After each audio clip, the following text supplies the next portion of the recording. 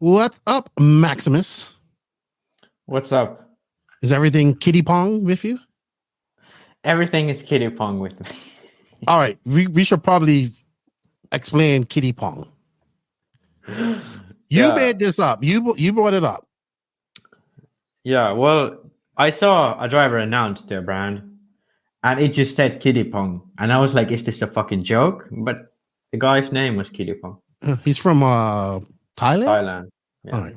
Well done, Kitty Pong. You are a new hobby wing driver and a FEMCA champion, apparently. But your name is pretty interesting. Please, I hope we said it right. With that said, Max, we do have a guest. We have two guests with us this week. This is an EOS recap, and we have a special guest joining us to talk about RC news and whatnot. He is a YouTuber as well. So with that said, I will, as soon as I find it, because I never have it ready because I'm just ill-prepared like that, I will get ready to drop that intro as soon as I find it. Where is it? Professional podcaster. Only 271 episodes in. Still can't find that intro. Oh, and I still couldn't find it because I played the wrong thing.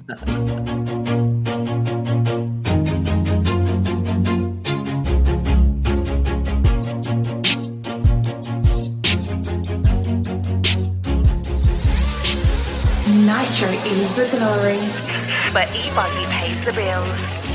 Welcome to the No Name RC podcast. Get ready for some serious bench racing. But be warned, we speak our minds, express our thoughts, and sometimes things can get a little rowdy.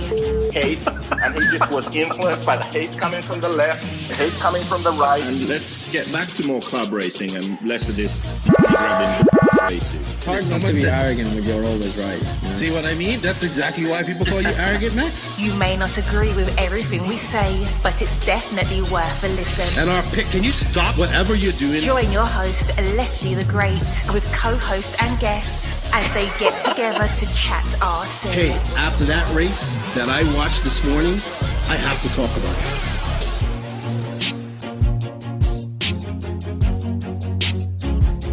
Here we go. $100 right here, $100 throw. Oh no! I like this.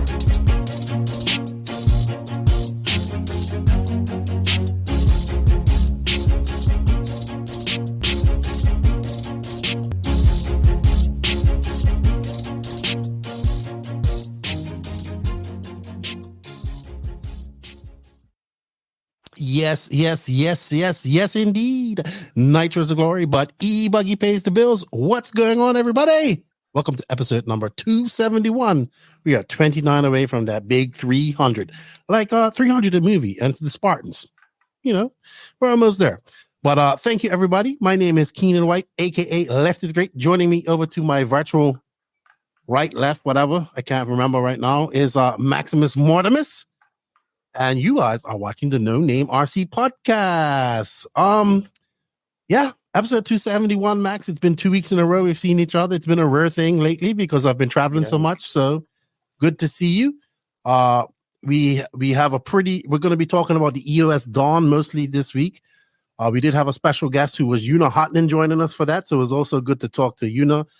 You were sitting there beaming like a proud big brother the entire time and telling all the accolades of Joona.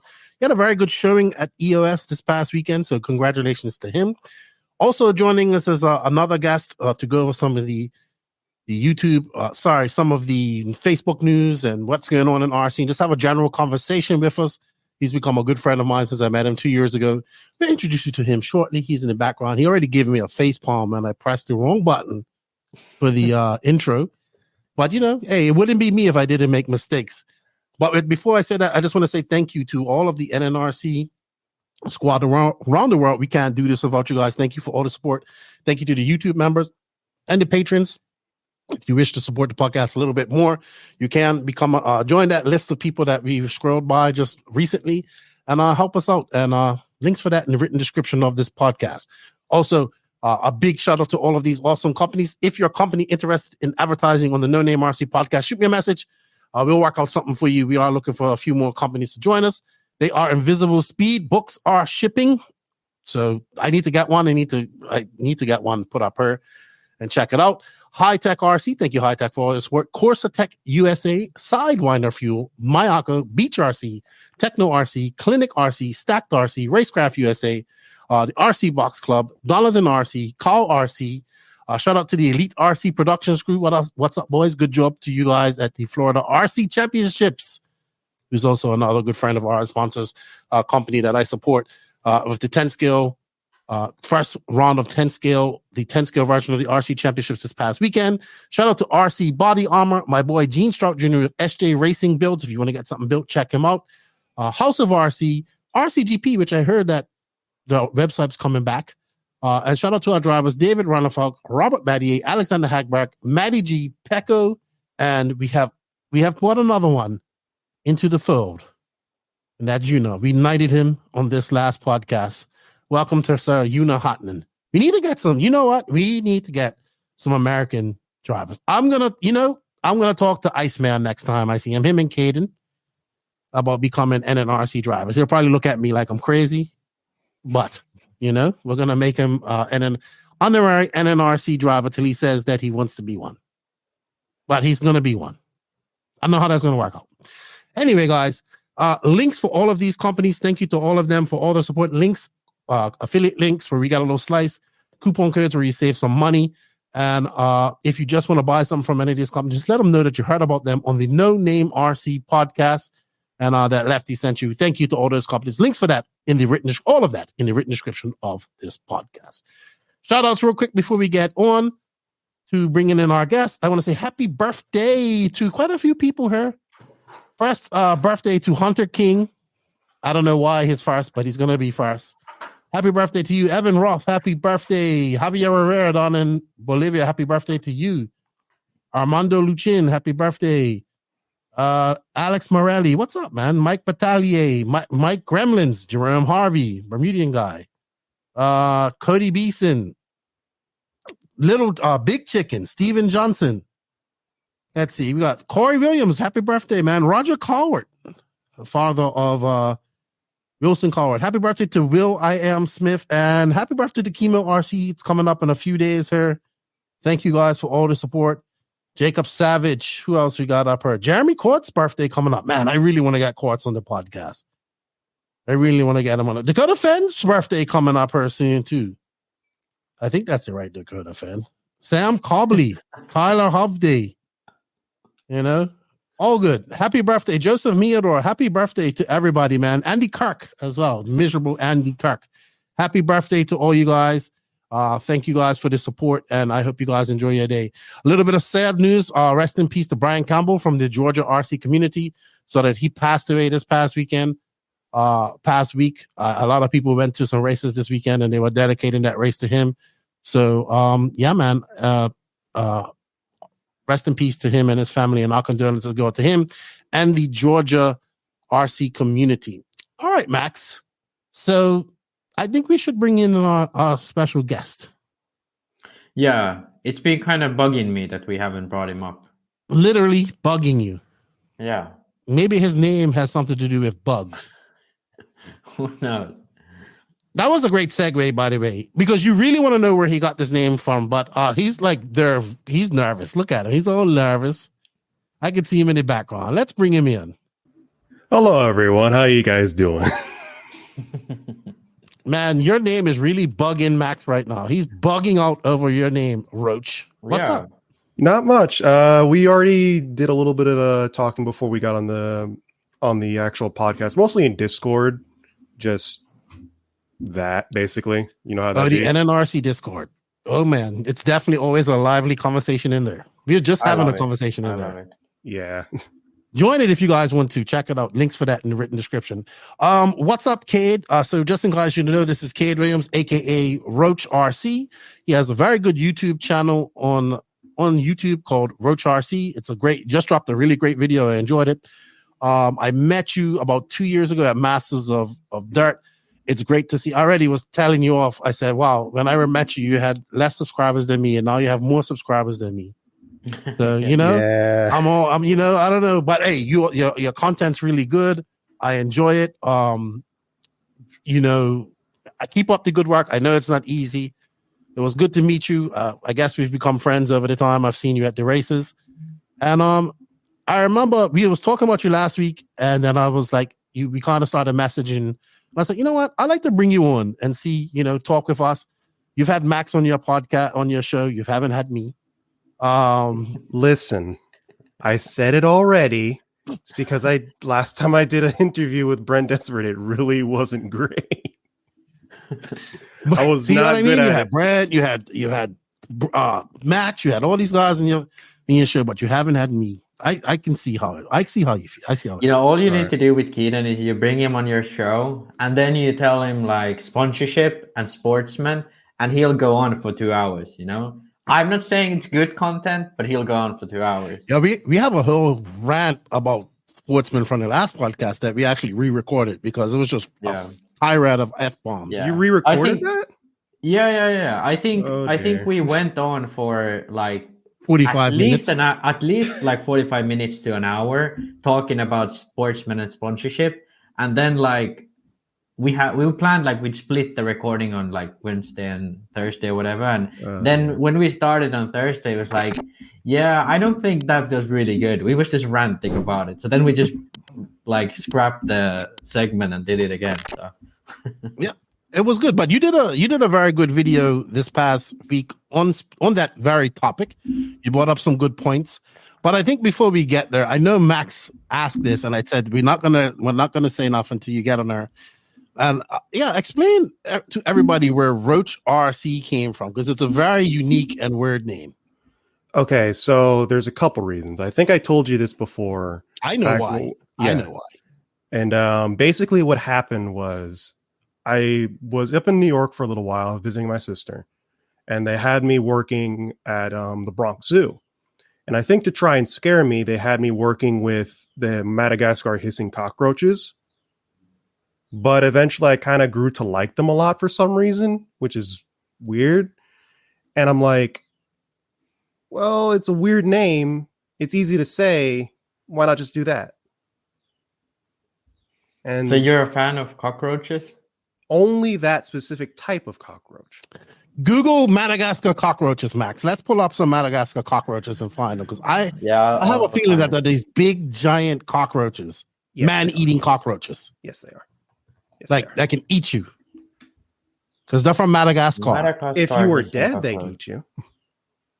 I don't want to see no big giant roaches. So you're a Roach fan, and basically you decided to call yourself Roach RC from that. Well, there's more reasons to it. It's also like you mentioned before, I used to be much more nervous and much more, I guess, like skittery like a roach when you turn on the lights. Yes. That thing. That's a male, by the way. Roach. Look, he knows. How do you know it's a male? Because it's better looking than a female. Because it has horns, as you can see. The horns. Oh, okay. That's a whole nother tangent. But basically, I looked at that and I thought, well, I always used to have bad self-esteem. I always used to be very nervous. I'm nervous now, but more nervous than I was before. So why not try and turn that into something positive? And there came Roach. It's like your alter ego. Yeah. At this point, yeah. You're like kind of like your Superman. Oh, Batman, it's kind of like your Roach Man. You say even RC Roach Man. There you go. RC Roach Man. I was wondering how long it would take you to get there. Yeah. I didn't even get it when you wrote it there, but yeah. Oh, good. I think that was one of the things I told you when you asked me a question at Masters. It's like, how do I get better or do? And I said, just be confident, even if you ain't, right? Project confidence. I've watched that over your progression in the last 2 years. You drop great content. Let's talk about that, like your RC content. You've come up with some good things. Recently, I think we was talking about Sportsman Driver, how do we grow RC Part 2? Mm-hmm. So tell us a little bit about your thinking and a lot of the things that you do, the topics you come up with, and I guess how much work it does take for you to do that. What are you laughing at, Max? You said do. You're such a child. Jesus, Max. Can somebody be an adult here besides me? Anyway, to answer the question, It takes most of the work comes from just writing the script. I've always been really good at writing, and I guess reading from a script, like talking without a script for me is a little bit of a challenge, as you can probably tell. But when I'm able to like sit down and like re-record something or like perfect it, I'm really good at it. And same thing, I write the way how I talk, basically. So the last video I did, the State of RC Part 2, was about 5 pages long. And just reading from that, it took me about another 3 hours to record it, just trying to get it like right. But the easiest part for me has always been the editing, because that's the fun part. That's where I get more creative with what I do, more what's a good word for it? It's well, I guess creative would be a good word for it. Just being able to do what I want to do. That's where you can express yourself a little bit more. Okay, I got you. I love you're like how the complete opposite of me. Yeah. Like I can just about read a script.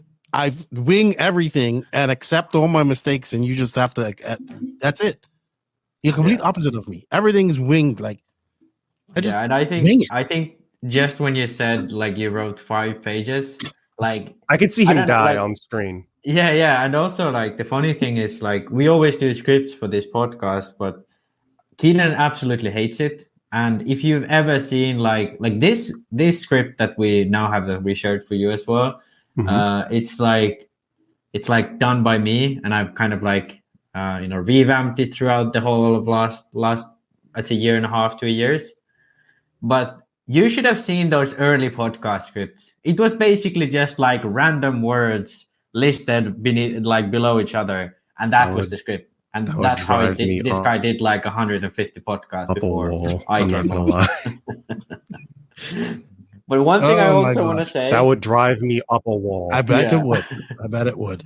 Yeah, I think the scripts he did was actually more confusing than just like 100% winging it.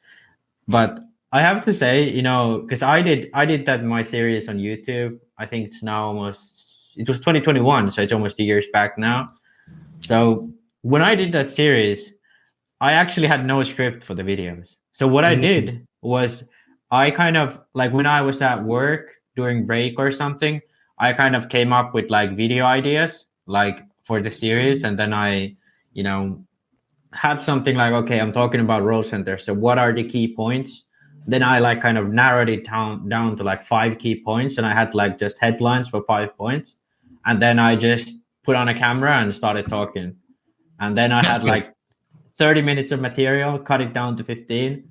And then like I even had it so that I would press play on the camera and then just like talk. If I messed up the words or something, then I just talk again. And then I just cut it down. I think like us, like you do the polar opposite. You like plan it for the script, everything what you do. So it's like the devil for you right now. Yeah. It hurts my soul. But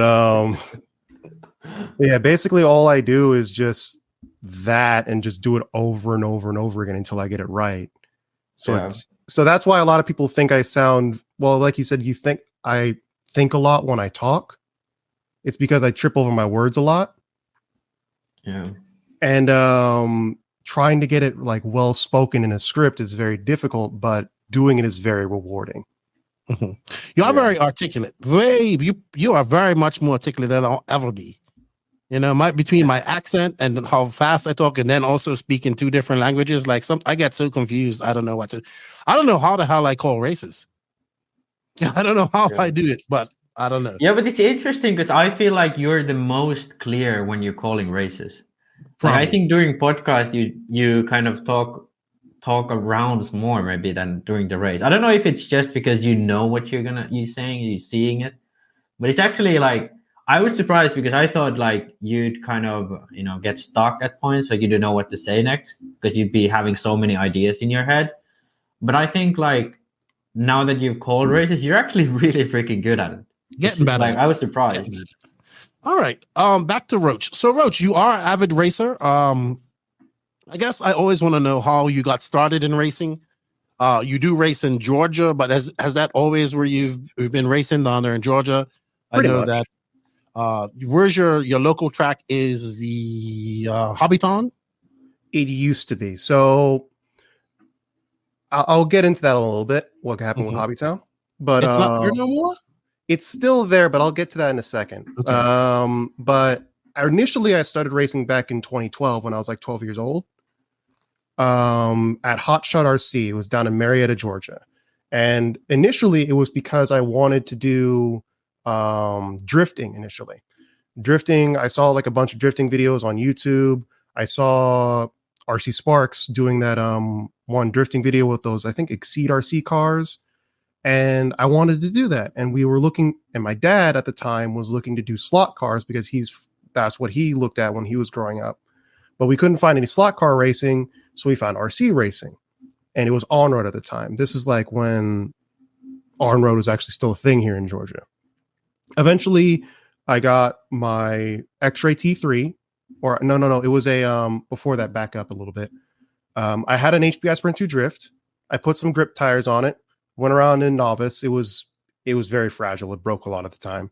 But after that, one of the guys there, I think his name was Andrew, it was Alex. He sold us his old X-Ray T3.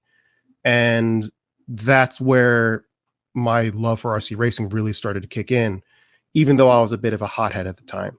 I yelled at marshals all the time. I was very articulate on the driver's stand, let's say. And I just can't see you yelling at people.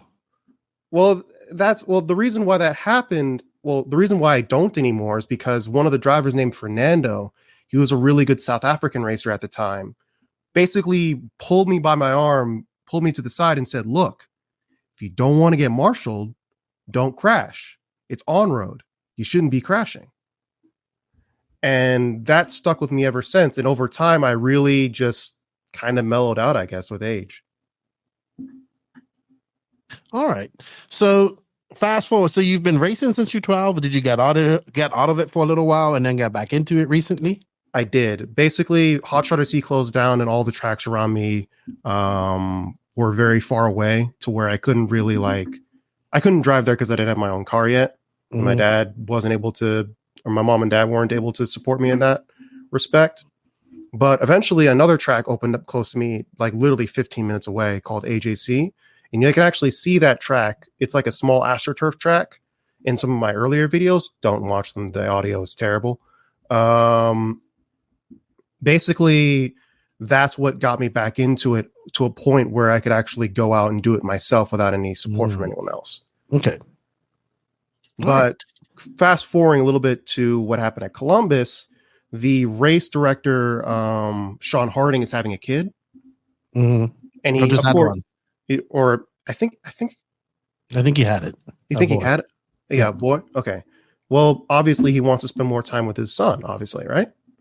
And he doesn't want to be going out and like having to drive 2.5 hours to Columbus every single time. So that happened. Unfortunately, the owners of that Hobbytown weren't too much into RC as a whole. Mm-hmm. They are much more into archery, and archery was the big moneymaker for them. So they didn't really support the track as much as they could have, even though it was like that's where the Roar Nationals were like last year. Yeah. Last year. So the track is still there. However, I'm not sure if it's going to stay there. They're looking for a race director, but if they don't get one, they're going to replace it with archery pretty much. Okay.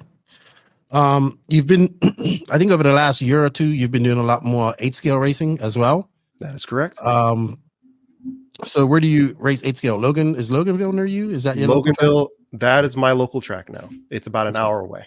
All right. So up there is Mark Moon. Yeah. Hour. Oh God. I love how like Americans say local, like that's local. That's like, I mean, it's worth it. Yeah, gas doesn't cost $10,000 a gallon like it does in Finland, Max. Yeah, that's true. That's true. So, granted, my car takes premium, but still, it's like $3 a gallon. All right. So, good stuff. I guess YouTube, what got you interested in that? And you have very unique videos. It's very unique, like the way you do them, the subjects that you bring up. So what got you into that? Again, goes back to my dad. He basically gave me a Nexus 6 camera, which is like over there. Mm-hmm. he basically said, look, you love doing this as a hobby. Why don't you, instead of just consuming content, create content that people would actually want to see? Mm. And that's when I started teaching myself how to do. At first, I used NCHS as a editing software.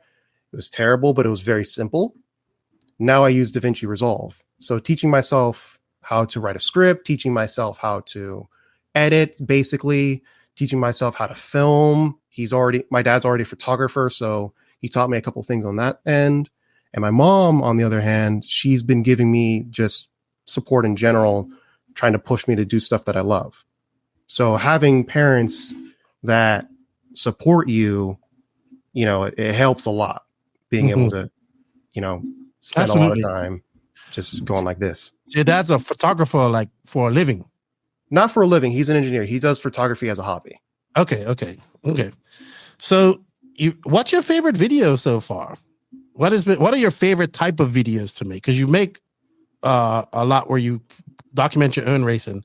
Well, what are the ones that you prefer to make? I prefer making history videos. I like them too, because I'm a history guy. But and I think one of the things you said in the Discord server, though, is one in the grind my gears section is trying to find history on RC is a task and a half. Absolutely. Yeah, it's awful. Absolutely. It's all old forums. It's all spamware in there. The easiest one I did was probably Team Associated because they document all their stuff. It's basically one of the things though that helped a lot was I forgot his name was Mr. Butler, and he was for Schumacher. And I emailed him, look, is there any way you can give me some resources to look up some old Schumacher stuff? And he sent me some old ads and stuff like that of the designs of all the old cars. I didn't know that their initial 12 scale pan car was made out of Lexan. Really? That's crazy. It was made out of Lexan, so it bent and twisted and it was more durable, but it was also easy to drive. And I didn't know that. Interesting. I know they had a 4-wheel drive that didn't have like the pin holder, the A block. It didn't have that. All it had was like a big, thick O-ring. So if you'd crash the car, the crashback system. Yeah. Was it called that? That was the crashback system. Yes. Yeah. They're fucking crazy. Like, so the O-ring just sprung it back into place? The O-ring, it would move the arm backward, and then the O-ring would spring it back into place. Yes. No way. Yeah. No way. Yeah. Think about that. That's freaking crazy. I think that what you do, Kate, what we do here on the podcast, 20, 30 years from now, and people are looking for content, I'm like, all right, there's our history, Yeah. Probably one of the reasons why I really, really enjoy talking to the old school guys, that I grew up watching on reading about in the magazines and all that stuff. Because following this podcast, I'm actually going to be interviewing Joel Johnson. I'm trying to research him, and it's like I listen to Radio Impound podcast to get some information about him. I'm sure there's probably information about him, but it's just very hard. This is probably where we're missing Neo Buggy too, And when Live RC was really good, doing interviews and having all that type of stuff up there, Red RC is another good source. But we are, without having Neo Buggy available, we've lost a lot of RC history and stuff like that. That's a shame. I hope his articles are archived somewhere, because I don't think they are. Yeah. But I think because the website doesn't exist anymore, they only have the Smug Mug. So they have the Smug Mug. Because I did a lot of that research when I went to do my interview with Mick Craddock about past worlds. Yeah. So I went in there and read a lot of his blogs from that. And we don't have that. We don't have no more blogs no more. Yeah. Nothing. No. So it sucks. Which is still my dream. Create a website with blogs and RC news and not just advertising colored washers and stuff like that. Yeah. What's been your most successful video so far, Kate?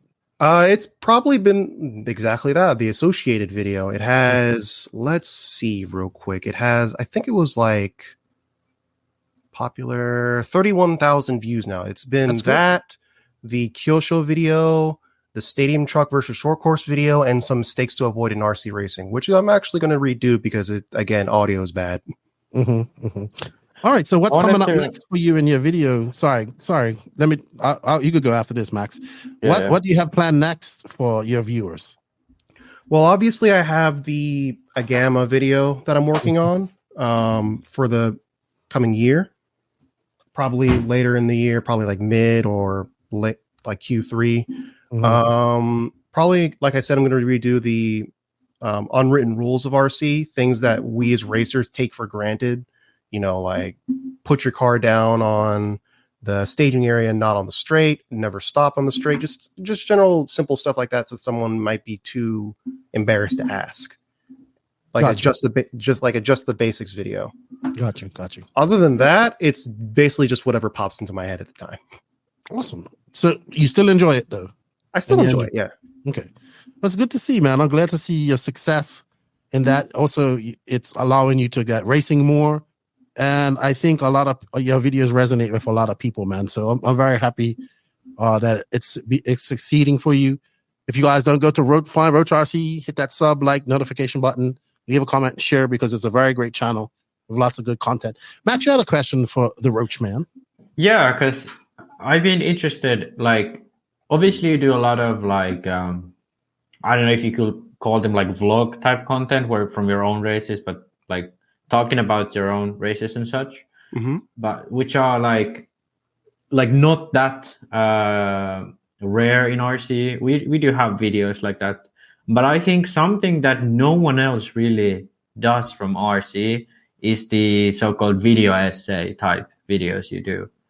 So like, was you into that part of YouTube? Like, was you watching a lot of video essays from different stuff, or gaming? Like lots and lots of gaming video essays. That's where I got the idea for writing scripts. It's where I got my video like structure ideas. Because before I did RC, I played a lot of video games, like a lot of video games. Too many video games. You're like my favorite. What's your favorite? Halo, by far. Really? In fact, I actually have a pit board that is designed Halo. And Jacob made that for you. Yep. Yeah. Vinyl Solutions. Page. Good dude. Jacob Page. Good dude. What's his business again? So we can give him a prop. Vinyl Solutions. That's Vinyl Solutions. Hit up Jacob Page, avid racer, and sticker guy. Cool. My son is big into gaming. Like, I cannot get him away from gaming, which he watched me as a kid gaming. I was never good, right? But I like to game. But now, like, my wife gets so angry, but I'm like, do you honestly, like, I know the potential that he can do with gaming. Like, just streaming, he can make money. And I'm just like, she doesn't understand that part. It's funny. You think what I do, she would understand that, okay, there is some potential. You know, of course, he would make way more than ever this podcast would make if he was a good streamer. But right now, gaming can be a legitimate future for kids nowadays. Not even talking about on the competition level things. And it's, I remember Nick Damon said, if we could get 1% of the gaming guys to race RC, it would change RC so much. That's what I've been trying to do. Well, it's actually, hard. I think it's a good, thing to ask you. Like, what made you choose RC? Because, like, clearly you could have started, making gaming essays, like you was interested in. You could have, like, just continued the focus on gaming, maybe different aspects of gaming. But, like, I think you actively chose to, like, pursue RC and then, try to make content for RC. So why did you do that? There are two reasons. One, I just like RC more. It's just more enjoyable to me. The second is it's healthier for me because, a little bit side tangent, I have depression. And sitting in your room in the dark, looking at a TV screen for a couple hours a day isn't healthy, even if you're playing with other people. So doing RC, it forced me to get out. It forced me to socialize more often. And it's helped me a lot in that respect. Yeah, I can appreciate that. Yeah, I think that's good. And I think, that's like, I kind of feel the same with RC in a sense that, it's like for gaming, it's like fun. But with RC, it's like you're actually doing something. It feels like you're actually doing something because you have a car, you can wrench on, and then you go out to the track. So yeah, I think that to me is also kind of what makes RC special, because gaming and RC in the end are really similar. Yes, but you're actually interacting with people, not over through a screen, right? You're interacting with people, and believe it or not, that is what I miss right now. So here I am. Yeah. I've only been home for 2 weeks, and I'm like, I want to be back at the track. And so I know a lot of people, so they'll see me like if I go to the city races starting Saturday when I have to start my work, you'll see me. I'll walk around, I'll talk to people. I enjoy that part of it, right? Because I know once I get behind the screen and start talking, I'm not going to see you. I'm not going to be able to talk to you because I'm going to be there, right? So that social aspect of RC is something very important, something that I crave, that I enjoy. Not only are these people that support the podcast, support me, they're friends of mine, like my RC family.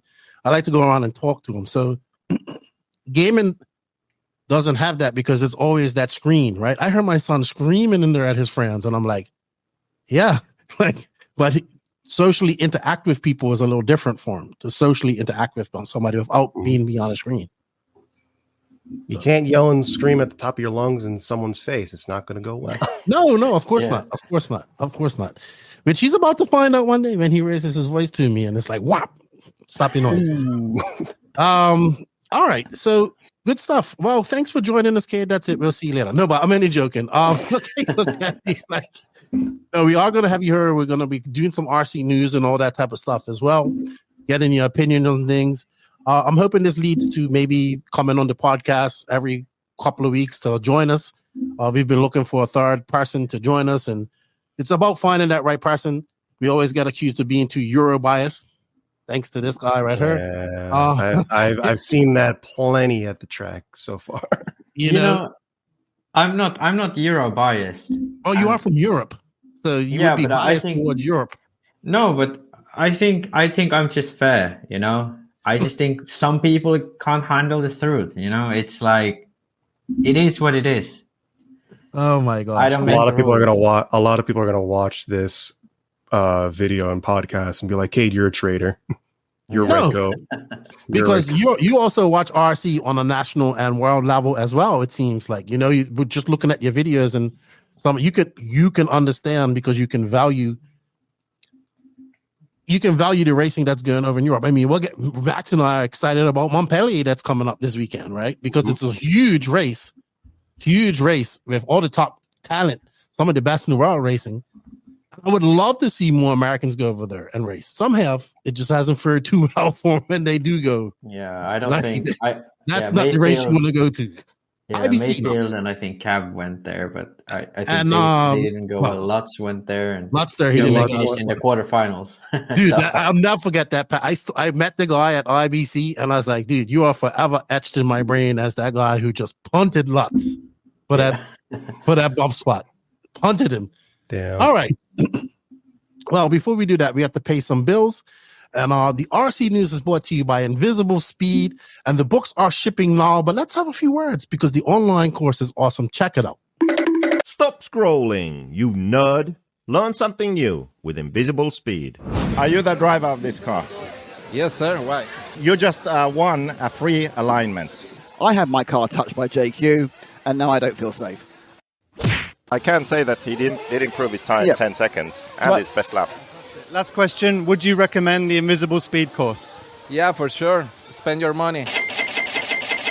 Good spend.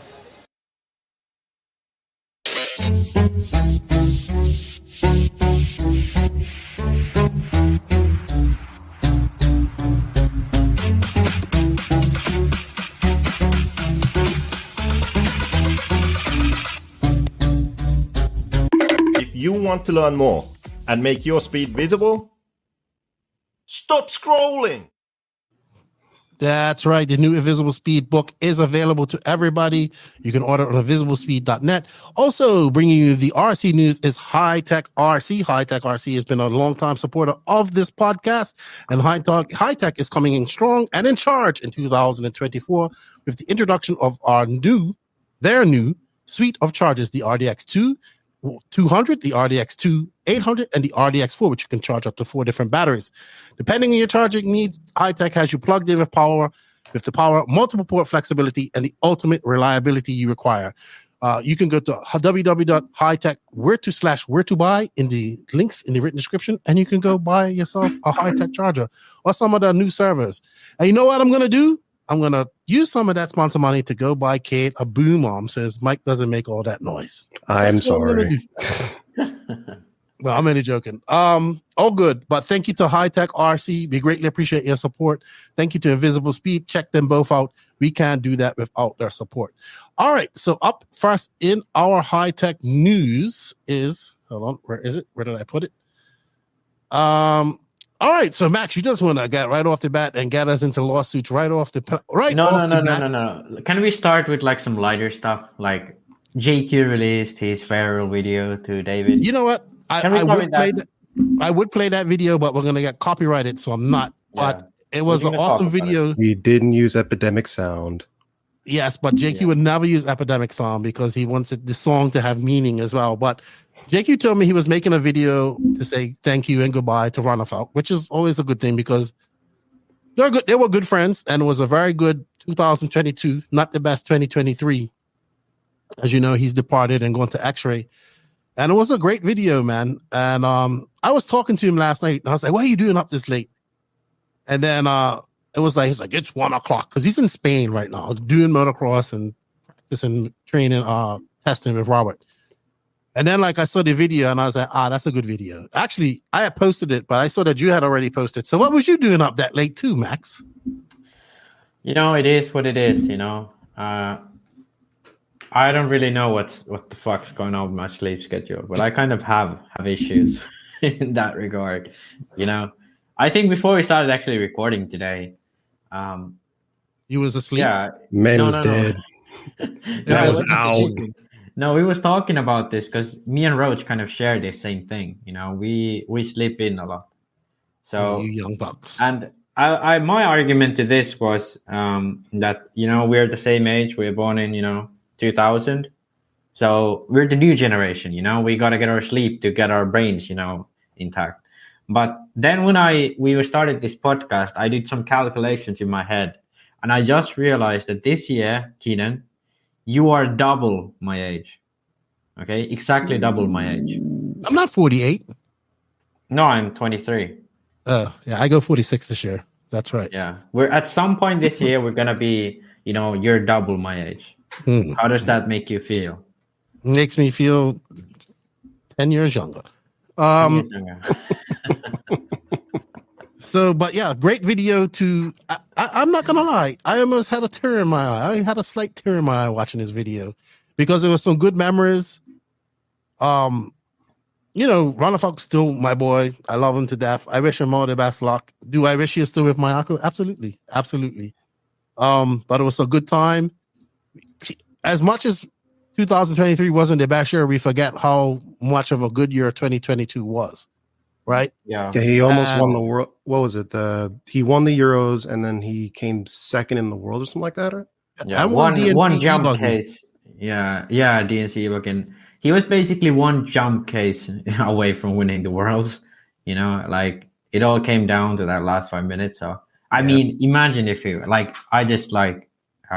been crazy if he would have won. But yeah, I think the 2022, like I've noticed, like I know Joseph would never, admit this, but I noticed like he, as like cold and tough and like emotionless he plays himself, I feel like he felt kind of soft with all that success they got with David, and I think that's why you have that emotion in the video too. Yeah. So David funny made thing is, Joseph soft officially. Yeah, it was a good gesture, right? He even said thank you to Adrian, which was good. And like I said on the last podcast, you never know how things might go. You never know how things go. Yeah, maybe he's back next year. Who knows?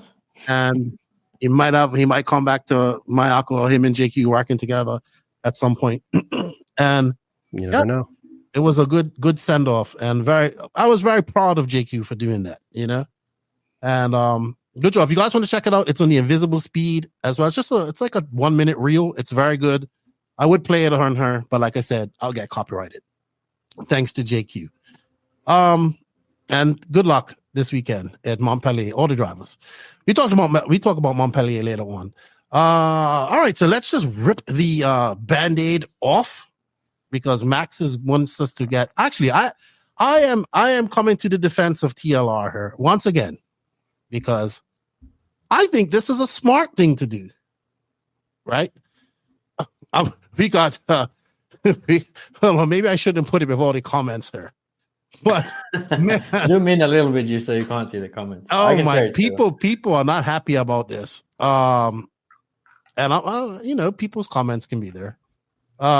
Basically, TLR put up a letter saying TLR 10 scale parts availability update. Their TLR races recently manufacturing issues have delayed production of our 10 scale kits and parts, resulting in a temporary lack of availability from our warehouse. However, many retailers carry TLR parts and have availability. We encourage you to support your local hobby shops. Our 8 scale products are not affected and remain in stock. To address the problem with the 10 scale kit and part availability, TLR and Horizon have been diligently working to expedite manufacturing and transportation of kits and parts back into stock with the utmost urgency. The stock levels of TLR 10 scale kits and parts will be corrected throughout the spring. Please keep an eye out on our social media outlets for updates regarding availability. TLR will continue to invest in all aspects of 10 scale and 8 scale racing with our product development, manufacturing, racing, and product support. And this has 248 comments and over 70 shares on this post. And as you can see from the actual comments, like the very first comment you saw from B-Main RC is the first word is unacceptable. But I don't know why you brought it up.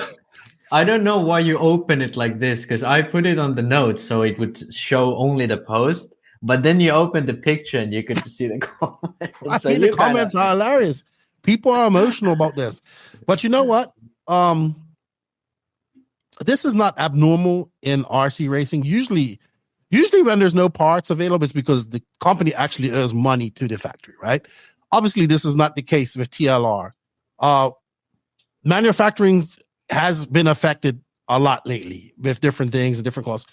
I mean, even one of the reasons why the Mayako e-buggy took so long to get out was because the factory was trying to source different vendors and stuff like this. So this type of stuff happens. People want to kick shit. I get it, because it's TLR, it's Horizon, it's the big bad boogeyman, and nobody likes them. But at least they earn up to it and don't say 2 weeks. They're earning up to it. Hey guys, we're having some issues. We apologize. We're working on getting it fixed. But no, RC people, RC racers, we don't want to hear that shit.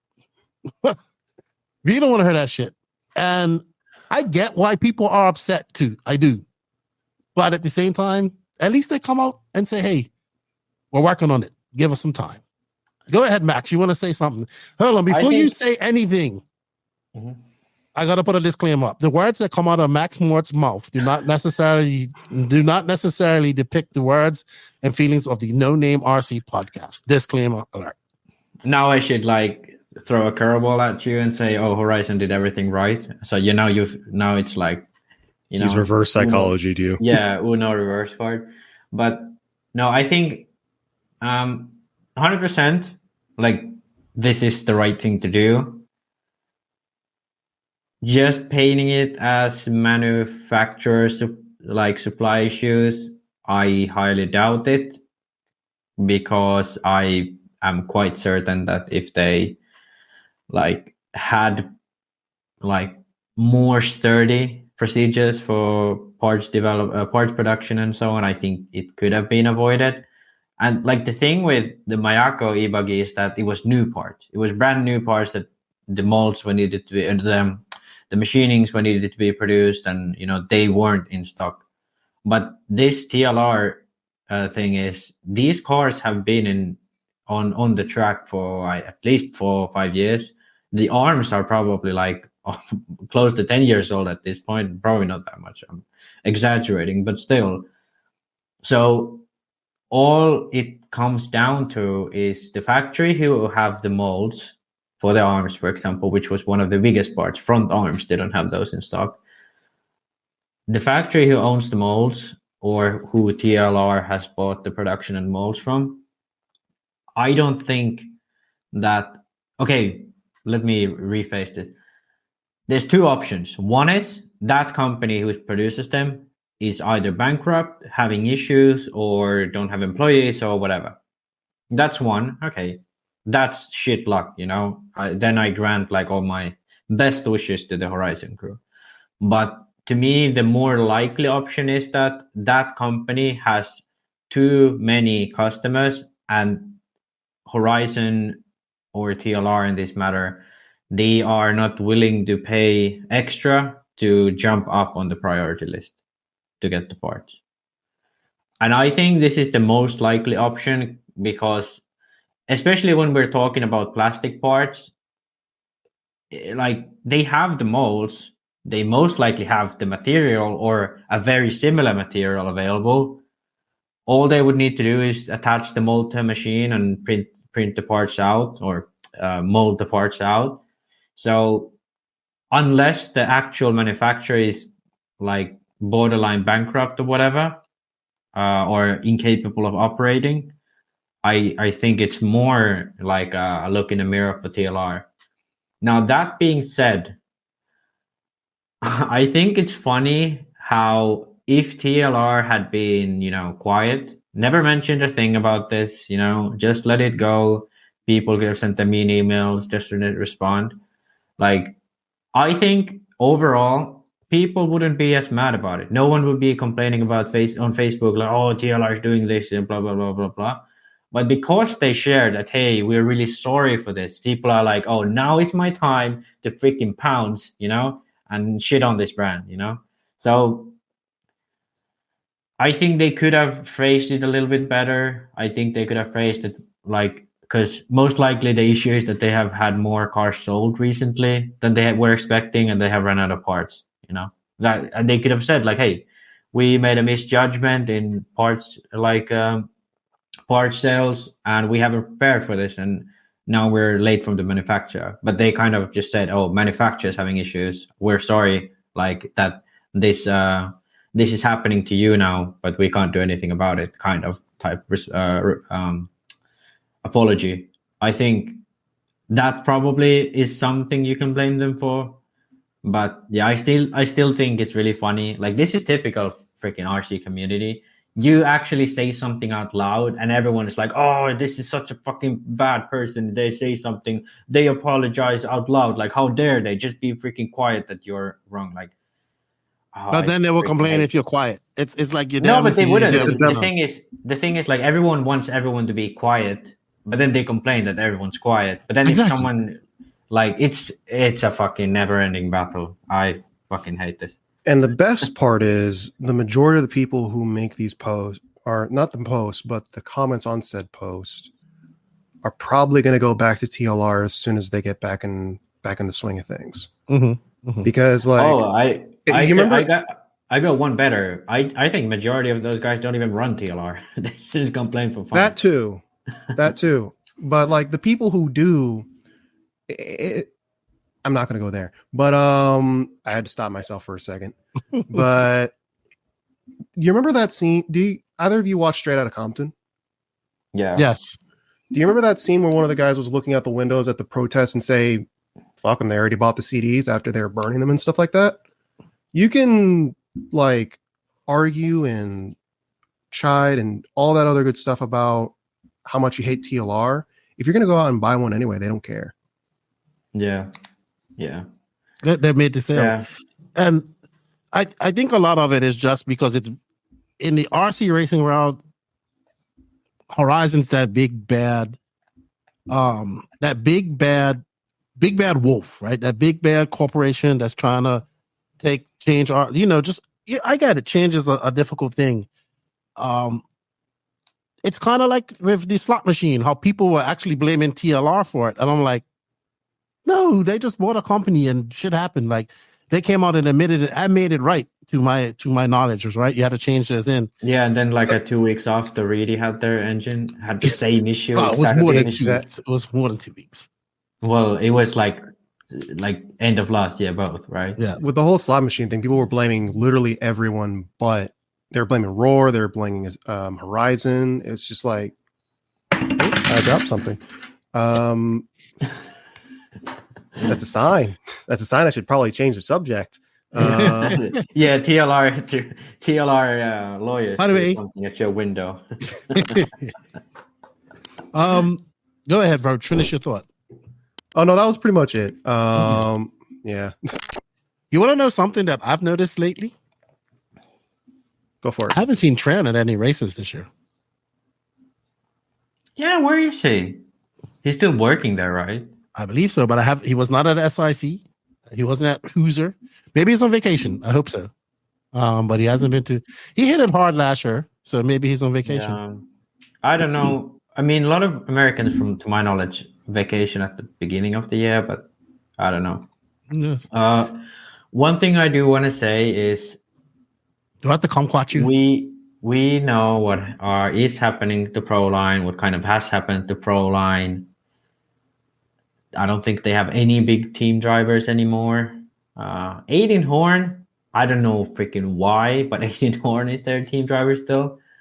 And then AKA, I can't think of a guy who runs AKA anymor. Ryan Lutz.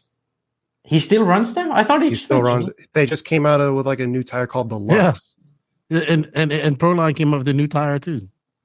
Yeah, but I know what you mean compared to the big team that they have, but this is all part of them cut and tie. This is what the corporate comes in. Hey, here's the guy of the pencil, and here's doing the numbers, and it's saying, okay, we need to save money here, her, and her. The bottom line is the bottom line, and that's how corporations work, right? Oh yeah, that's 100%. How business works. So yeah, the Proline's making money off them crawling tires, you gotta, all that type of stuff. Yeah, you gotta cut this because I'm gonna fucking start. You're gonna get litigated. All right, kumquat. You know? You're gonna get us litigated here. Litigated. All right. Product release. All right. So we did touch on this last week, and we also touched on this a little bit with Joona, but he didn't get to see it. But Cade, you said you're very interested in getting one of these, and this is the Mugen MSB1 officially released. We're gonna bring up pictures of it again. Can I bring it up? I got it right here, actually. So go ahead. Go ahead, Max. Geek out on this, and I'm sure Cade wants to geek out on it because he wants one. Where be the pictures? Yeah, let's see. I'll bring it up. Hang on 1 second. Oh no, there it is. Oh, Keenan has it. Okay.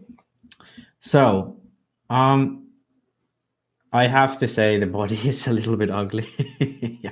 I'm not so sure. I like the boxiness of it. I'm not gonna lie, but the color scheme doesn't help it. Yeah.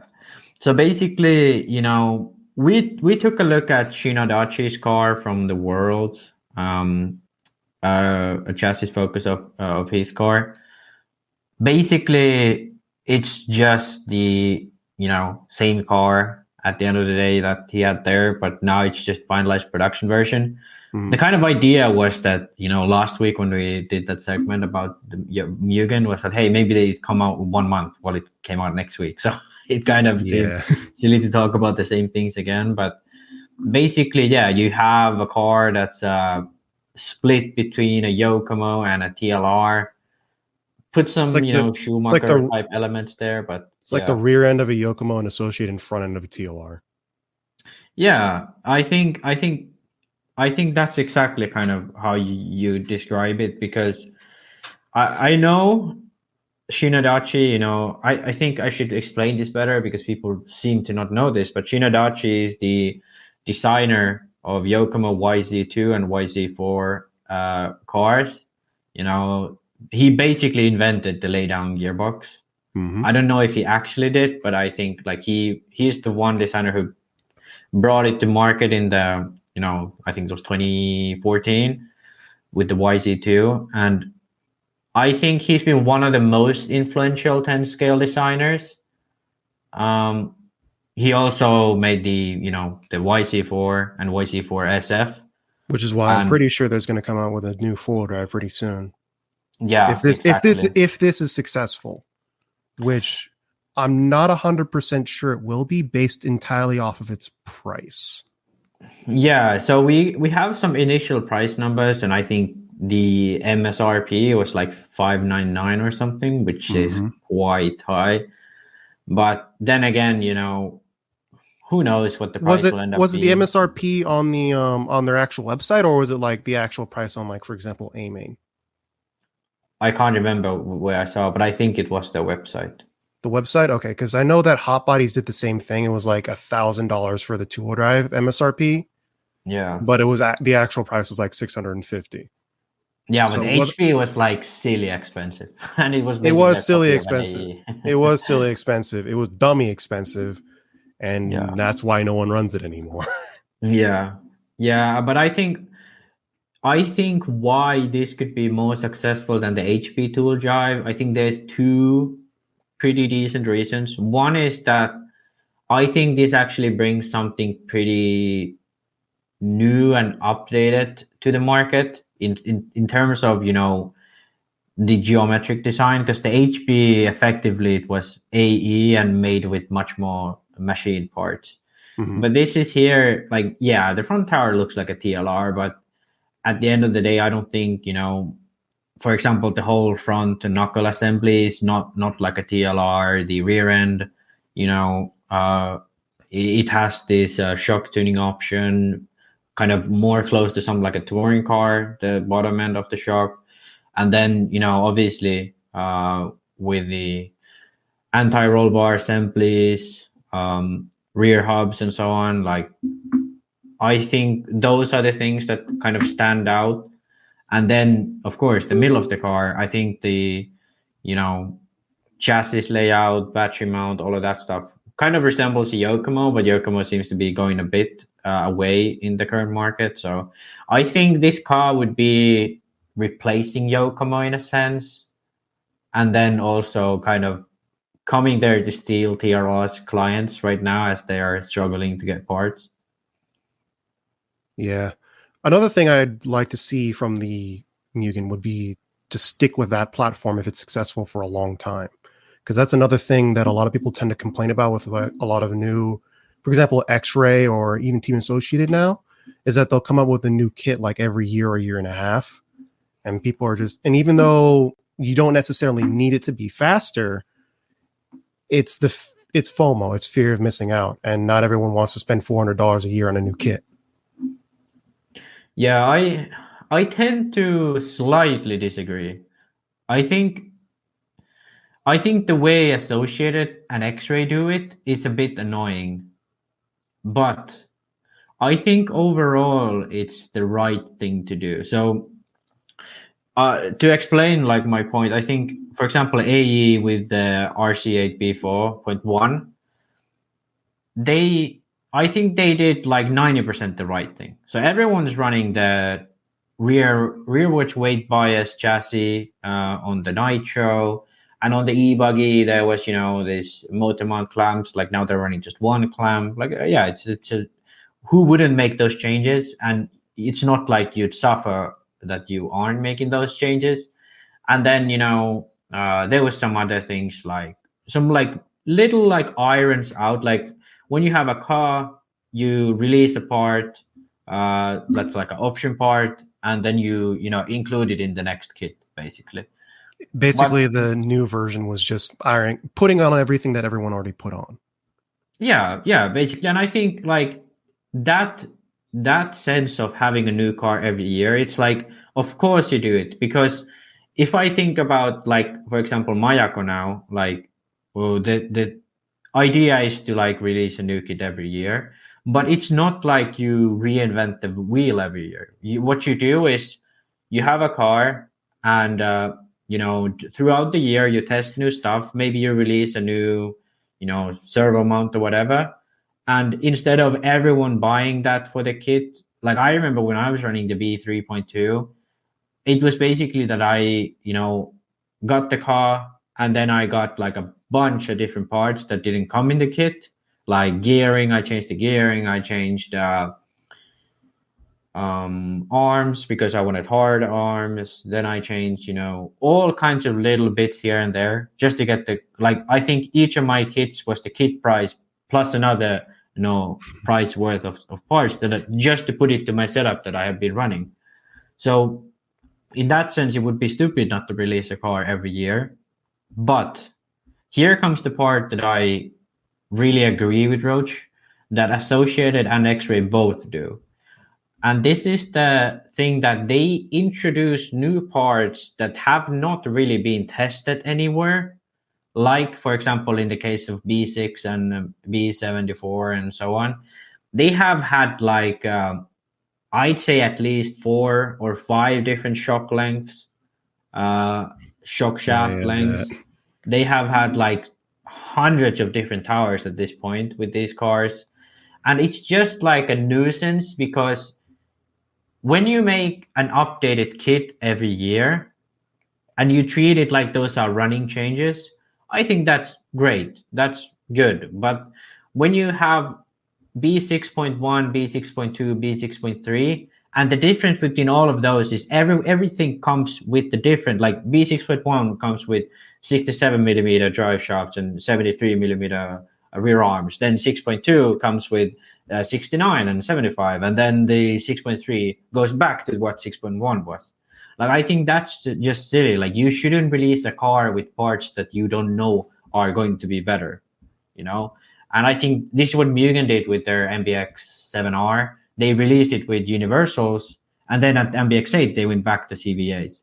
So this sort of flip-flopping is stupid, I think. And I think the way you should do releases would be that you keep the car very similar and you do only the absolutely necessary implementations of parts. And shock tower design and those, it's just, in my opinion, it's really stupid because at the end of the day, 98% of drivers are not going to feel the difference between a 2 millimeter longer shock body. So it's just it's stupid. And there, I agree with Roach, what he said. And my next question to you would be, when it comes to actually testing these new parts, do you think it would be conducive to have more than just the pros test them and actually have 100%, yeah. That, yeah. Yeah. So, for example, I like the way Agama is kind of thinking right now. Obviously, I think this is kind of the Mayako whole concept of having, MPC kit, then that's out for a year, and then next year you implement to the regional kit these things that actually work the best and are overall the best. And I think for Associated, they kind of have the structure, they just fuck with the timing. So what they should do basically is that when they come out with new stuff, it should obviously, yeah, it's better for marketing sense to release a new kit with some new parts, but I think you should have this sort of 2-year cycle. So you have the first, let's say 6 to 8 months. This is the, prototype phase of hard machining a part, getting, your pro driver to test it or your car developer to test it. You confirm that it has potential. Then your next 6 to 8 months, you release it to the public as an option part. And then you kind of get your customer feedback. For Mayako, obviously, you can release it earlier on as a community part, but for regular car brands. And then if you confirm that the most of the customer base actually likes it, then you implement it to your next kit. Obviously, when you do a whole, concept change, like the Associated did with the B7, then it's a different story. There's no way you can be hey, we introduced new arms, arm mounts, new chassis, buy this as an option part. No one would buy it as an option part. But I think there has to be some sort of, at least a good update to your car. And I think the good gap you do it is anywhere between 4 to 6 years, a big update. But then during that you do running changes. Okay. And I think that's the best way. And then during those like 4 to 6 years, you have this 2-year running cycle all the time going on for, you know, those yearly updates. So you release like 10 option parts and maybe 6 of them work, and then they are a standard part of the next kit. And I think isn't that kind of what they did with the RC8B 4.1? Kind of, but then they made new shock tires and shock bodies, which is again silly because nobody has run them. That's exactly why I was kind of happy about it until I learned that they had different shock tires and shock bodies. Because again, for those who already own the car, it's easy for them to buy the new parts. And for those who want to change the brand, like they can buy the car and it's right. But then when you have all these mismatching parts, it's really annoying. I have a question for you. Okay, so Kid, because Max and I talked about this in the last podcast, we also touched on this when we talked earlier. Mugen, and I don't want to spend too much time on it, but I wanted to get your opinion as an American racer. Whereas Mugen as an 8-scale brand kind of has its legacy. It has Drake, who's very good ambassador for him. You know, he does decent at races. Not saying he's going out there and he's not winning these pro races. That's fine. They just came off a 5-year stint with Mayfield as their driver, who won a lot of races. Over in Europe, we just saw Borak and Barkan. Borak made the A-main in with this car. Do you feel at some point very soon that for this car, this is the first time that Mugen's ventured into the 10-scale off-road scene in all the years? People have been asking them to do it for many, many years. Do you feel that Mugen has to go out and get, because let's not forget, stock is huge in America and mod. So do you feel they have to go out and get top stock drivers and a top mod driver to showcase what this car can do in order for sales? I shouldn't say sales, but sales, but performance-wise. Sure that it can perform at a very top level and compete and win. I think, well, in terms of sales, I think the main thing is going to be obviously getting their parts out there as much as possible. Because there are certain pockets. It also depends on where you are in the country. There are certain pockets where one brand is much more popular than the other.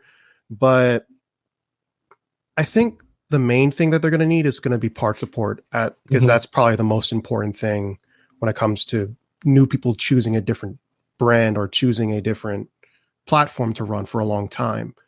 As for whether or not they need top level drivers, I think for stock that might be the case to try and get an idea of how the car performs in a stock situation.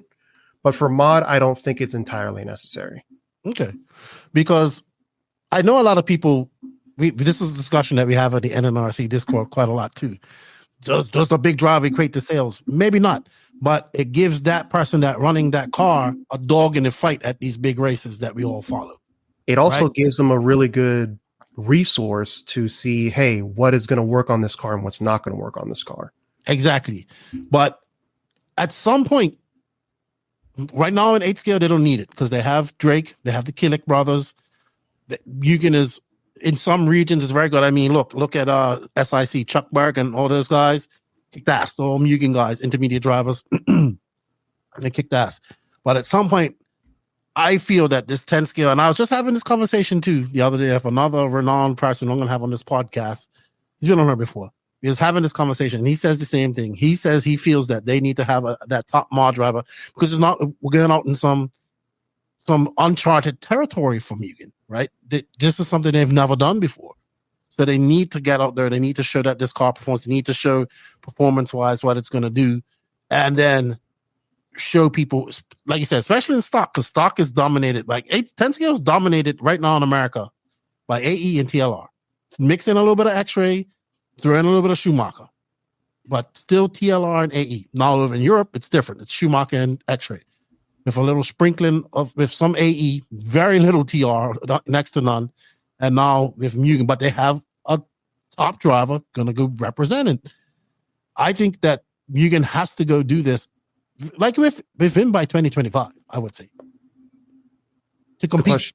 The question is, who do you think they would have? Yeah, that's the question. Who do they pay? because they're known for not paying one. I mean, it's just not fine. It's their business model. But how long can they rely on legacy? They have no legacy with the 10 scale. They have a legacy with 8 scale. They don't have any legacy with 10 scale. They do have the Mugen brand, which will be a legacy at some point. But proof is going to have to come in the pudding with victory. Yes, it's good to win on a regional level and do well on a regional level, but it's going to have to do well on a top national level with top drivers in top competition, I feel. So we shall see. I'm not 100% sure on being like absolutely top level is necessarily needed. For example, at least at a regional level. Mm-hmm. Because at a world level, it's already proven what the car can do. At least on carpet. Well, at EOS, yes. But EOS. That's one race. It takes more than one race. Yeah. I always tell people it takes more than one race to be a pro driver. It takes a string of many, many good races together. But also like, sorry. For example, HB is really popular in the Southeast United States. Yes. As is Sparko is becoming a lot more popular in the Southeast United States. Oh, Northeast too. Northeast too. Yeah, because Power Hoppers is right up there, and that's probably why it is. But also, I don't think it's necessary. I think it proves that you don't necessarily need as much of a legacy to be successful. But they have a legacy. HB has a very big legacy. I mainly mean Sparko. Oh, well, Sparko is an enigma. Max and I rack our brains about it. It's still too early to tell, though, with Sparko. It's still too early to tell. Yeah. It's looking very good for it. I think they're going to sell a lot of cars, but it has to take the test of the year. It has to go through that. Right now, it's still fresh. Everybody's getting it. Right? Cavallari is going to have to go perform with it at some point, too, because these guys are going to want somebody to root on. That's going to have to be Cavallari. We got Pavitas out there reeling it. Tyler Jones has seen some success with. I mean, we saw some success as SIC. We saw some success as and Peach said. I would say the SIC was a little bit more impressive because it was a higher level of competition there, more competition there. So it's still too early to see with Sparko, but it's on right now. I would say it's on the right track because it is popular. It's becoming popular in the Southeast. Popular in Northeast, not as popular as I would say HB is at the moment, or Techno, or AE in these areas, but getting there, and with very little, with very just clever marketing, right? I think I swear to go in heaven. I tell Max, I think it's the name. I honestly think it's just the name. Yeah, and people like the name, and it catches your eye. Well, I think another reason is. Well, at least for me, was the way the car looks. It's a very pretty buggy. Mm-hmm. Now, did you buy one? I think you was thinking about getting one, or me? Mm-hmm. No, but I do plan on doing like, because one of the probably the reason why Sparko is getting more popular here, at least in Loganville, is because one of the regional manager for the United States and Canada races there. Who, Crummings? Yes. Oh, he's a regional manager. Yeah. Or it's one of the managers. I'm sorry, I forgot. I know Curtis has one. Yes. And he races at Loganville a lot. Yes. And he has like a bunch of or he plans on building a bunch of demo cars. And they all look amazing. It looks like a mix between a Kyosho and a Techno. Really? Everybody says it just looks like a pillow ball S-Works. I'm sorry. C-Hub S-Works. At least in color wise, it's like silver. It has like carbon fiber on the. It just looks nice, and it has like a little section for your little transponder. It's just a nice buggy, and I think sometimes that's all you really need. The Max wants to say something. Max wants to say. I don't know. I don't know what it is. It's got you. It's broken his brain. I don't see what these people are seeing, because I think for what I see, it's kind of like, I don't know how to say this in like a politically correct way, but to me it looks like a Taiwan buggy. Like when I look at it, I immediately think like, oh, Taiwan. And I mean, that's where it's made. Yeah. But the thing is, like, when you look at a Kyosho, when you look at a Mugen, or when you look at an AE, they kind of, I don't know if it's just that I'm so used to like other type buggies, but like it's really difficult for me because I know so many of these buggies that come out of Taiwan. They don't really do well. They might look nice in some sense, in other sense they look But I think this awful. is a little different. I know what you're thinking of. There's where you go to a factory and it's like, just pick a buggy and make it your own. I don't think it's that. Yeah. I don't think but it's I that. mean, these guys are, like local to the factory, so it's kind of like a hobby wing in some sense. But I think, to me, it's like the look of these cars. It's never like racy. Because when you look at a Kyosho, it looks like a race car, You it just love Kyosho. No, but it has this feature of, here's the piece of, plastic. I'm not going to make it too thick. I'm going to make it as small as I can. Here's the body shell. I'm not going to put any crazy, stupid, sharp edges on it. I'm going to make it look like a race car, like the air goes around it. It's aerodynamic. And when you have like a radio tray or something, and there's like, hey, you have to connect these 2 points, and it's just made so that where the forces would go, it has a material, and everything else is cut off. It looks like all of it is like maximized in terms of performance or weight or whatever. But from what I look at Sparko, it kind of looks like those electric motorbikes, electric dirt bikes, because they all have this, like, they're probably faster on track than like actual dirt, like internal combustion dirt bikes, but they all have this, I don't know what's the word for it. It's kind of like a generic RTR. No, it's not generic either. Okay. It's like an RTR or like that kind of like, when you look at a race go-kart and then you look at a go-kart from like go-kart, rental go-kart place, like that difference. That's what I see when I look at Sparko. And that's why it's really hard for me to get the hype up. And that's because you're looking at it from a purely engineering standpoint. I think so. Absolutely. Yeah. Absolutely. And you just mentioned how it looks more like, say, an RTR. RTRs outsell like kits by a long way. Yeah. All right. Yeah, and I think even when you look at the e-buggy, I think like a lot of the solutions are very like from like a performance and that kind of perspective, it doesn't make sense. And but in terms of like user friendliness, okay, the e-buggy has some stupid things in that, but the whole everyone brings. Okay, I gotta just. I'm gonna compliment you because we gotta move on. No. This is a quick one.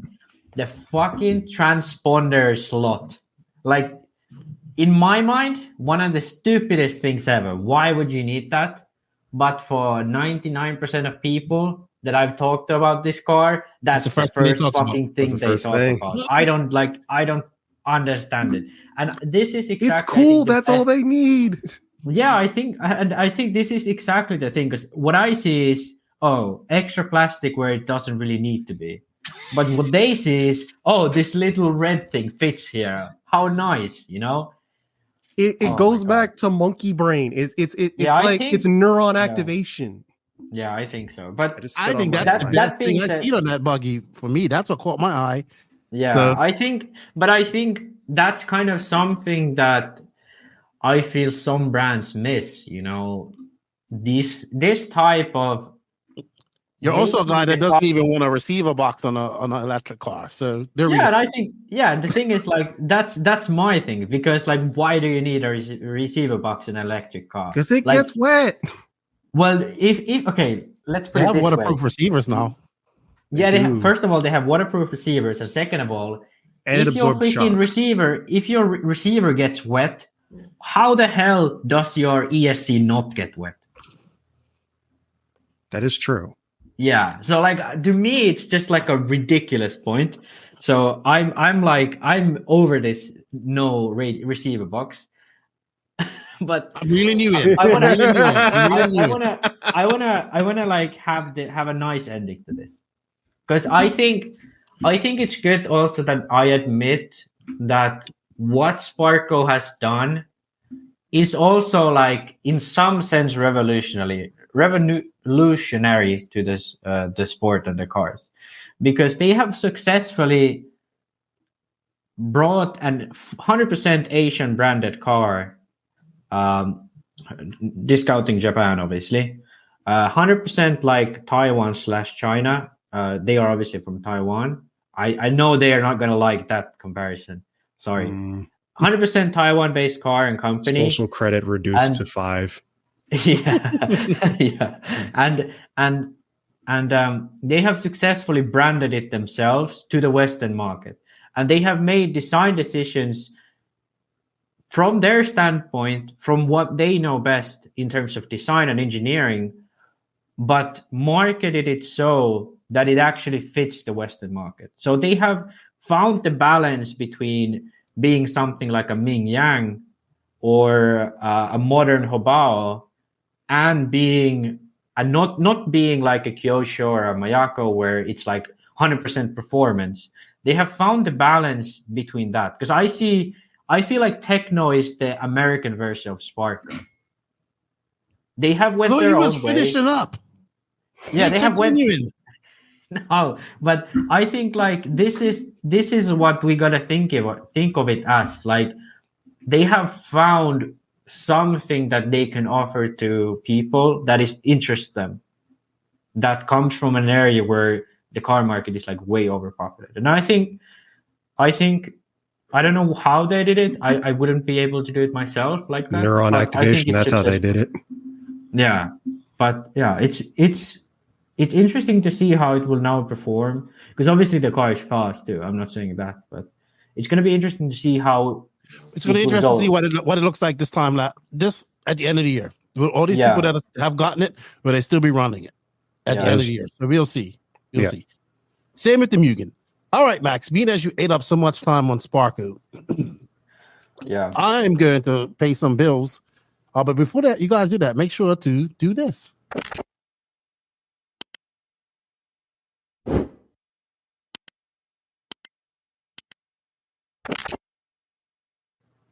That's right. Don't forget to hit that sub notification button and like or dislike button. Leave a comment or share this podcast. Help us get to 5,000 subs. Also, big shout out to Corsa USA. Corsa USA is your one-stop shop for all things Corsa in the United States of America. You now purchase all the Corsa range of products for nitro and electric powered systems and accessories used by world and European champions David Ronnefalk and Robert Battier.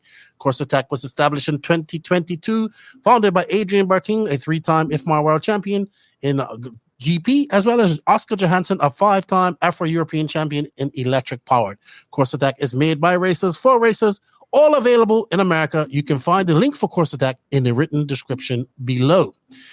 All right, Max. So I don't know if I want to do this. I haven't looked at the notes in a while because I got carried away with the Sparko discussion. I don't know if I want to do this, but I've given you 5 minutes to talk for you and Roach to geek out on this. Is it the MRO? Yes, it is. Yes, it is. I only given you 5 minutes each. No, 5 minutes. No. Okay, let me share it because I know. Okay, so now you want to share it. All right. So this is okay. Let me announce. Okay. Let me announce. Okay. No, you wouldn't. Okay. I'm starting a new segment on this podcast. Oh goodness. And the segment is called Geeking Out with Max. Can I share it from my screen so I can like point with my mouse and shit?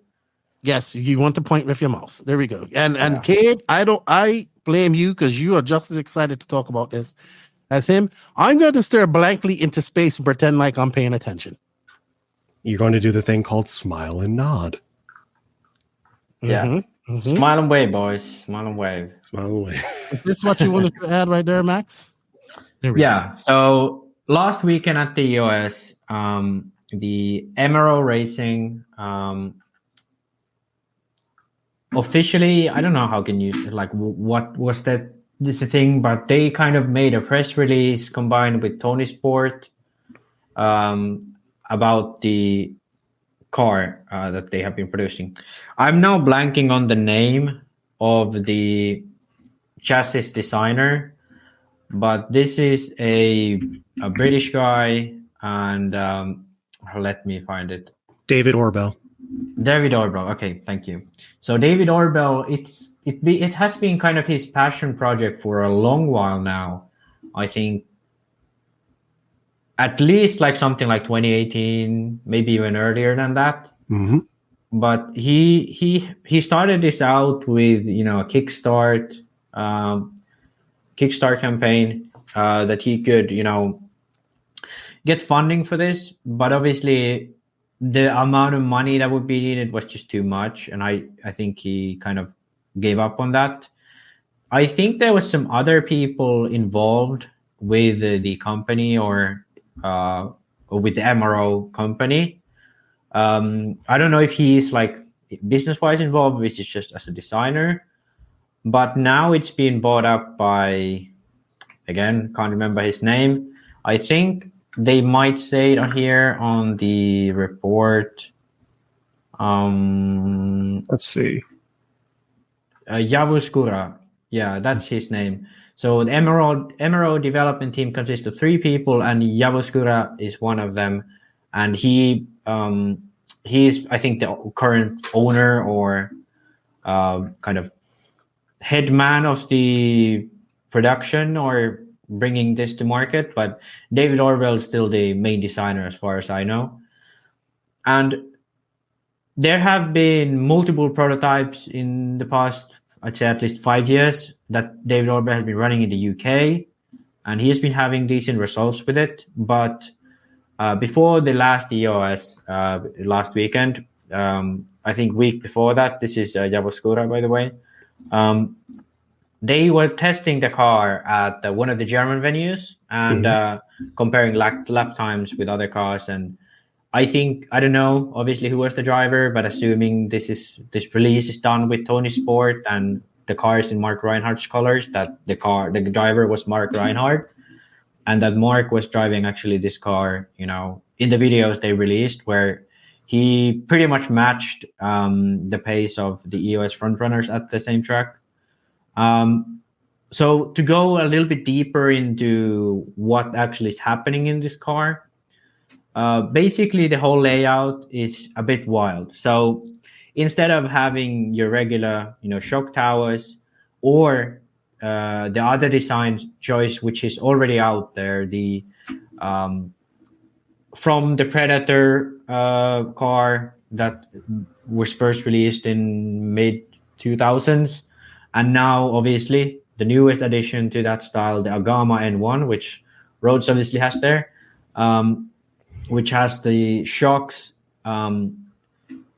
attached still to the arm, but with an extra arm between them, which can put the shocks more laid down in without changing the shock geometry as much. Mm-hmm. Well, this whole system takes a completely different approach, which is instead of playing with the just adding an extra arm to the A-arm for the shock, they have introduced a cantilever system. So on the arms, you have these turnbuckles or links, and these attach to a cantilever.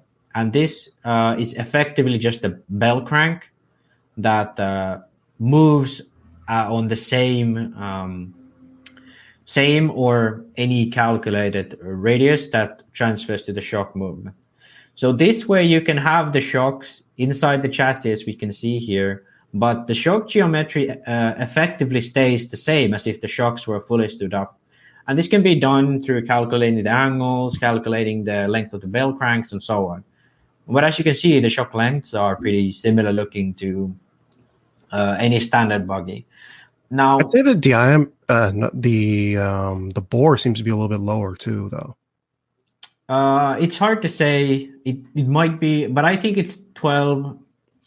But I think it's same. But the thing that I think makes it look like it's smaller is the solution on the top of the shocks.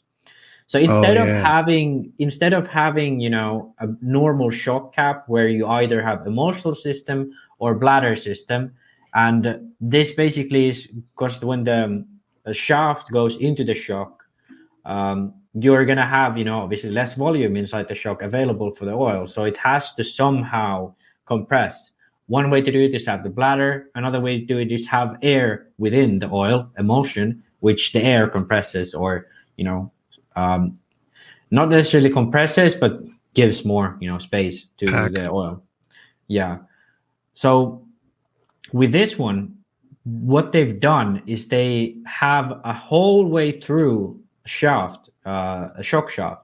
So there's like on the bottom of the shock, they also have O-rings on the top of the shock. And when the suspension is, you know, goes in, the shaft goes through the shock and the volume inside it stays constant. So this makes it so that you don't have to have bladders. It gives you a much more, you know, consistent and like more predictable shock characteristics. So you can actually tune them probably more precisely. And also in some sense, it most likely gives you an advantage in bump handling, which maybe would be normally a disadvantage in cantilever suspensions because sometimes it's really hard to make it like exactly the same as the standard shock layout. Now, obviously, as you can see from here, the overall layout of the car has been changed quite drastically to fit the shocks into the chassis. The spur gear is way above the chassis. You have the spur gear also to the right-hand side of the car to have the engine more centered. The reasoning why this was done, as far as I know, is that David had calculated the forces between the spur gear and the rotor of the motor and calculated so that the rotational forces would effectively cancel each other. Personally, I kind of disagree with this choice he's made. I would have rather had it centered just for the driveline to be centered because this obviously creates all kinds of axle plunge within the driveline, which I'm not sure if he's actually took that into account, but I would expect like that not to be the first thing to take into account. So that's one thing that may look off to you for when you look at this car first. The second one is obviously the extremely long steering link. So you have the servo all the way to the back of the car, where you have the battery. The battery is essentially at quite a similar location as it is on the most of the four-wheel drives, but they have the center drive shaft going over the battery, and they have with that moved the battery more in to incorporate the space for the rear shocks. And then next to the battery, you have the steering servo that goes all the way to the front, that connects to the steering linkage. And then behind the steering servo, you'd attach the receiver all the way at the back of the car. And then next to the engine on the other side of the drive shaft, you have the ESC. So it's basically everything is quite flipped. The battery is in the similar space, but everything else is pretty much flipped. And you have a really long rear drive shaft, really short front drive shaft, a center drive shaft I'm talking about. And that's basically how it works. For anyone listening to this, I know like probably a few minutes ago, you've already dropped from following this because it's a very, very different type of car that you normally be accustomed to. But another thing I'd like to mention, what he's done with the rear cantilevers, which is interesting. Instead of connecting the cantilever from left rear arm to the shock that on the left rear side of the chassis, he's contacted them from the opposite sides. So it looks very funny because when you push in the right arm, the left side shock moves because in the opposite side. On the front, I think it's made so that it's on the same side, but it's still quite wild looking when the car goes over bumps. But yeah, I think. Hold on. Repeat that again. Yeah, so the rear shocks, the cantilever connects to the other side of the car. So you have the shocks laying on the chassis, the cantilevers go like below the rear drive shaft, and then they contact the other side shock So it's really wild looking. I don't know if we have a video of it somewhere. I can. There is a video from last year that he has up on it. Yeah. So it's really wild so looking. Basically, what you're saying, when the car turns left, the right shock compresses. No, when the car turns right and the left side, when the car rolls to one side, the side shock compresses. That is a strange design. My brain can't comprehend that. I'm done. I'm done. It looks wild, but I think it's just like it doesn't really change much in terms of the geometry. But I think it just creates him more room to create the geometry he wants to. Obviously, this version has a carbon fiber chassis, milled aluminum side cuts, which is a really cool looking, kind of like wheel speed looking design. And then aren't they working with wheel speed? I don't know. I do not know, but it would not surprise me if they were. And yeah, gearboxes fully machined from aluminum. Obviously, no shock towers, so it's really wild looking. Because the Agama, where you would normally have the shock towers, now you have the shocks. But so you can see it a little bit better. Yeah, it's in a very small picture, but yeah, basically where you normally have shock towers, you have shocks. But this car, it just doesn't have shocks when you have the body on. I think that's like the craziest aspect of it. And just to go back to this picture, obviously that creates some new possibilities as this huge front wing you can see here, as well as the very open air towards the rear wing. My first question is, how would you wire it like cleanly? Because I wish they had shown what the actual car looked like under the body from Reinhardt's car. But yeah, I don't know. They had just a press release car like the ones with no wires to them, and like, how are you going to wire this cleanly without getting in the way of the driveline? Obviously, they figured it out, but yeah.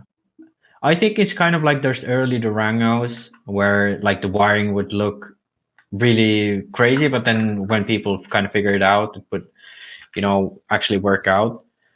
So here is some video of it running, but this is last year. This is at the. No, they have a new video. Let me. Okay. Get it.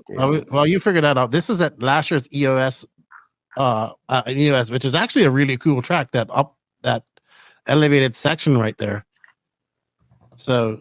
As Max figures this out, also, if you guys are listening to this on the audio only platform, just slip on over to the YouTube side of things and have a look at the video. Or if not, go on Facebook for EOS Daun, and they have pictures of the MRO. I know Circus RC shared some pictures as well.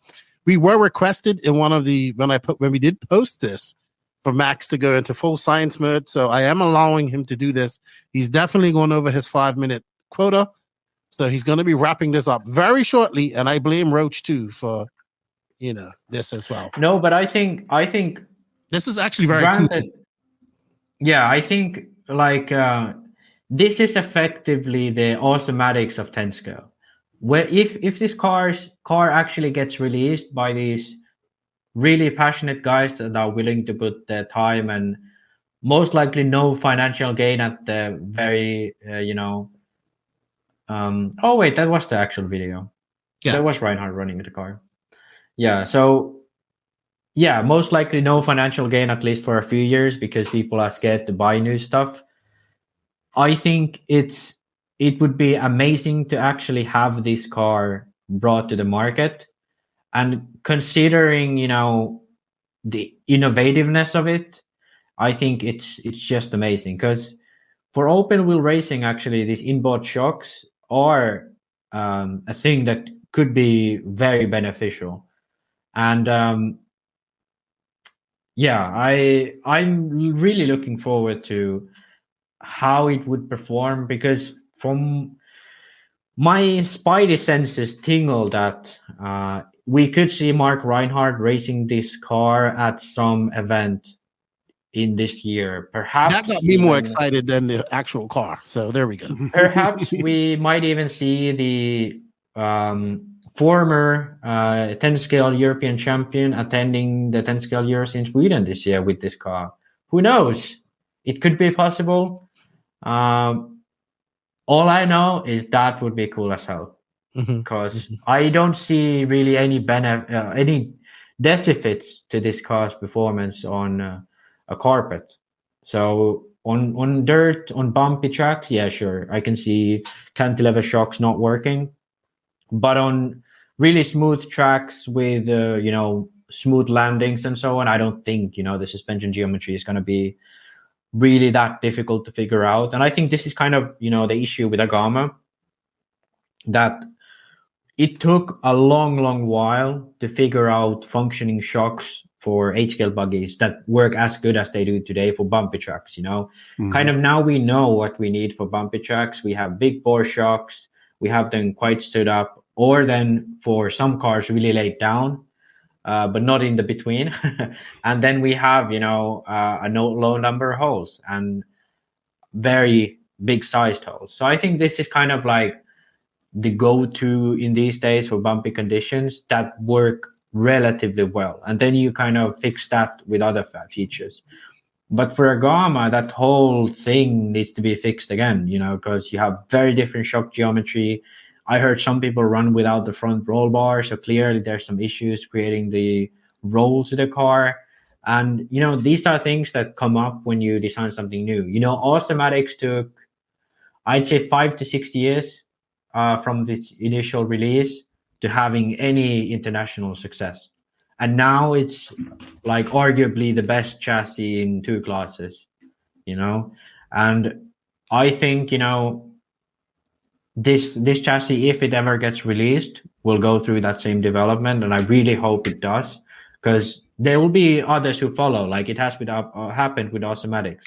Now every car tries to do what they do. But yeah, I think that's why I'm the most excited about this, and I think that's why people should pay attention more to this, because doing stuff like this is kind of like a thankless job. For automatics, we basically had a freaking Russian rocket engineer who was like, hey, I want to design an RC car, who could gather the funds and could kind of do it for fun. But I think these guys are kind of just passionate about RC and are trying to find ways to get their passion, shared to other people. Exactly. Okay. So it looks interesting, though. I will say that. It looks a very interesting car. We've seen this cantilever type system before, though. I think Schumacher used to have it back in the day, if I'm not mistaken. I don't know, Schumacher. Tamiya Predator? had it on... Tamiya had it. Tamiya had it on some... There was another car called the Predator that had it as well. Yeah, but that wasn't... I think, actually, if I'm not wrong, David Orbell is actually the designer of that car as well. I could be wrong, but I think he was involved in the X6 and whatever those were. I remember messaging him. I believe he was. Yeah, because I'm pretty sure he is also the designer of the Predator. And that one, I think in the front end, it utilizes a cantilever suspension, but in the rear end, it has the same style as a Agama, where the shocks are on top of the gearbox. So that was kind of the... Do you have pictures of it, Roach? You seem like you're looking for them. I am looking for the Schumacher that had the laydown shocks. I think it was not the Pro Cat, the Top Cat, I think it was. No, that's the... I'll find it eventually. Okay. Yeah. Let me quickly find some pictures of the Predator for you. Found and... Now, this isn't it. Now, who's the guy that's making that funky 2-wheel drive car that has the front wheel drive? Orb Racing. It's a different guy, yeah. Okay, yeah. That's cool too. Now that's completely off the chain. That's completely off the wall, but unfortunately they got hit by rules. Basically what happened was in order for you to run like that car, you have to run it in the 4-wheel drive class. Yeah. Really? So all the rule books about RC is they have written it so that it's not really 2-wheel drive, it's rear wheel drive, because all the rules have it so that the rear tires are controlled and then the front tires are free. So essentially you'd need to have a car which would have the same tires front and rear that are both like wide, and also on top of that, like the rules straight out ban front wheel drive, they just call it rear wheel drive. I found a picture of the Predator. It's not the best photo, but this is a quick one I found. Yeah, so basically what we have here is the crazy thing about this car was that it was crazy in every single way. So it had a 100% molded plastic chassis. The arms were both like this modern touring car looking like triangle arms. The front end had a cantilever suspension, similar to what the current car has from David Orbell. But the difference being this had kind of the Tamiya style where the shocks come from like a little bit above. So they are a little bit angled towards the chassis. So they are a little bit over the gearbox, and then they are angled down, and the cantilever is kind of twisted or at an angle instead of being at the very bottom of the chassis. And then for the rear end, instead of having the cantilever stuff, at back of the day, when this Predator was made, they used to run touring cars for four-wheel drive. This was the early 2000s. So they used to have this rear engine layout on a lot of these cars, similar to what a VJ4 was from Associated and Yokomo. I think all kind of cars had this type layout. So obviously back then they didn't have the room for the shocks being put in the back, and also saddleback batteries. So no shorties or whatever. So you have less room overall in the chassis. And that made them use the Agama style layout for the rear shocks, where you have the shocks on top of the gearbox, used with these kind of non-cantilever arms that are attached straight to the arm. So the main difference between these two solutions is actually the cantilever style reduces the, unsprung mass because the shock isn't straight attached to the arm. Whereas this non-cantilever style, it doesn't decrease the unsprung mass in any way. It actually increases it because you attach more stuff to it.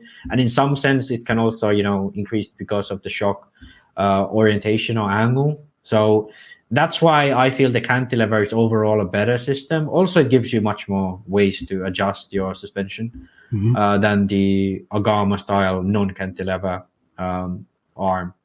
But yeah, here's the Predator for those who. This is the top CAD basically. So let me bring it back. Hang on. Show this instead. Okay, so basically, from what I remember, this is also the one with the crashback system, where the arms would sort of like bend backwards. And from what I understand from looking at the actual press release for it, they didn't do this for performance; they did it for durability. So when you get into a bad crash on the front, the shocks would be protected. Yeah. I think the UK scene has always been fascinated with this weird cantilever or extension arm shock designs, like the Agama now, Predator back in the day, Schumacher. And one car was the Tamiya. I can't remember now what it was called, but Tamiya had this design that similar to, if you look at if you're watching this on the YouTube, the Predator had on the front end. Okay, awesome, good stuff. Completely over 5 minutes, but good stuff. No, but this is great. This is what the people love, Keenan. Yeah, more time equals more ads, Keenan. Oh yeah, you can make the cash from this. How many YouTube bucks you can ever get? Maybe a few cents. Yeah, $4, and then they take 2. So yeah. All right. Real quick, we'll figure a little out. We'll wrap this up with a little bit of silly season. McBride over to Nova Rossi. So he'll be probably running that this weekend at the Asian Buggy Championships in New Zealand. Nova, not Nova Rossi. Okay, Nova. He ran Nova. Okay. So yes, Nova. Sorry. Yeah. He ran Nova Rossi from 2014 to 2018. This is these aren't the Nova Rossis, but they are the Novas. They are the Nova Rossis, but they are the Novas. Yeah. But McBride is one of the most loyal Nova Rossi people because I think he was last to leave. Robert left Nova Rossi, I think 2014 or something like that. He was one of the old Nova Rossi guys, but then McBride He made the A main in Australia in 2018 for the Worlds with a Nova Rossi, when nobody was like, absolutely no one was running them. So I think it might be that he actually likes these engines, that they suit him driving style or whatever, because he was eager to get back on them now. And he definitely had issues with Reds. He didn't seem to enjoy OS-based engines that much. So it will be interesting to see, because the issue with Nova and in the old days, the Nova Rossi engines, is the fact that they have these random flameouts. For some reason, for Kyle McBride, no issue. But I'm seeing this same kind of thing happening in America now that happened to, all the Nova Rossi guys back in the day, especially when it's a little cooler condition. They always sort of have these weird flameouts. Like, you've been running 20 minutes, you land a jump, and the car is just flamed out. Because I know this because I have personal experience from this. But like, you just run 20 minutes, it works as a charm. Suddenly it flames out, you fire it up again, you run like 20, 40 minutes, no issues. Just no reason to explain why it flamed out. But it has I want to tell you what Drake told JQ, learn to tune. Yeah. All right. So basically also, skill issue. Yeah. I love Nova Rossi engines. I my P5, I love that thing. Oh, the mileage is great. They're pretty good to drive. They have decent amount of power. No, I never had a problem with them. No. Yeah, but you're running hot conditions. You're fucking Caribbean. You can't say. When it's cold like Finland. It's supposed to be the coldest night tonight in DR. It's going to be like... What is it? What is it? It's going to be like probably below 70, 65, 66. Oh, yeah. I only have like, let me check, minus 16. You live in Finland? Yeah. I was about to say we're in like the 50s, but damn. Like, it's dropping to like under 70. Dude, I don't think it goes over 70 Fahrenheit in Finland. All right. Kobovic and Champlin and Drake and Camp Anderson all to Hobby Wings. So Hobby Wings dishing out some big bucks and signing a bunch of drivers. So that's cool to see. Camp Anderson obviously was he's going to come up later in this podcast as we talk about restarts. And Kobovic and Champlin, you also have any notes? X-Ray drivers all seem to be all moving to Elsaram, and Schumacher drivers moving to Hobby Wing. So there we go. The next big battle, Hobby Wing versus Elsaram. Yeah, I think because there was this thing that, Schumacher and LRP went hand in hand for a long time, It was Orlowski. He ran LRP for the longest time. Then it was Kobovic who joined them. Then as Champlin joined Schumacher, he also joined LRP. But now with the addition to Orlowski to the Hobby Wing team last year, and then this year now both Kobovic and Champlin, it seems like the whole, and to say about X-Ray, Bayer and all of the guys ran Hobby Wing. Bruno is still on Hobby Wing, so I'm not entirely sure if he's staying on, but at least the whole other part of the X-Ray team has moved over to Elsaram. So I'm thinking kind of X-Ray and Hobby Wing had this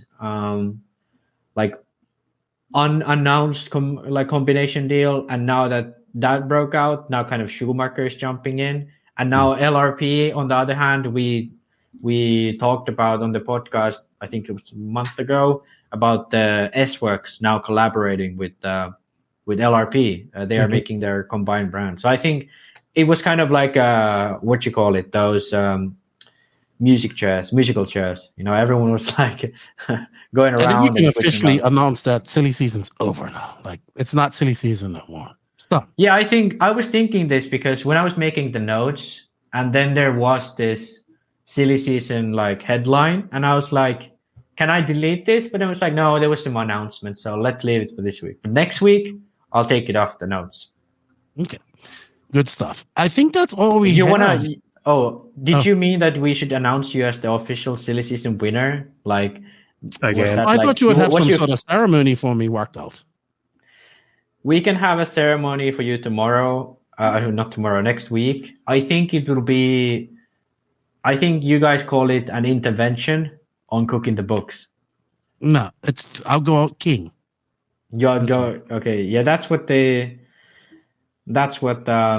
who was it? Lance Armstrong said too. Mm-hmm. King of silly season right here. You're looking at him. Yeah. Right. If you don't know the reference, Lance Armstrong. I know what he done. I haven't. I know. All right. So I think that's it for RC news and general RC geekery. Thank you, Max, and thank you, Roach, for encouraging his nonsense, his science mode. But it seems like you enjoyed it. Was you about to say nonsense? I was about to say nonsense, but then it isn't nonsense because it was somewhat interesting. The whole thing I picked out of there, the two things I picked out of that whole rant, Axel Plunge and Mark Reinhardt possibly driving this car. Yeah, I think I don't see Axel that Plunge. actually. I don't actually see Mark Reinhardt racing this at Euros, even that impossible. I do see like this kind of release was a pre-phase to that happening, because I think we're going to change the safe word to Axel Plunge. No, but that's bad. Like that's kind of like getting me excited. I know. Well, all right. So Roach, we are going to go over, have a chat with Joona and talk about EOS. We're going to come back and we're going to be involved in something that I think you'll like. We're going to do our HotRace, hot potato and hot and cold section after that with Roach as well. But first, let's go over and talk to Joona Haatanen about his EOS and geeking out with Max about this. I want to say thank you to Techno RC for all the continued support with this as well, but also a big shout out to Sidewinder Fuel. Morgan Fuel has been collaborating with many of the world's top drivers for over 35 years, and this has enabled them to test our fuels in many of the most challenging situations and take the development of competition fuels to the next level. The result is Sidewinder, the market's most powerful racing fuel. This fuel has been track tested by proven by national and world champions such as Ryan Cavallari, Ryan Mayfield, Greg Degani, Mark Pavidis, and now Little Bump's doing it, as well as Philip Otondo just signed over. Greg Degani is all excited about that. These drivers appreciated that Sidewinder is blended perfectly for high performance needs of competitive racing. Don't let victory slip through your fingers. Purchase Sidewinder today. And thank you to Techno RC for all their continued support. And thank you to Techno RC. Techno Takeover. Techno RC. Techno RC is a championship-winning manufacturer of high-performance 8-scale, 10-scale, nitro, and electric RC buggies and trucks. With a worldwide dealer network, USA and Europe-based headquarters, comprehensive warranty program, and global race support, Techno RC is excellence in RC. View the full lineup of Techno RC race-proven vehicles by visiting www.technorc.com. Joining us is a special guest to start off our recap on EOS Daun this past weekend. He also finished second, I believe, third. I don't know. Second in two-wheel. Fourth in four-wheel. And then in four-wheel drive, where'd you finish? Four-wheel drive? Mm-hmm. I finished fourth. Okay. When I started. A top five. So joining us is, I don't know, he's younger than you, Max, but Max is always talking about him. If you've been following 10-scale racing for some time, you know who he is because he's been racing for quite some time. He's been very fast for a long time. He's still a young man, but he's been racing for a long time. Max's favorite Finnish driver, Joona Haatanen. What's up, Joona? How are you? I'm good. Just recovering from the EOS at the track. Yeah, it was a big race. Last time I saw you was at 2022 Florida Carpet Championships, I believe. Yeah. So good to see you. So a little background on you. You've been racing since you was a very young man. You saw a lot of success early out in 10-scale racing. I know you've been racing before Associated for quite a long time. You guys have heard Max talk about Joona quite a lot on the podcast, him and Pecco. So this is him. If you follow 10-scale, you know who this young man is. How old are you now, Joona? I'm 20. Turning 21. So you're 20. You did take a year off of racing because you had to go do your mandatory army service for Finland. So you're back racing now. I know you wasn't able to make the world champion. You didn't go to the world championships last year, right? No. Right. So you kind of just took all of 2023 off. You're back racing. You just went to EOS. You had a very good EOS. That's why we're also having you on her, because it was a very great Dawn race. And thank you for joining us, man. We appreciate it. Thanks to you guys. All right. Thanks to you. All right, Max. We'll start with you. I guess he's like your almost like your protege. I don't know if it's your protege, but it's you, Not him, and really, Pecco, no. like the Three Musketeers. Kind of. I think Joona is kind of one of those guys in Finland who has been good for like so long. So, and he's actually like, I don't think he's ever raced for any other brand than AE. So he's kind of the AE, golden boy, if you could say so. But yeah, I think like if I'd say first kind of like star performance was at the Euros in 2013. That was when you made the Euros A main for the first time. Oh, 2014, maybe. 2014, yeah. Yeah, 2014, yeah. In Sweden. You made the So Euros. he was like 10. Yeah. I was 10. Yeah. Wow.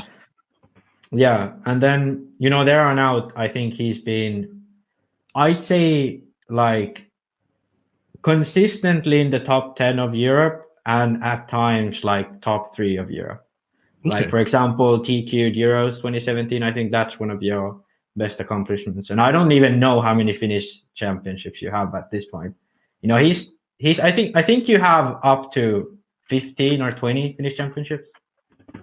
Yeah, that's what I think, but not sure how many. And the thing is, like, people probably don't know this, but Joona is like, in Finland on summertime, we race mostly 8-scale. So he's like, I'd say easily the fastest 8-scale driver in Finland. Obviously at Euros, he's not always had, as good success in 8-scale as he's had in 10-scale. But I think, he has the potential, to be good in 8-scale as well. Did he not make the finals at the 2022 semis? I think you got to stop and go. Like, that was the incident with Pariente, I think, if I remember correctly. Yep. All right, because that's good, because we might as well just start this off with a stop and go. We'll talk about your stop and go. All right. Yeah. So if you guys don't know, we had probably the biggest, I think this is the biggest EOS they've had. It was the EOS Daun. Tell us a little bit about it, Max.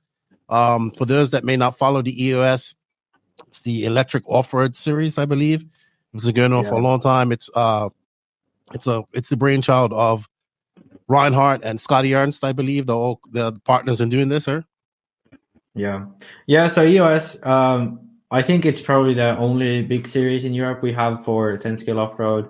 On carpet, it's been from the start, and Joona has been probably the best drivers at EOS for long. I don't know if you won the championship. But you won some events, right? I've won 2 wheel ones. Yeah. In Germany, and then some truck. Only once I have won the EOS. Yeah. Okay. But multiple podiums and so on. Yeah. Max, you're sitting there like a proud father, like a proud big brother, just smiling. No, I think because he hasn't been on the podcast, and I think he's like, I think, you made the A-main at the Worlds in 2019, A-main at Euros multiple times. So it's kind of like, one of the fastest drivers that we haven't had on the podcast yet. So we have to give his accolades so people know who he is. Like, he's just not some, in Finland racer, like you like to say. Yeah. He's actually got some accolades. He's done very. You went to Reedy Race too, as well, right? Yep. Yeah, I thought so. Yeah, I did a couple times. Good stuff. Well, it's good to have you on her. But we're going to talk about EOS Daun, which you did very well this past weekend. Was a great turnout. I think it was the biggest. They had a whole bunch of entrants there. We had Joe Bornhorst and the Kaufmans making a trip over from the USA, which I thought was absolutely great to see. The Americans coming over and racing. We did see top drivers like Ranafalk, Ongaro also racing. The Killex were there with the new Mugens. Obviously, you're the associated guy. First real big showing for the B7 out there at this weekend. So tell us a little bit about it. I know our friend Powell, he did the track build as well. I think he's doing all the EOS track builds. You've probably been to Daun quite a few times. Tell us, give us your first impressions on the carpet, the track, and everything as you went into this race last week. So it was first time we were starting on Thursday. So we went on the track on Wednesday. So we saw the track. It looked nice. Like Pavel and those guys have done a great job with the tracks. So I was looking forward to the track and just drive with the new car. Okay. Now, you're at the track now, so you have a carpet track there in the background. Have you had a lot of testing on your new car with the B7 and whatnot? When did you get it? I should ask. I got it maybe 2 weeks before the race, and the track we have, it has old carpet, so nothing to compare to EOS. So I was happy I was able to make the trip to Switzerland before the race and just test the car first time. Where did you go in Switzerland to test the car? I don't know. It was RC Arena called the track, and all the others were there also. Like Pekko was there, Orlowski, Kopovic. So it was good practice before. Okay, all right, good stuff. I guess also being as you've been to the Florida Carpet Championships, and I know a lot of the Europeans were talking about how different the carpet is. Why don't you give, for our American listeners, give a little bit of comparison to the EOS carpet versus like the CRC carpet that you raced on in Florida? So I don't know about the grip level. It feels kind of same, but of course we are running different tires. So I have seen Michal running Schumacher tires in the USA States. He said it doesn't have as much grip as JC, so it's hard to compare between the track and carpet. But I feel like the track, like grip level is close. Different type of tracks though. And I mean, in Florida we had lots of big jumps, and it's more American style jumps and whatnot. Not so many big jumps here at Daun, but a very fast track nonetheless. It looked very good.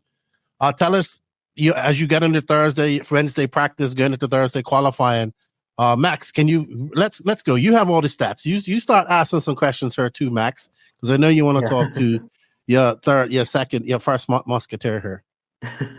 Yeah, I think a good thing, because I know I think the last time you was really fighting for podiums and stuff has been a while. I think I'd say the 2022 season. So because last winter you didn't really race EOS, and then COVID kind of screwed up a lot with your plans. And then the first round of EOS, I mean, you made 6th in full drive, but in dual drive you was in the B. So how was it in the beginning? Do you did you feel competitive straight out the gate, or was it still a learning curve? I mean, I was feeling confident about the race because I knew I had good practices before the race. And of course it was I was kind of nervous because I need to do good this race and show people I still have it.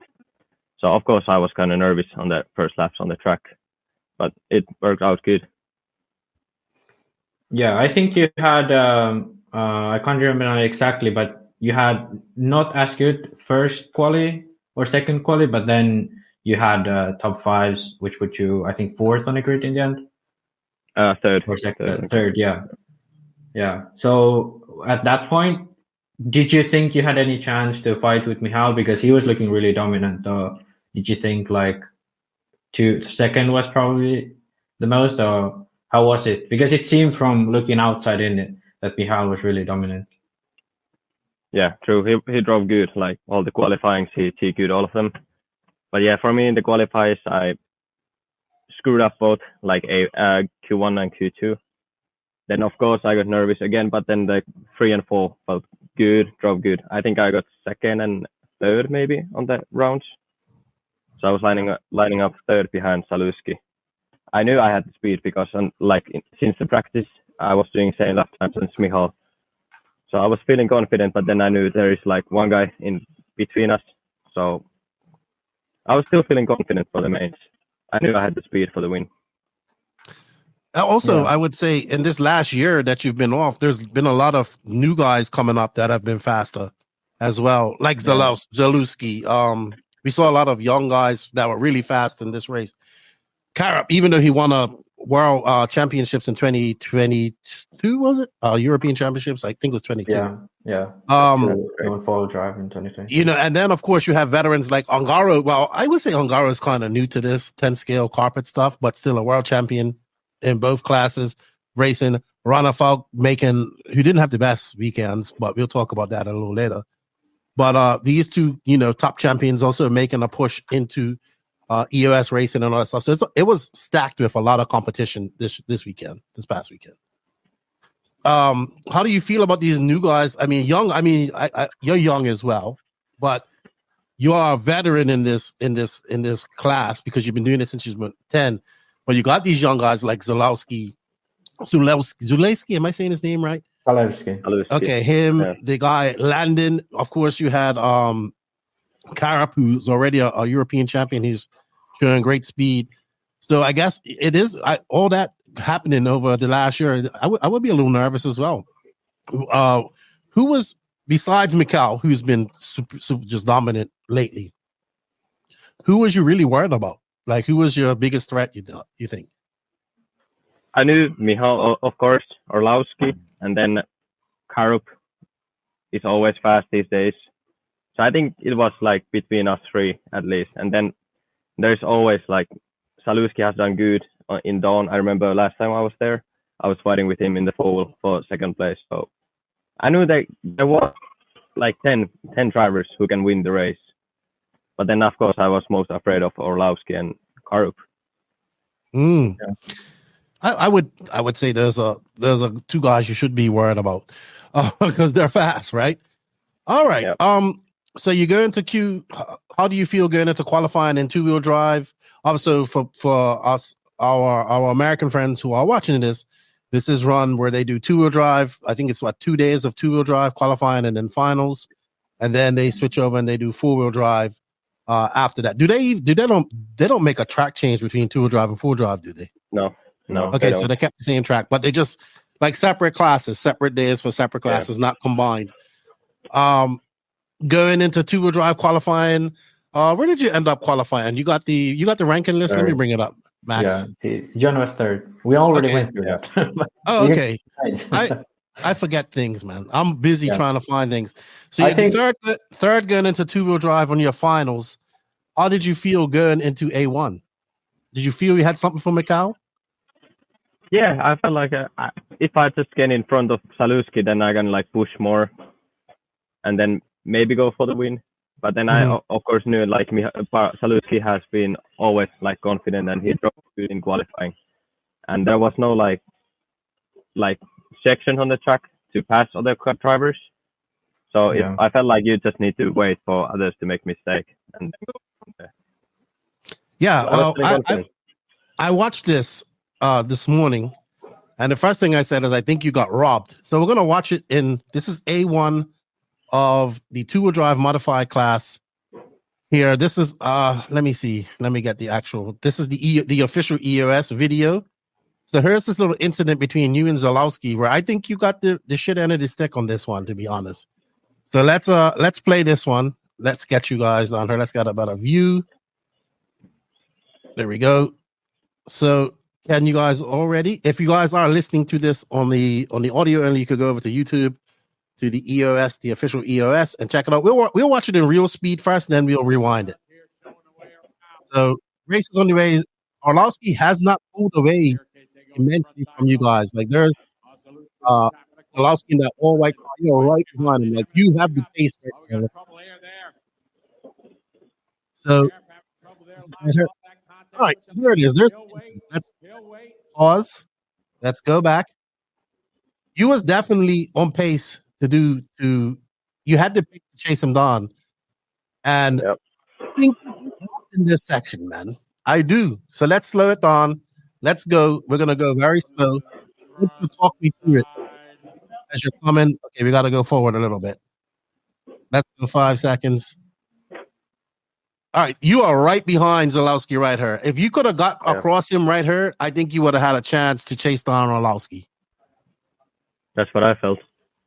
Yeah. It's coming up in the... Yeah, let's fast forward it a little bit. So there's Orlowski going over that double. I'm sorry, there's Orlowski, there's Zalewski. You're right behind him. Zalewski goes very wide right here. Oh, I don't know. I think that's a robbery. Let's see that again. You had the inside. So he goes wide. You cut on the inside. You have the line going on the inside. You're squaring up. You're squaring up to accept, and he just cuts back into you. He hits you, to be honest. Yeah, just for the listeners, before we started recording, he then was watching these mains and he got absolutely, mad about this because he was watching this like Joona got robbed. He did because after this, Scotty told Yes. Joona to wait and let Zalewski back by, which obviously the gap to Michal was at this point way too big after he waited, but there was no chance anymore. But so, what was you thinking when he said give it back? Did you think it was going to happen? I almost knew, but I had the feeling I'm just gonna go and wait if Scotty asked me to give the position back, because I felt like I saw he was going wide and I wasn't even going for the pass, but then he just turned back in. So I felt it was racing incident, but I know everybody was watching, so I think it was okay. I think it was a little bit of pressure. Yeah. So of course I would have been angry if I was in Zalewski's position. So I would have not know what to do. Yeah, I would say that it was a racing incident as well. As Juan Carlos Canas says, 50-50. So I do think you got robbed, but I think at the end of the day, you have to kind of do what the race director says. Yeah. So it is what it is. Unfortunate for you because I think we got robbed. I think we got robbed of what could have been a very good A1 battle between Michal Orlowski. I think Zalewski could have tagged on to you two at some point and got up there, and you guys could have actually took it to Orlowski. But he kind of got away clean, and after that, there was no real incident. You did go on to win A3 though, when so Orlowski won this in A1 and A2. I did watch your interview. You definitely Kimi Räikkönen, very little emotion at all whatsoever. Very finished. But yeah, tell us a little bit about A2 and A3 and how you felt. Did you go on there for angry? I would have been angry. I wasn't angry. I just felt like I know if Michal wins the A2, so it's done for me. I'm going only for second. So I knew. I felt like I was going same as in the A1, waiting for Zalewski to make a mistake and then push from there.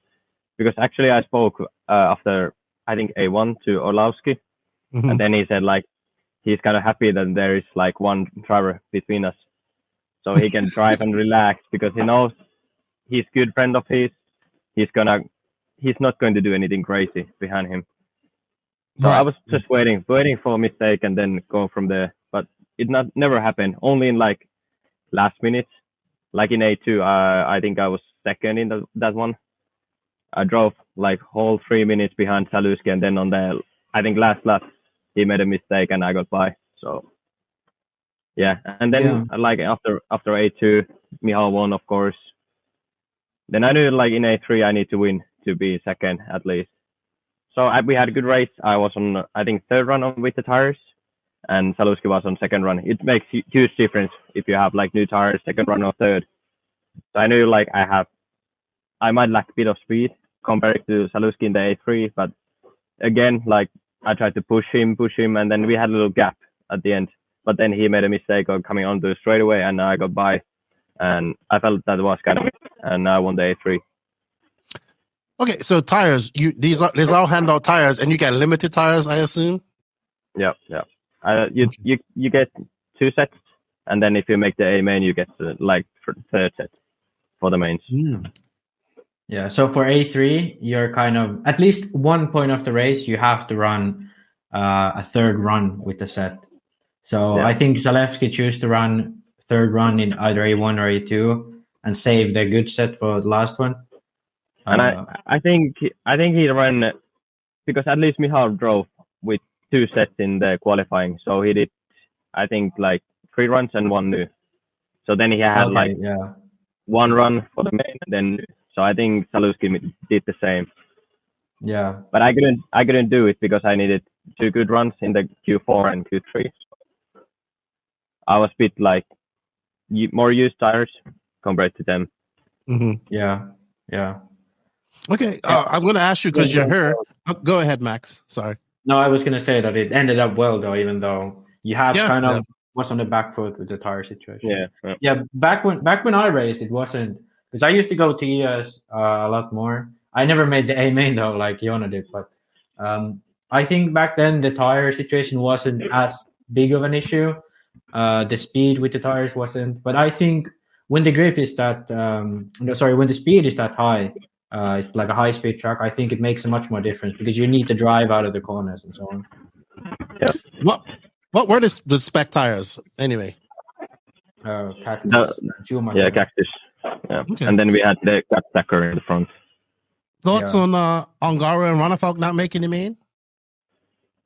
I was surprised on both, but I think I heard David made some mistake with the tires also. So I think he messed up with one set of the tires, so he needed to use only 2 sets. So I think he messed up something in the qualifying. So he had one set less than the others. Okay. How about the Americans? Where did Bornhorst end up on this anyway? And I think both was in the C main. Okay. At least Joe was in the C. Yeah. All right. Now, did Miko did he make both finals or just full drive? Yeah. Well done to Mika, the sole S-Works driver, making the probably one of the oldest guys in this lineup. To be honest, I think this was actually crazy. In two-wheel drive, Whitmire was the oldest driver in the A main. I think the average age in the A main in two-wheel drive was like 20 or something. So I think that's pretty crazy. Yeah, good job to Borak on making that with the new Mugen car as well, making the main, and ended up. Where did he end up? 6th overall. Any surprises for you in the finals, Joona, that you didn't expect to be there? No, actually, because I felt like top 10 was almost the same every round of qualifying. Mm-hmm. So maybe if I need to be surprised, I would be surprised of Gillick with the new car and no practice with it before. But yeah. Thoughts on the new car? Watching it out there? Did you get a chance? I didn't watch it. No. Yeah, you guys are only like only a couple laps in the qualifying. I guess it felt good, looked pretty good. So he was able to pull out the A main. What about your car? You have the B7, so tell us about that. Did you have with the team? Did you guys share setup? Did you know what you was gonna run, or did you try out new things? Or did you guys run the same setup? How did it go? Actually, I think we had pretty different setups comparing to each other, because I started to set off what I came from Switzerland, but it again they had older carpet in Switzerland, so it's different. I had no steering before, needed to do some small changes for the car.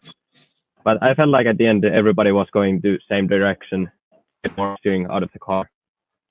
What type of changes were you making to get what you wanted?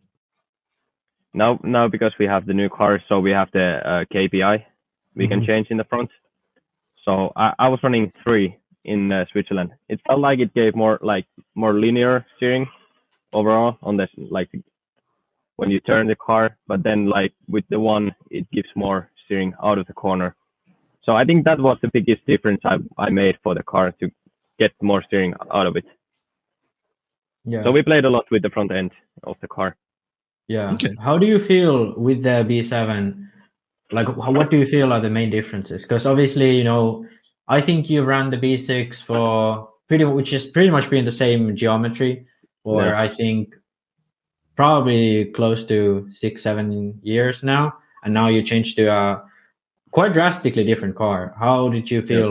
Was it a very new feeling, or was it the same but only slight difference on the track, or what was that? I felt like it had completely different feeling on the car. The steering, first runs in Switzerland, I felt like I can go so close to the pipe, and then normally with my old car P6, I was always fighting for linear steering throughout the corner. But with this car, it felt the same, so it was much easier to drive through the corners. But of course, for me, I was lacking steering as always with the car, but I think it's the front tire of the car makes the difference because we're running the stacker in front. Yeah. But the biggest difference in the car, I felt the steering much more linear than before. Yeah. I think KPI is probably the biggest change, but do you do you think it's just the KPI, or do you think it's also the long arms and so on? What do you think about that?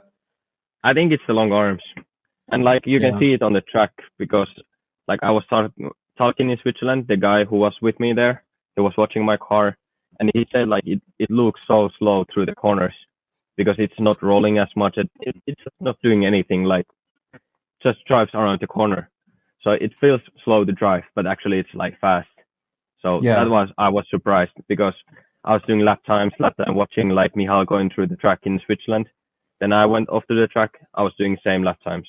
So I was surprised how fast the car can be. And it still feels like there's more in the car. Yeah. Just needs more time. Still first race with the new car. Yeah, but is that what you're doing right now? Testing right now in the track? Yeah. All right. Cool, man. Well, congratulations. It was a great 2-wheel drive for you. Let's move on to let's move on to 4-wheel drive. So do they start qualifying for 4-wheel drive on Saturday, or is it Thursday and Friday and then Saturday and Sunday? Yeah. Mains of 2-wheel drive were on Saturday, and then they go one round of practice for 4-wheel drive, I think, and then the qualifying, right? Yeah, we had 3 qualifyings in Saturday and then 1 in Sunday, then the finals. All right.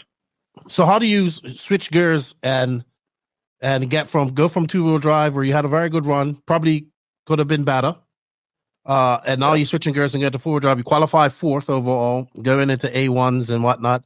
Tell us what's going through your mind and how your car was compared to your 2-wheel drive car.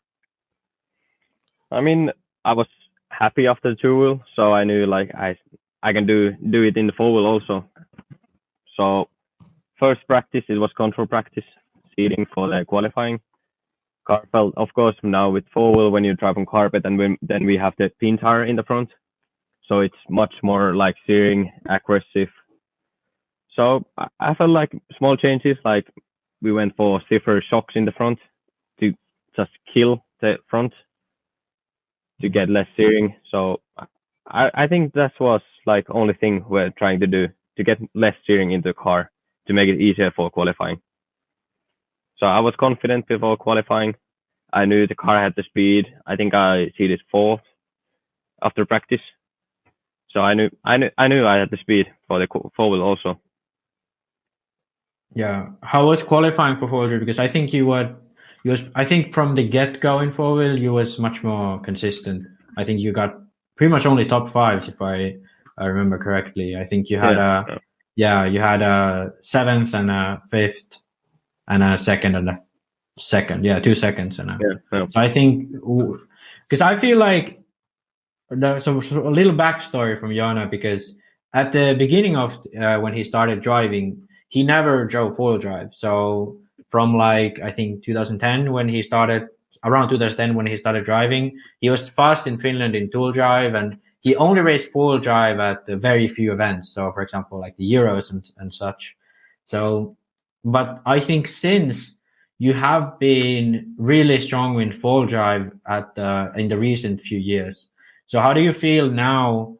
Like, do you feel both are equally strong, or do you have like some sort of, because some drivers, for example, I think David knows he's much better in 4-wheel drive, Runnefag coming from 8-scale. Do you have like a preference, or do you feel like if you're feeling the track, you're good to go? I think if I'm feeling the track, I'm good to go with both. Of course, like I don't practice 4-wheel because the tracks back home are pretty small compared to EOS tracks. So it just makes more sense to drive 2-wheel. Yeah. But normally I've always felt like last couple of years, and like in Munden, I'm much better in qualifying with the 4-wheel. I don't know, is it because I learned the track? But always I feel like I'm much stronger in qualifying in 4-wheel than 2-wheel. Yeah. Yeah, I think one thing is that you have this age-old Finnish racing driver thing where the car can never steer too much. Like, I think you're one of those who always wants so much steering. So I think maybe that could be one thing. But I think, for example, I feel Kera is one of those drivers who most of the times is much, much faster in 4-wheel drive. I think this race we saw it where he didn't even make the A main in 2-wheel drive, but in 4-wheel drive he was really, really good and ended up winning. So I think, some drivers have that, but I feel, maybe you, I think the ultimate speed in two-wheel drive you have better, but recent results you've been maybe better in four-wheel drive. Yeah, I think it's just because for me, like if your tool don't like steer enough, you need to push the car so much. So it's like you make easier mistakes, but then with the four-wheel on carpet, it has so much steering, so you can drive like easier around the track and still be fast. So I think that's the difference in qualifying. You don't need to push with the four-wheel as much. So that might be a difference, and you make much easier and without mistakes in the qualifying. Yeah. How do you feel in America? A lot of races run them at the same time. You've been to plenty of races in America before, so you run both classes at the same time. Do you feel that makes a difference for you? I'm not sure does it make difference, but for me it's better to drive two-wheel first and four-wheel or other way around, so you don't mix them. Yeah, I think because like if you need to change your car, like two-wheel, you need to change something, then you try and you go back to two-wheel, so it might feel different because of the four-wheel. Yeah, I think I felt it's a very big difference we have in Europe, where we always separate the two, and in America. And I think for a lot of European races coming over to America, I think, or vice versa, I think it's a very big change. Also with 8 scale, we only race nitro at event. In America, you race 3-4 classes. So I think it's a very big difference. But I think for the like fastest drivers, I don't think it's that big of a difference. But for sure, like you said, I think tuning is going to be more difficult because you don't really remember the car because you're always switching between cars. Okay, Max, you have A3 of four-wheel drive in our notes. I want to bring it up. Is it any specific? Are we looking? Because this isn't a good A3 for you. You kind of had a crash there, had a coming together. I can like preface basically, because for four-wheel drive, I think the going into A3, it was kind of all open. Orlowski had a 1 and a 4, Karup had a 1 and a 8, and Joona had 2 and a 5, Zalewski 2 and a 3. So like the whole field was really split open. And we was discussing with Joona over WhatsApp before A3, and like he said he would be really confident to win. So, and obviously his speed was really good. So we was kind of all rooting for him. And at the beginning you got really unlucky, I think, because it seemed like he was much faster than Zalewski at the start. You got right behind him, and then you could have went on to challenge Michal and Marcus. What did you think? I felt like, I just got like again bad like collision with Orlowski, and it wasn't his mistake, of course. Like it just was bad luck for me, but I felt like I had good chance at least for the podium. Speed was and there. And then I had like second on the A2, so I still had a chance to win. Yeah, that's where the incident happened. So basically, go back a little bit. Let's slow it down. It's on the left-hand side of the track. So I think you can't see what's happening. Only see my car. Yeah, the track. You can see. You need to go a little bit further ahead. Further ahead. A little bit more. It's on the left-hand side jump. I think this is good. So Orlowski is in second. Orlowski is in second, and he makes a mistake and doesn't jump the jump, as you can see on the right-hand side. And then, as you can't see now when they hit, but he comes back out, and then Joona flies off the track. So I think at that point I was watching, I was like yelling at the screen, because I could see that he was like right behind Zalewski. And I felt that was the moment where you could have gotten by Orlowski, which have really helped you, because Orlowski was probably, I'd say, fastest driver around the track, but I think he made more mistakes than Karup at the end, So, but I think it would have been really, really great to have a 4-way battle for the win, because right until last lap, Karup and Zalewski and Orlowski was right behind each other. So I think you would have easily stayed up with that group. I just got unlucky with the accident over there. Yeah, because when I watched this, I kind of was thinking to myself that I kind of think you had a maybe even a better shot at the win in foil drive because the field was much more spread out. Obviously, you got the short end of the stick, so I think that kind of why you was in fourth. But I think I was like pumped about this performance because I think last time I think you made a big A main was like in 2022. Yeah, and it was like super close in qualifying because I can't remember when I started fourth with 2 and 2 on the rounds. Yeah, that's crazy. So it was close. And now, like from Tool, I knew I need to be higher on the crit. So I knew I was starting fourth. It would be much harder than in Tool, at least to make me try for the win. Yeah. So I have a question for you. Oh, go ahead, Max. I'll ask. No, go ahead. Go ahead. I wanted to get your thoughts on. So people are very excited about all these young guys doing well. Are we seeing a changing of the guard here? Do you think, Joona? Are we seeing these young guys who aren't scared to step up and challenge some of these bigger names, or was it more that maybe like Rana Falcon and Garo just had off days? What do you think? I don't know.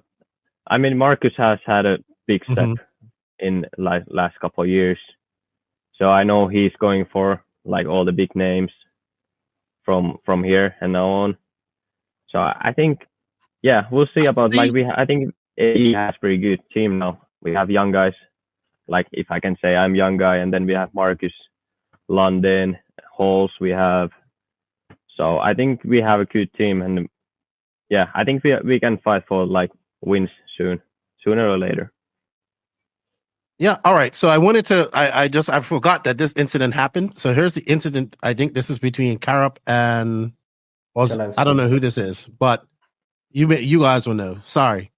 Zalewski. And I think this is where Karup kind of touches the pipe on the inside, gets wide. A kind of similar incident. It is the exact same incident. Yeah. It is the exact same incident. And I think what was craziest about this, if you listen to Scotty, I can't believe I forgot about this, but now it's kind of clicking in my head. Scotty says to Zalewski, go, go, go here. So Scotty says that because Zalewski waited, so he just stood there and waited. But Scotty was saying go, go, go. So he thought it was all fair because Karup made a mistake. But I think this is pretty much an identical situation to you. So all I think difference is that Zalewski didn't hit the pipe on the tool, but went wide. Yeah. But I think the incident itself is the same. But I think this is like this makes me a little bit more mad for the tool drive. But I think overall though, I think at the end of the day, sometimes you get the short end of stick, sometimes you get lucky. That's how it goes. But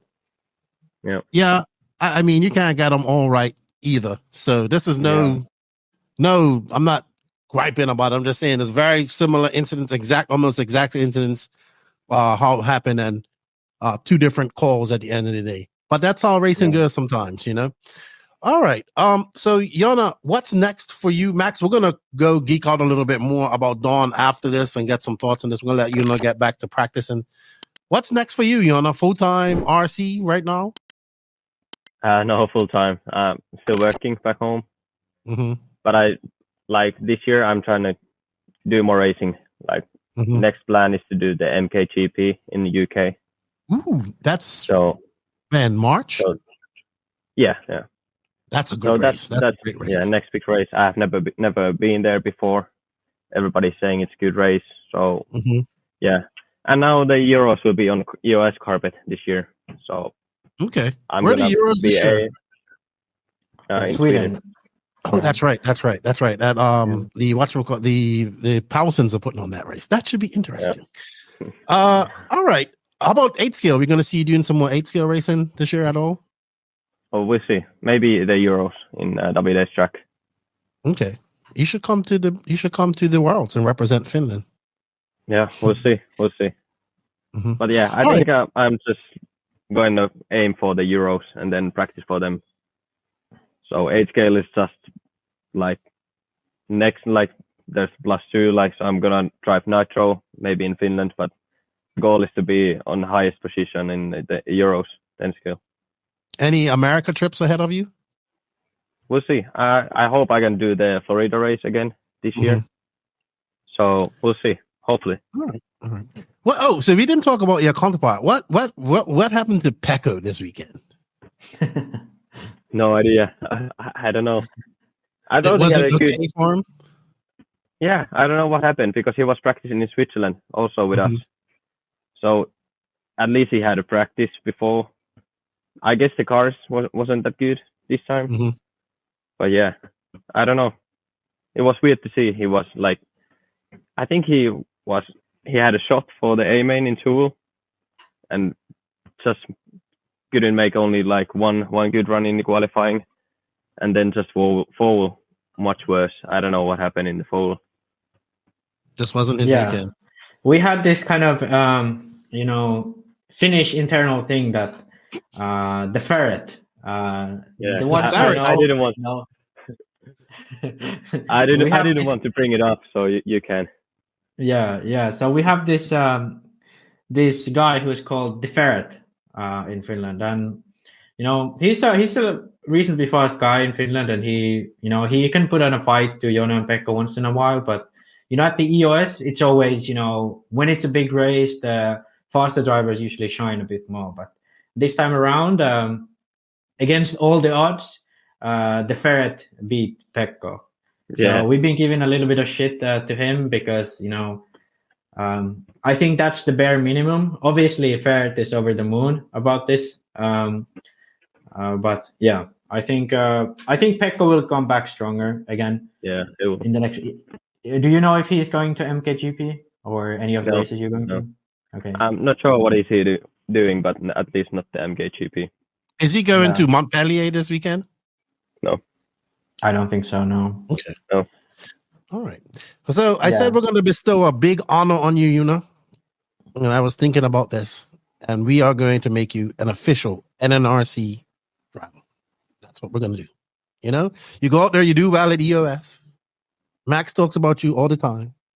You come on the podcast. So, we nominate you, Sir Joona Haatanen of the NNRC 10 scale driver. Top 10 scale driver, by the way. Top 10 scale driver. Oh, yeah. Yeah. So thank you for your time. Congratulations on having a good EOS. I think had cards fell a little bit different, you probably were the racer to contend against Orlowski in 2-wheel drive and definitely against Karup in 4-wheel drive. We look forward to some more exciting racing between you and these young, fast racers coming up in Europe. And you're still a young driver as well. And hopefully we'll get you back on her sometime as well. Definitely, I think after the MKGP will be a good time to I'll be traveling. So we'll see how it goes. But thank you for your time. Enjoy practicing. And Max is just there smiling like a proud big brother. No, but I think it's good because Joona has been, I'd say, easily a top 5 young driver in Europe for 10 years already. So I think he's now at the age where a lot of these drivers make it or break it. And I think Joona has, at least from my when talking to him and like hanging out with him at races after the army, I think he's put on like a new gear, trying to make it a career if he's able to, and he's also working, I think, full time, right? Yeah. So I think now it's kind of. Huh? No. Oh, okay. You have like a real job. I think you're an electrician, right? Yeah. Okay, that's right. Yeah. So I think it's good. This year will be interesting to follow your progress because I think if someone is talented, you are from Finland. I think that's like the promise you've always had. But I think this could be interesting because from a Finnish perspective, but also from like the whole RC perspective, because there ain't many pro drivers from the Nordic countries, but there's lots of fast young drivers. So kind of break around that wall will be interesting to follow how it will happen. Because I think, before COVID, you had a chance to make it, but then obviously COVID kind of fucked everything up for you. So that's why I think this year will be, for anyone who is like fan of the show, I think Joona will be a driver to follow in 10 scale, but obviously in 8 scale as well, I think. Also, big kudos to you, like been with AE for so long, and not jumped around. Man, it's easy, but I'm sure in Europe, with carpet racing and as good as you are, it's easy to jump between some of those top brands like X-Ray and Schumacher that are, fighting over there. So good job on that too. Show some loyalty to your brand. So congratulations on that as well. How long have you been with AE? When did you start driving? Since the beginning. My first car was RC10. So I have never had any car, only AE. Yeah. Good stuff. Good stuff. All right, man. Well, thank you for your time. We're going to let you get practicing, and good job this past weekend, man. Congratulations. Thank you. Thank you. Thanks for being able to be here. Yeah, man. Of course, yeah. All righty then. So thank you, Joona, for your time. Get some practice in. So let's finish out our geeking out on the EOS. It's huge race, Max. Huge race. Lots of top guys there. We talked about the B7 with him. Let's talk about the Mugen MSB1 in its first European official debut with Burak Kilik. Yeah. Well, both Barkan and Burak. Barkan did not have the best weekend. But Burak has. But Burak has also been doing a lot more 10 scale than Barkan. Yeah, I think the thing is, because Burak has finished school, like I think at least a year or two ago. And I think Berkan is either at his final year of school or he still has one more or something.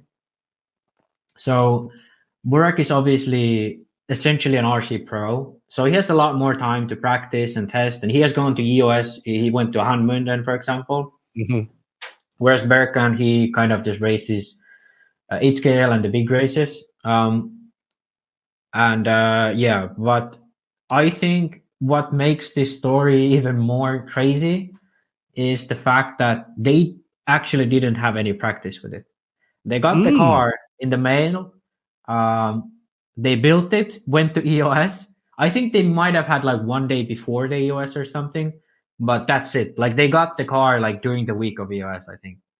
Really? And they decided to go when they got the car, and Burak put it in the A main. And I think, like, considering 7th on the grid after qualifying 6th at the final results, like not spectacular, but when you consider, I don't think Burak has, if he's made the A main in tool drive at EOS, he's finished at the very bottom of the A main. I think this is by far his best tool drive result internationally. So I think that already is the big thing, but the fact that he does it with a car that he has pretty much no practice with or testing with, I think, I mean, it speaks for him as a driver, but I think also it's a good start for Mugen for sure. And I think, I don't know if it's going to be earlier or later in the podcast, but we talk about the TLR, supply issue with parts. And I think already people in the Discord, by the way, go join the NNRC Discord. People in our Discord were talking about, TLR having issues with part supply. The Mugen looks very TLR-ish. It's a new platform, comes out. It has prestige as a brand name and so on, good quality. And then if it can have results like this, I think it could be a real challenger in the tool drive market. So it's going to be interesting to see. Really good opener for them. Yeah, and obviously Mugen has two of the top drivers in Europe and in the world, I would say, to lean on with Barkan and Burak. I think that they're both going to Montpellier, which I'm happy about as well. Yeah, they are. Yeah. But I believe, and we touched on this, they're also going to have to get, I think that Mugen is going to have to get somebody in America to do well at 10 scale as well with this car. I do believe they're going to have to, if they want it to be successful. Yeah. I think, just to add up on that, I think overall for Mugen, it's going to be really difficult because the name itself will live out for quite a bit. But I think there will be a point where they really have to get a driver just to keep like the results up there, because this is what happened with Kyosho too, that they kind of stopped having that dominant streak, and then people kind of made up their mind like, oh, Kyosho is shit now, where even though it really was good, but I think they had drivers that maybe wasn't like as good anymore, and then also like they completely went away from paying drivers. Then they kind of dumped everyone, so there was this moment, but I think they're now coming back by hiring Lutz and Fee. So I don't know. I think McBride and Lutz will go at it this weekend. Oh yeah, true. All right, I agree with you there. Real quick, let's touch on Zalowski. Man, this kid is the real deal, I would say. Very good. Yeah, I think. We have you have talked in the podcast before with Pavel and from Poland. We're gonna have Pavel on her again too at some point. So Pavel has been working with the Polish Olympic team coaches because he got to know them through somewhere, I think, and he has been working on this reaction, hand-eye coordination training, and training with a purpose, and trying to translate that from like Olympic sports to RC, because we don't really have that. We just go out and track and drive. And Zalewski is kind of one of his Padawans in that sense. He's been helping their career all throughout and trying to direct any help he can. And I think now it's really paying off in results as well. He's had good results here and there. He's been fast here and there, but I think finishing on the podium in both classes. Really challenging for the win. The way he did it, no mistakes, driving really, really fair. I think, it's a very good way to come into the scene. And I think the support he has behind him, I think it's really good with Pavel. And then also from the X-Ray, I think they will start even more strongly supporting him after results like this. So segue into him beating the two all right, so thoughts on Ronafalk and Ongaro not making this main? Ronafalk just missed out. He has 11. Yeah, Ronafalk just missed out, but I was kind of, he was fast in practice, in tool drive. He had really bad luck in qualifying. Like, as Joona said, he had some tire issues too, and just couldn't get around 2 rounds together, and missed out on the main by just a bit.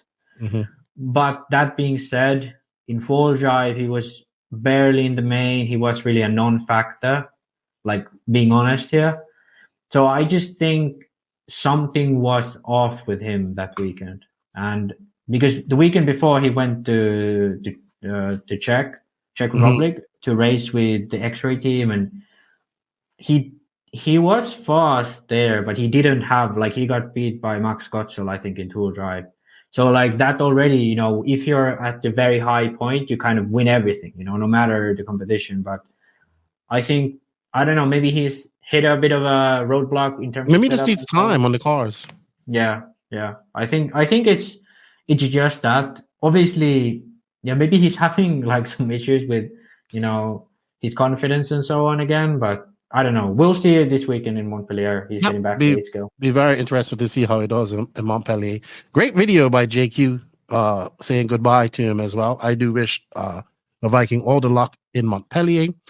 All right, so we'll talk about full-wheel drive real quick, then we'll ask this question.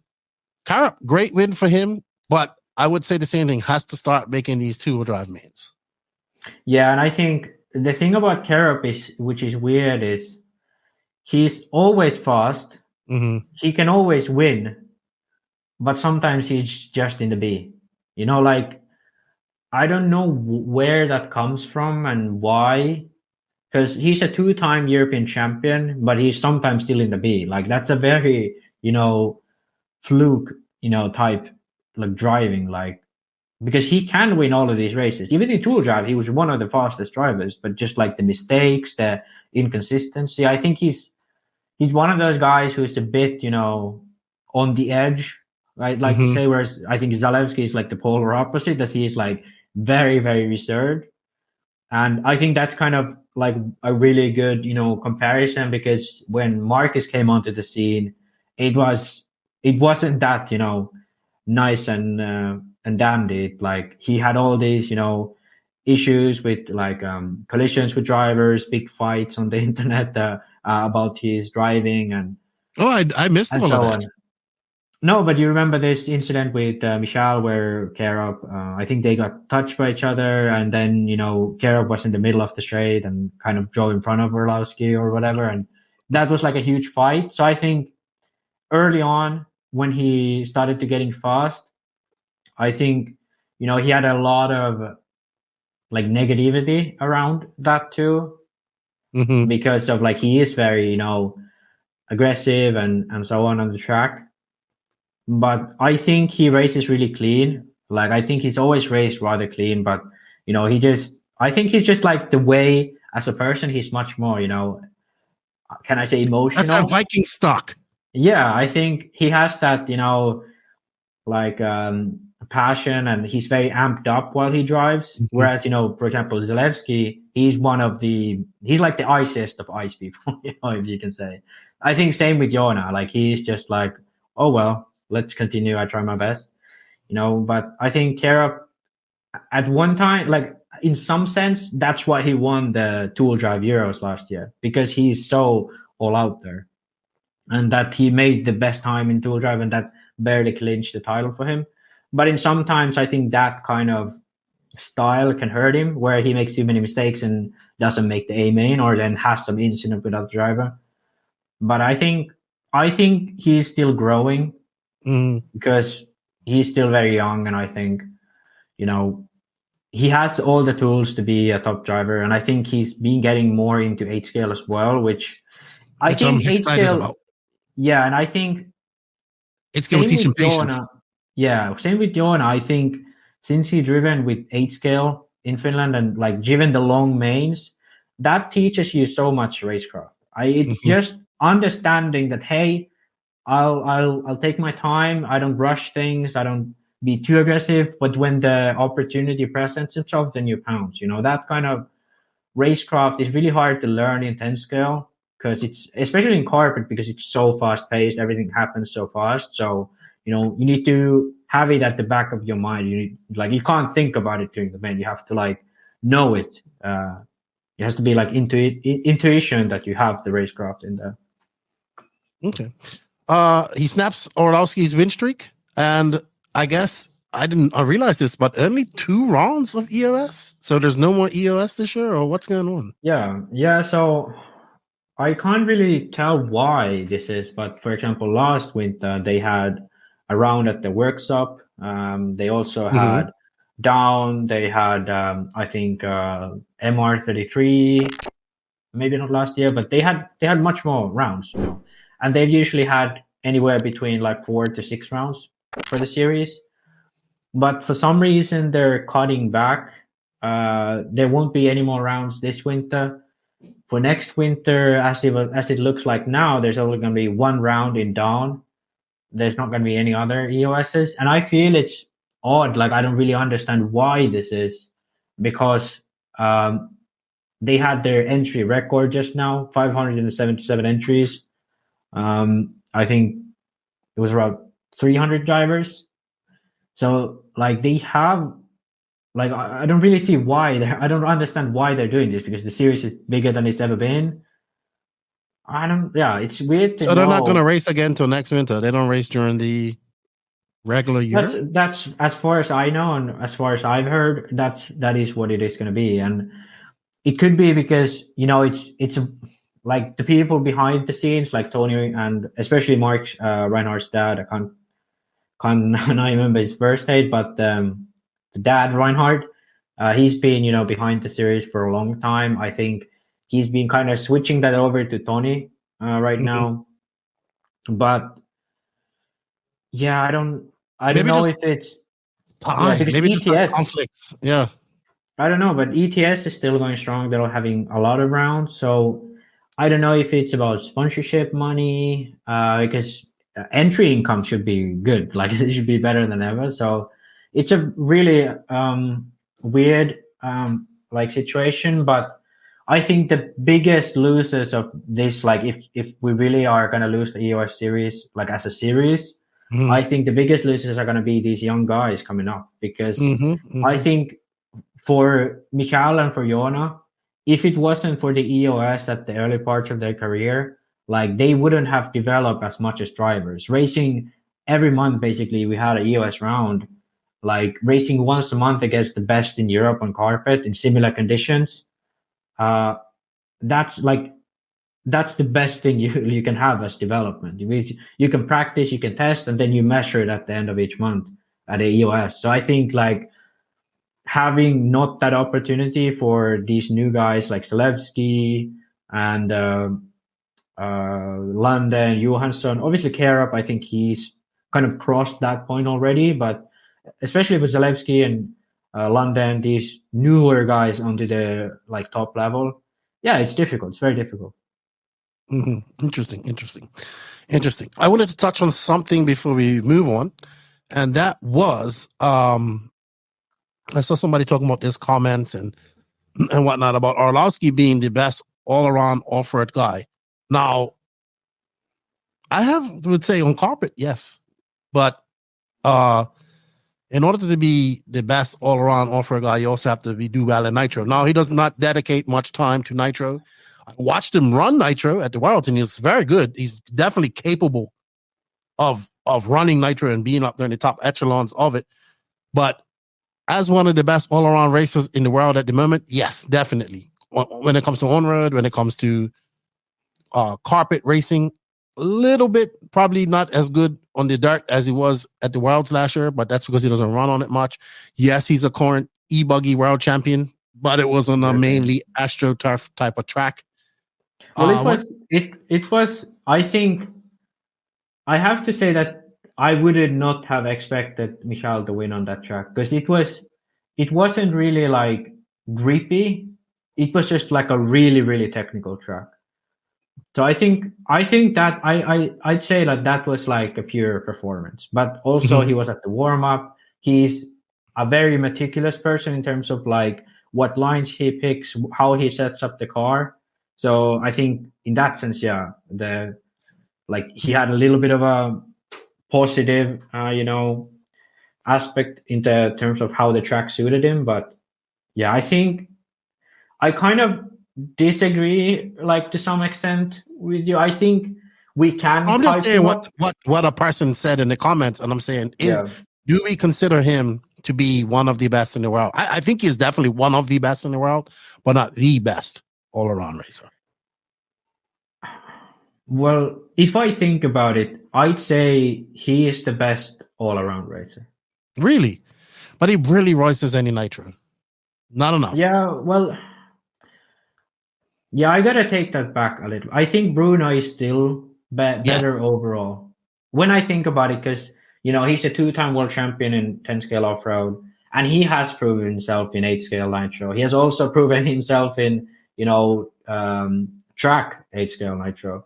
So I think, I think Bruno still has that, card in his hands, but Orlowski is coming for it. He's coming for it, really. And I think because I'm quite confident Michal is going to be focusing on 8 scale this year a lot more again. It's the Worlds year. You don't have 10 scale Worlds.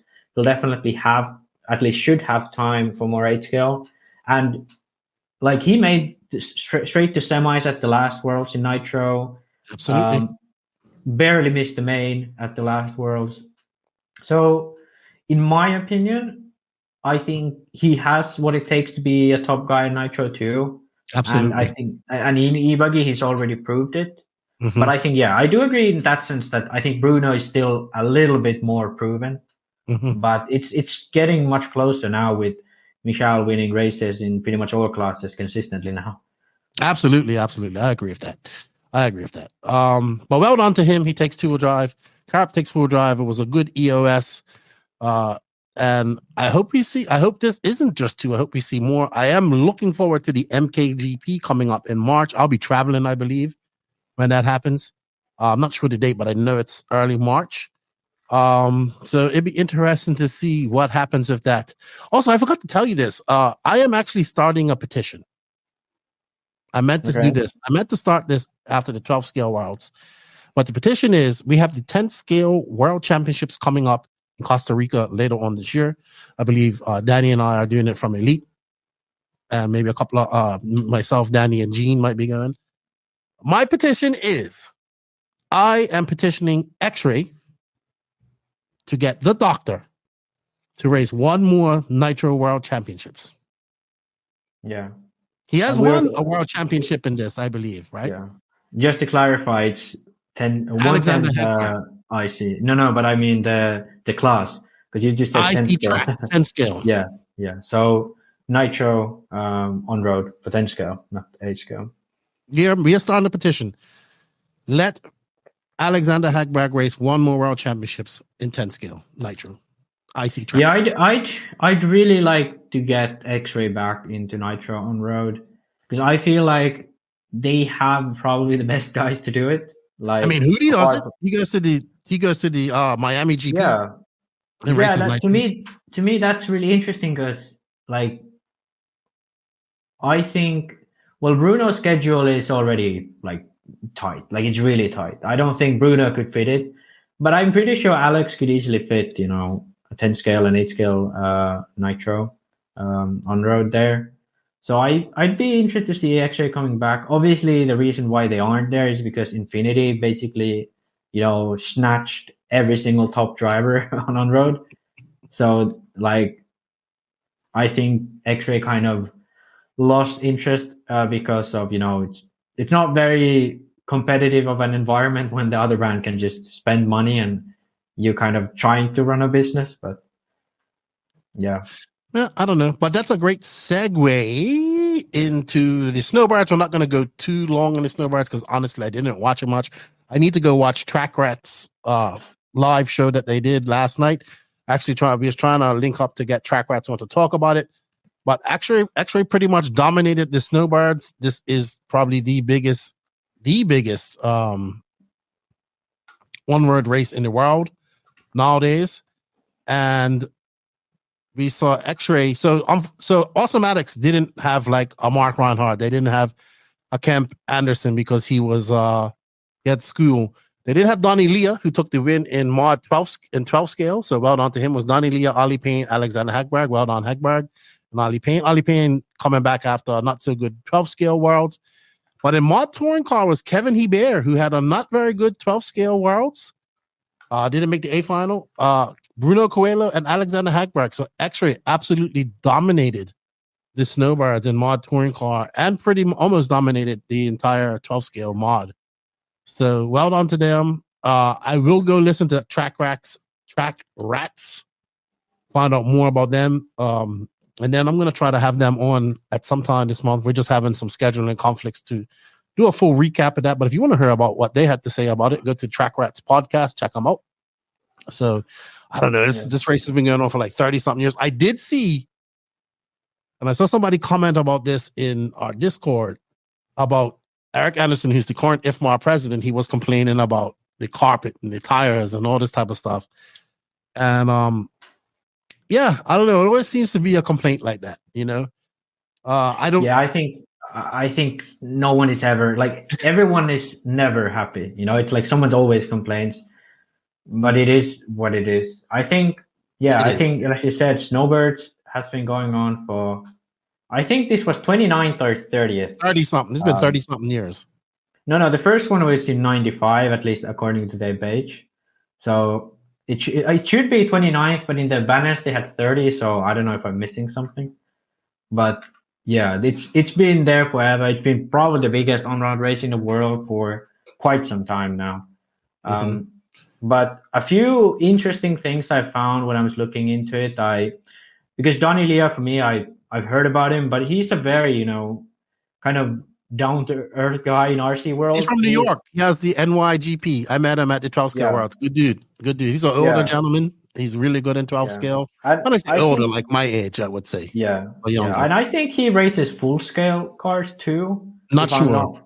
I don't know. Wrong, but he's a very fast driver, as done. But I read his race report, and he said he had an Awesomatics 12 scale prototype. So this sparked my eye immediately because the Automatics A12, when it was released, obviously that was like the big thing. Very innovative, again, very new compared to the market. And what I read from the race report he made, he said, there's a lot of new things, innovative things again. So I'm feeling like really, really excited to see what they've been improving on. And same thing with Schumacher. They're probably going to come out with their new car since he already at the Worlds, Orlowski was running some new bits. I think less, innovative than Automatics, but anyway, Worlds winning car from Schumacher. Mm-hmm. So it's the 12 scale like market. It has been like really, really interesting recently because of Automatics bringing in a whole lot of new innovative ideas, and then everyone else kind of trying to find their way of it, like how they could make it work. So I think it's been really interesting. And another thing, CRC had a prototype 12 scale car too. Yeah, they have. Yeah, CRC have. I think they displayed it at the Worlds, and I think I don't know if they're releasing it, but I'd expect them to release it rather soon. For the general public, if they, I don't know if they plan to do that, but I'd expect it to. And I don't know if the results have been good, but at least the car is quite unique in some sense, and yeah, it's nice. Yeah, I haven't looked at results of like stock or spec or anything like that, so I do apologize. Another big race that happened this past weekend was the Northwest Rage Tour up in Walla Walla, Washington, arena race. The coverage was actually very good. I did tune in a little bit. An IC buggy, Nitro buggy, was Jarrett Costa Correa. Jimmy Fishback, who's been making a name for himself, Jeremy Littke, who's also from Canada. Very great race scene they got going on up there in the Pacific Northwest. Our rant is about this race, not about this race in general, but our friend and your RC dad, Bartholomew Baker, got really mad, and we have it on video, but he brought up a good topic. I talked to the RD of this race and all that stuff, and it's about restarts. We're going to talk about that in our rant later on in this podcast. But well done. Mod Media was up there doing the coverage. It was big. This is like a 3-day race. I know it's Pacific Northwest, so they have a lot of people from up in Canada, Washington, Idaho, and Oregon that attend this race. And I actually think Nick from TZO went up there as well. So good stuff to them. The first round of the Florida RC Championships 10 scale was held at New Reds Hobbies in Ocala, Florida. First installment of the race, they had the RB10 novice class, which completely sold out, which was a hit. Talking to the guys that were there, Lance and the guys worked their asses off, helping people out, getting the cars ready. They said that the RB10s drove very well. They took a beating and kept on ticking. I believe Julian Oliveras won mod. Not as many extras as they wanted to for the first race, but it's building. 10 scale in Florida used to be huge back in the Super Cup days and all that type of stuff. So they're trying to get back up to that level. And it's going to take some time. And I think the next race is coming up later this month, if I'm not mistaken. But I know they have, or it might be in March.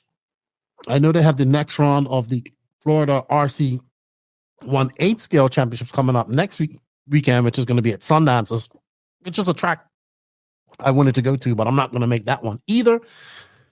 So well done to the Florida RC Championships and 10 scale race. And I know, hey, I'm looking forward to seeing more people. I will be attending one of these races sometime this year. We haven't really figured it out what's going to happen. And upcoming races to watch this weekend. We have the Asian Buggy Championships. So Scott he goes right from Germany now to New Zealand. It's being held at the Counties RC Club. I saw some pictures of the track. A lot of the New Zealand, Australian guys are very excited about this. I'm looking forward to seeing McBride and Lutz going at it. 2 Kyosho guys going at it. I do think Lutz is going to win this. But who knows, man? Who knows what's going to happen, man? I don't think that one thing I'm not happy about. I don't see the young guy Bernard. I don't see Bernard Zek going. Or maybe I missed it. But I don't know. I don't think he's going. Yeah, Caleb Noble, I think, is going. Caleb Noble's going. Then you have the guy Jaden Jameson. He's really good over there. I'm sure a lot of the Australian guys are going. as well. But the big race. Go ahead. You was going to say something? Yeah, I think. Are you gonna fluff Kyle McBride right now? Yeah. That's what you're gonna do. Okay, I'm gonna put some pressure on him now. Okay, because I think he has to win this race. I think he has to beat Lutz.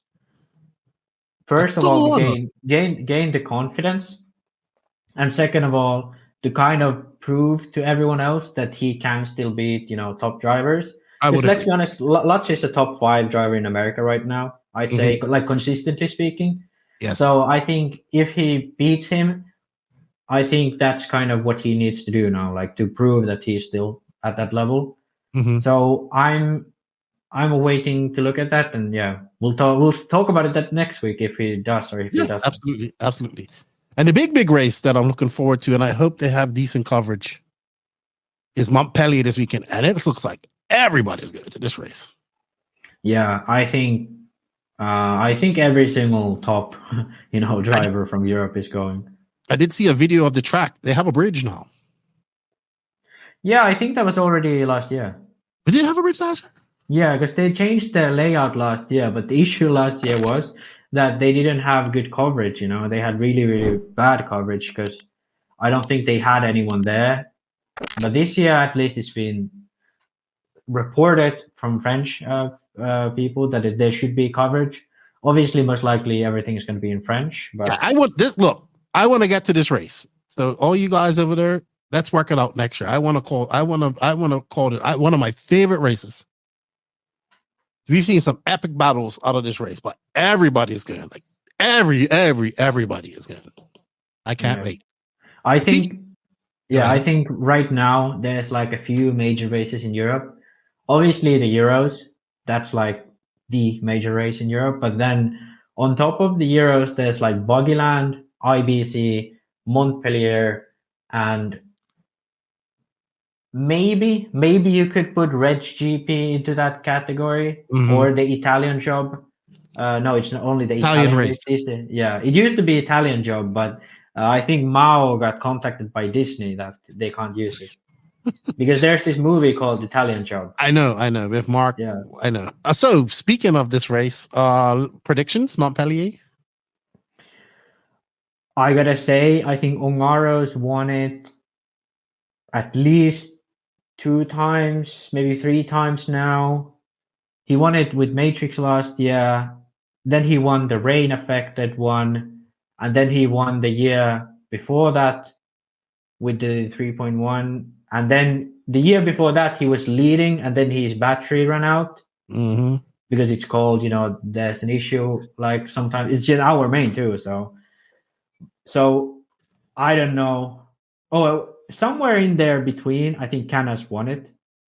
Yeah, he won it. Yeah, so I think that was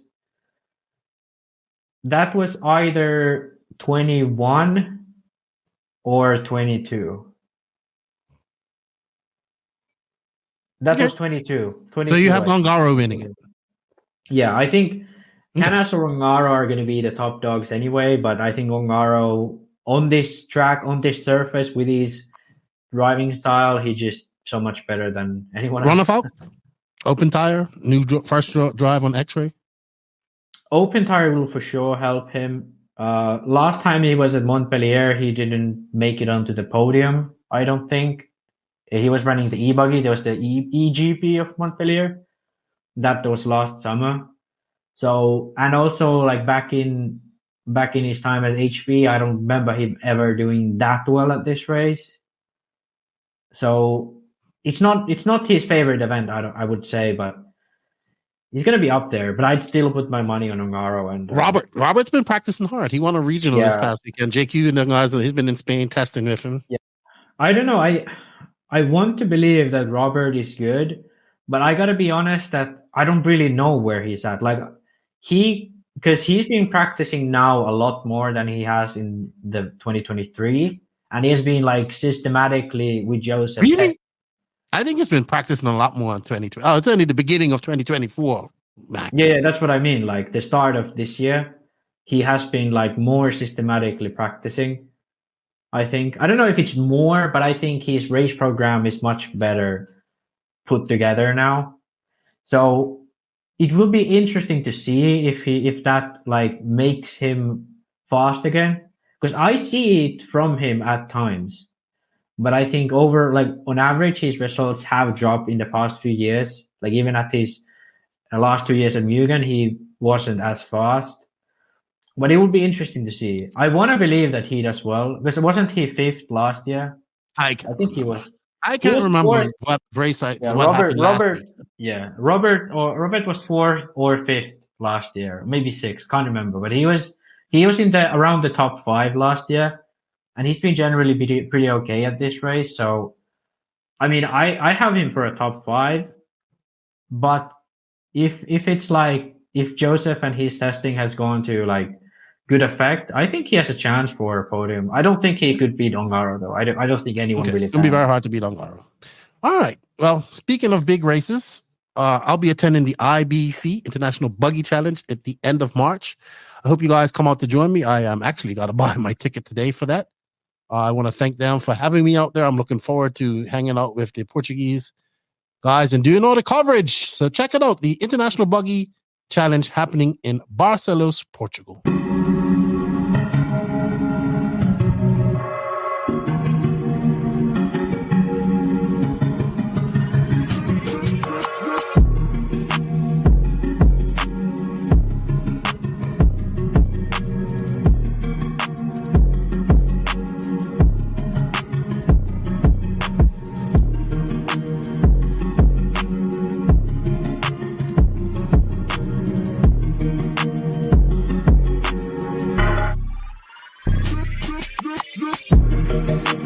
All right, Max. Thank you to Joona for his time. It was a great chatting with him.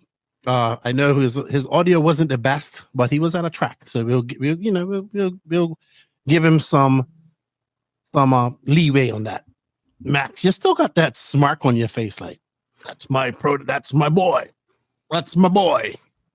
I like him. He's like quite a humble boy, so it's nice because some of these like you do not suffer from humbleness. That's for sure. No, but the thing is, like, I think considering the circumstances, I'm quite humble, considering like the immense like I'm looking at Lefty. This man I possess. I think like I'm quite humble.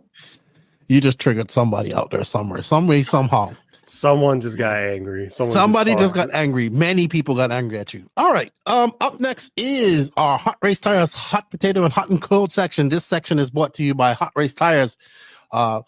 Getting ready for the Montpellier GP as well. It was good to see they had their tires up there. I do like that what HotRace is doing. They're putting like the tires that you should use that's recommended for that particular track on Instagram and their social medias. I was talking to Nico. He's almost completely moved into his new factory there, factory/warehouse there in Italy. He's really busy. And of course, Jared Tebow is the new HotRace manager in America.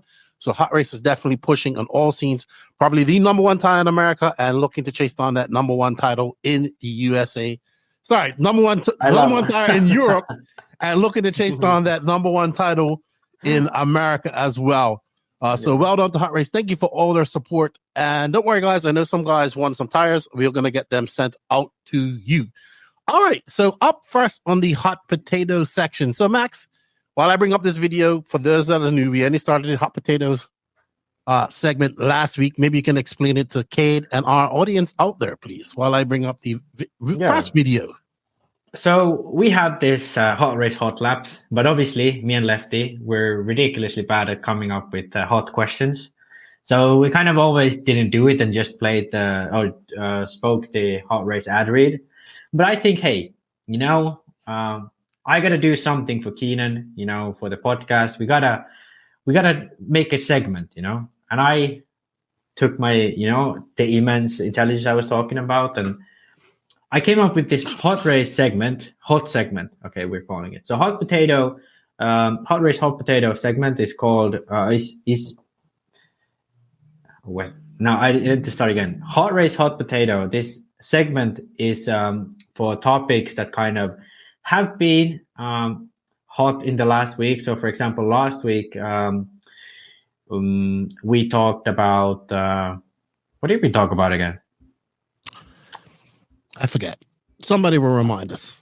Yeah, we talked about something that was hot, but ICEP. That's what it was. How could I forget that? Yeah. So anytime there's like a topic that, because like every weekend something happens, and then everyone is like, well, should we do this? Should we do this? Should we do this? So I think this is a good segment, like kind of like put an end to all the like arguing and so on. We just like, hey, this is how it is. You know, you heard it here first. All right. And then the hot and cold, you know, just who's hot, who's cold, not looks, performance, and so on. All right. So this starts off.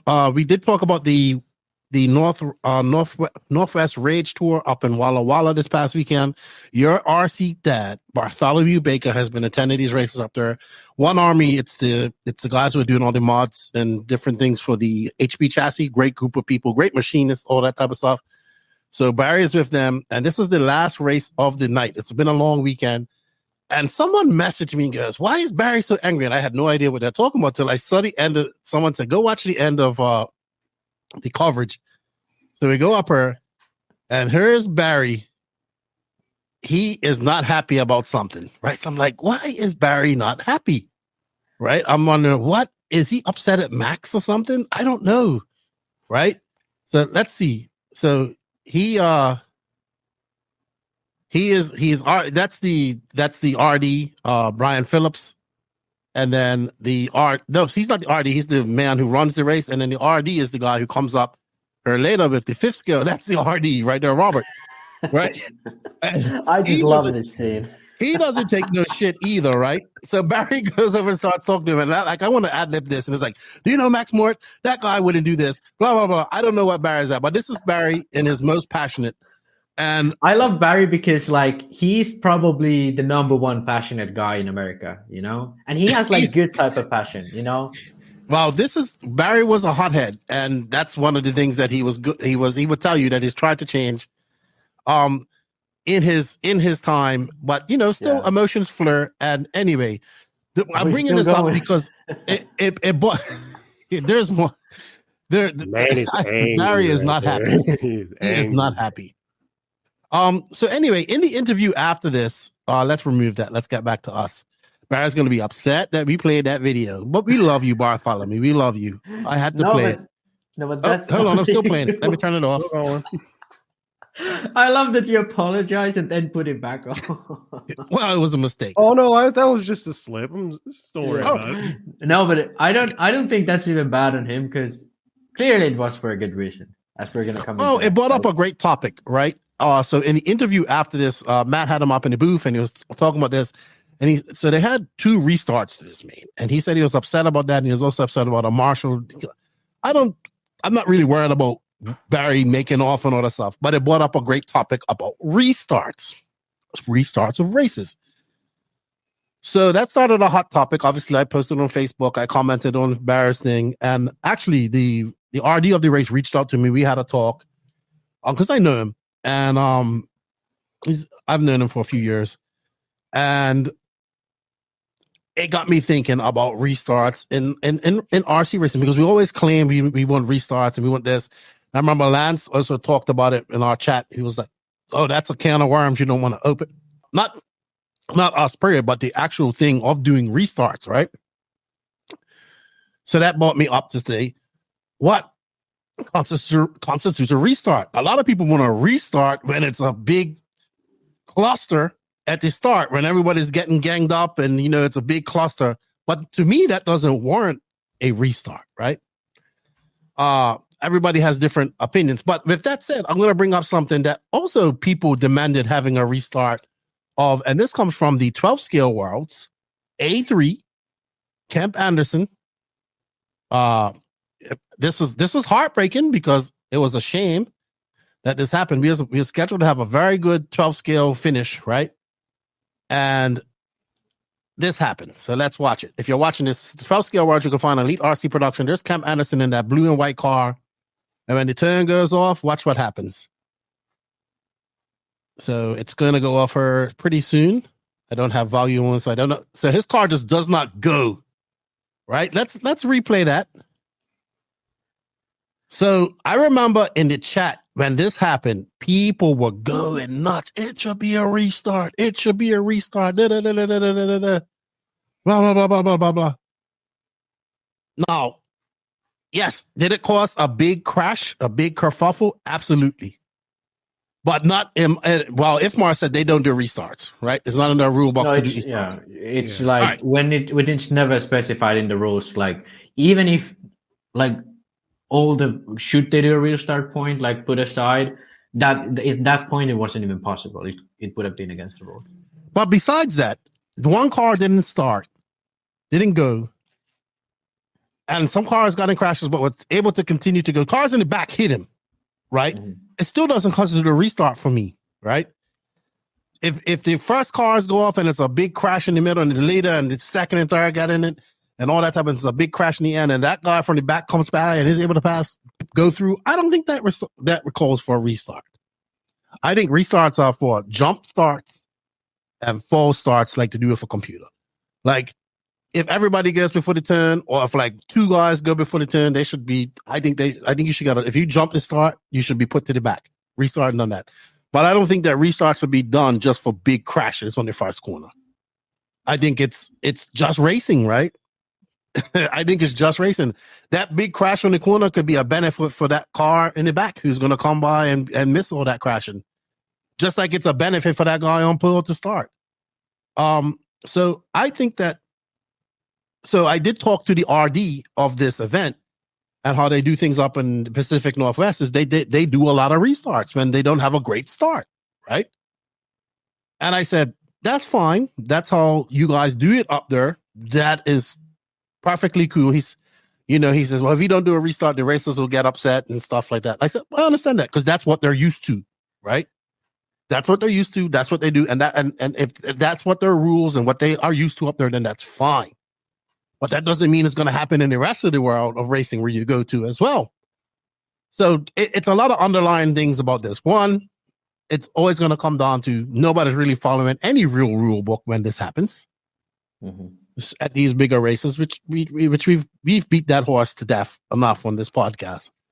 But in my brain, what constitutes a restart? But I don't feel that crashes like that constitute a restart. I think it should be but jump in the turn, stuff like that. Like if a guy in third just jumps it and he's in first before the first corner, then obviously you should restart it or penalize. Okay, I'll start with what I think, because I think to me this issue is as black and white as it could be. Now I'll start off with a few things. Number one, the reason why full-scale racing has a restart is because oftentimes you can't just marshal a car out of that way. Another thing is if someone's life is in danger, you have to stop the race. But in full-scale racing, if like a cars collide and they are not on the track, you don't have a restart. Like you just continue racing, it is what it is. But in RC, it shouldn't be any different to me. Like I don't think. Oh, sorry. In RC, we don't have that like issue because we have marshals. So if a car crashes, you just marshal it and track's clear. It's a few seconds, track's clear.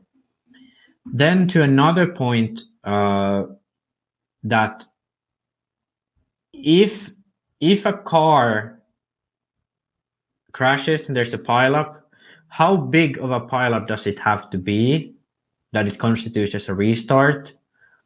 And how much time for solving the pileup do we give the marshal until we call it a restart? Okay, so I think that's one like very gray line that you can never work with if you do restarts, after the toll. Because what if there's 3 cars who got in a pileup, but they all deserve it, like they all took each other out, and everyone is at fault. So the guy behind them like cannot benefit from that, and those 3 really aggressive starters get, a second try. Now, I think that's, to me, that point is like, I don't even want to entertain it. And like you said, for regional events who have customs, not rules, completely fine to do restarts. You leave it out to the RD. He does what he does. That's how you guys do it. But when you're making rules, when you're having like prestigious events, they need rules. And having restarts written into the rule, not going to work, in situations like that, because it's going to be impossible to be, fair for everyone. And I think that's the whole point of this thing. Then the last thing to say, which is the kind of where I can see arguments that could be taken, seriously. Like, for example, the Kemp Anderson incident. I think at that point, I'm open to discussing should it be a restart, but I still think it shouldn't. So anything that happens after all cars are moving, I think no restart ever, and in any way needed or written into any rules. Yeah, if you race with your region, fine, like I said. But the Kemp Anderson incident is a little bit different because a car didn't go, it didn't even start, and you already had a pileup. And it was basically a technical failure in the starting procedure of one driver. Now, why I don't think it would be a good reason to restart, why I think it would be wrong to restart. What if Kemp Anderson was 10th on the grid and his car was just stuck there? No pileup, just one car didn't start. Okay, no restart, obviously. What if he was 8th and one car hit him? Yeah, maybe not restart, just 2 cars, right? What if he was 6th and then 3 cars hit him? Is that enough already? Or does it have to be on the top half of the grid where that happens and then it's a restart? Like here again, I feel that we go into a gray line where we don't really have like a rule that could be justified. Like if someone from the top 5 doesn't start, it's a restart. No, that's a ridiculous rule. If a car at 6 doesn't start and has the same issue as Kemp had, now it's not a restart. That's not fair for the whole grid. So I think overall the best way to go is that they are effectively two reasons to restart a race. Number one is there is an issue with the starting procedure from the point of the organizer. So countdown isn't done correct, or announcement of cars down, whichever way you do it, is not correct, or the tone doesn't function correctly, or whatever. So basically the start procedure is not like working properly. That's number one.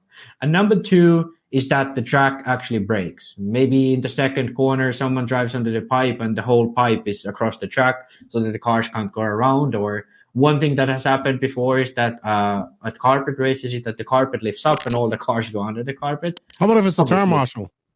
That's one thing I was going to say was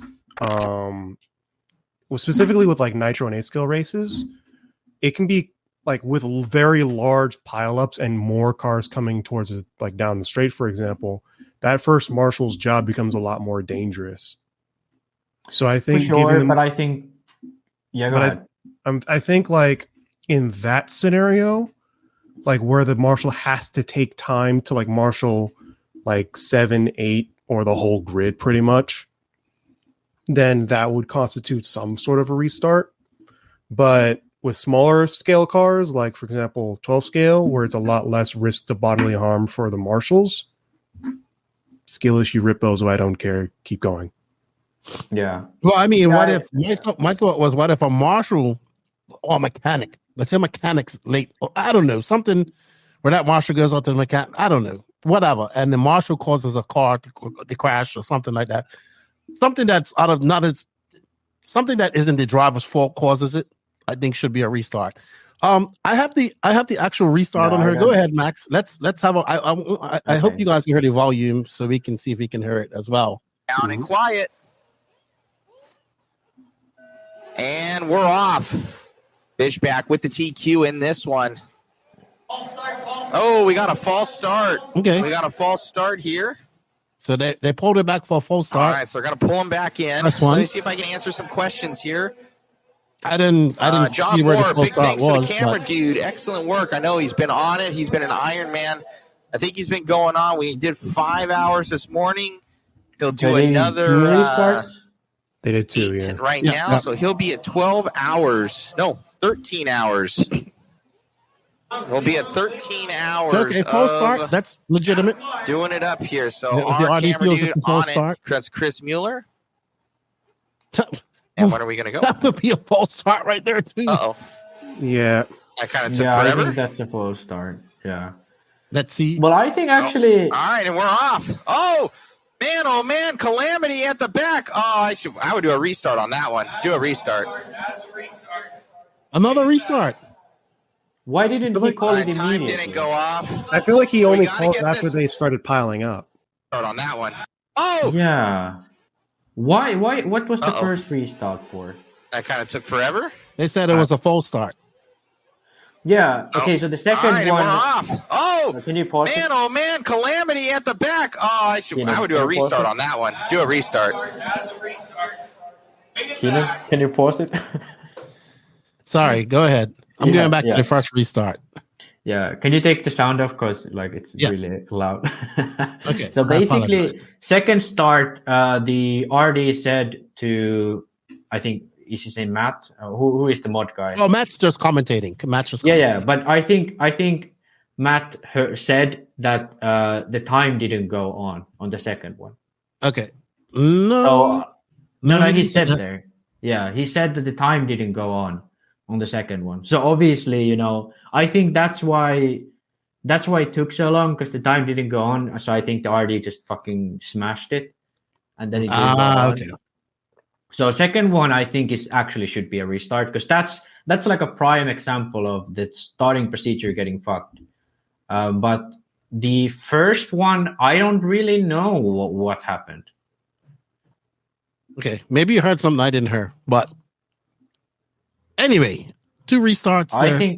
I think my point still stands because the second one was a prime example that what constitutes as a restart when the starting procedure fails. Mm-hmm. I think that's where you should do it. But I don't think like if a car crashes and then like a marshal has to marshal them or like there's a pileup, I don't really see it. Even if someone like jump starts, I have to say I don't really think restart is the best option because like. The best thing to do is just to give a stop and go to the car who jump started. I think that's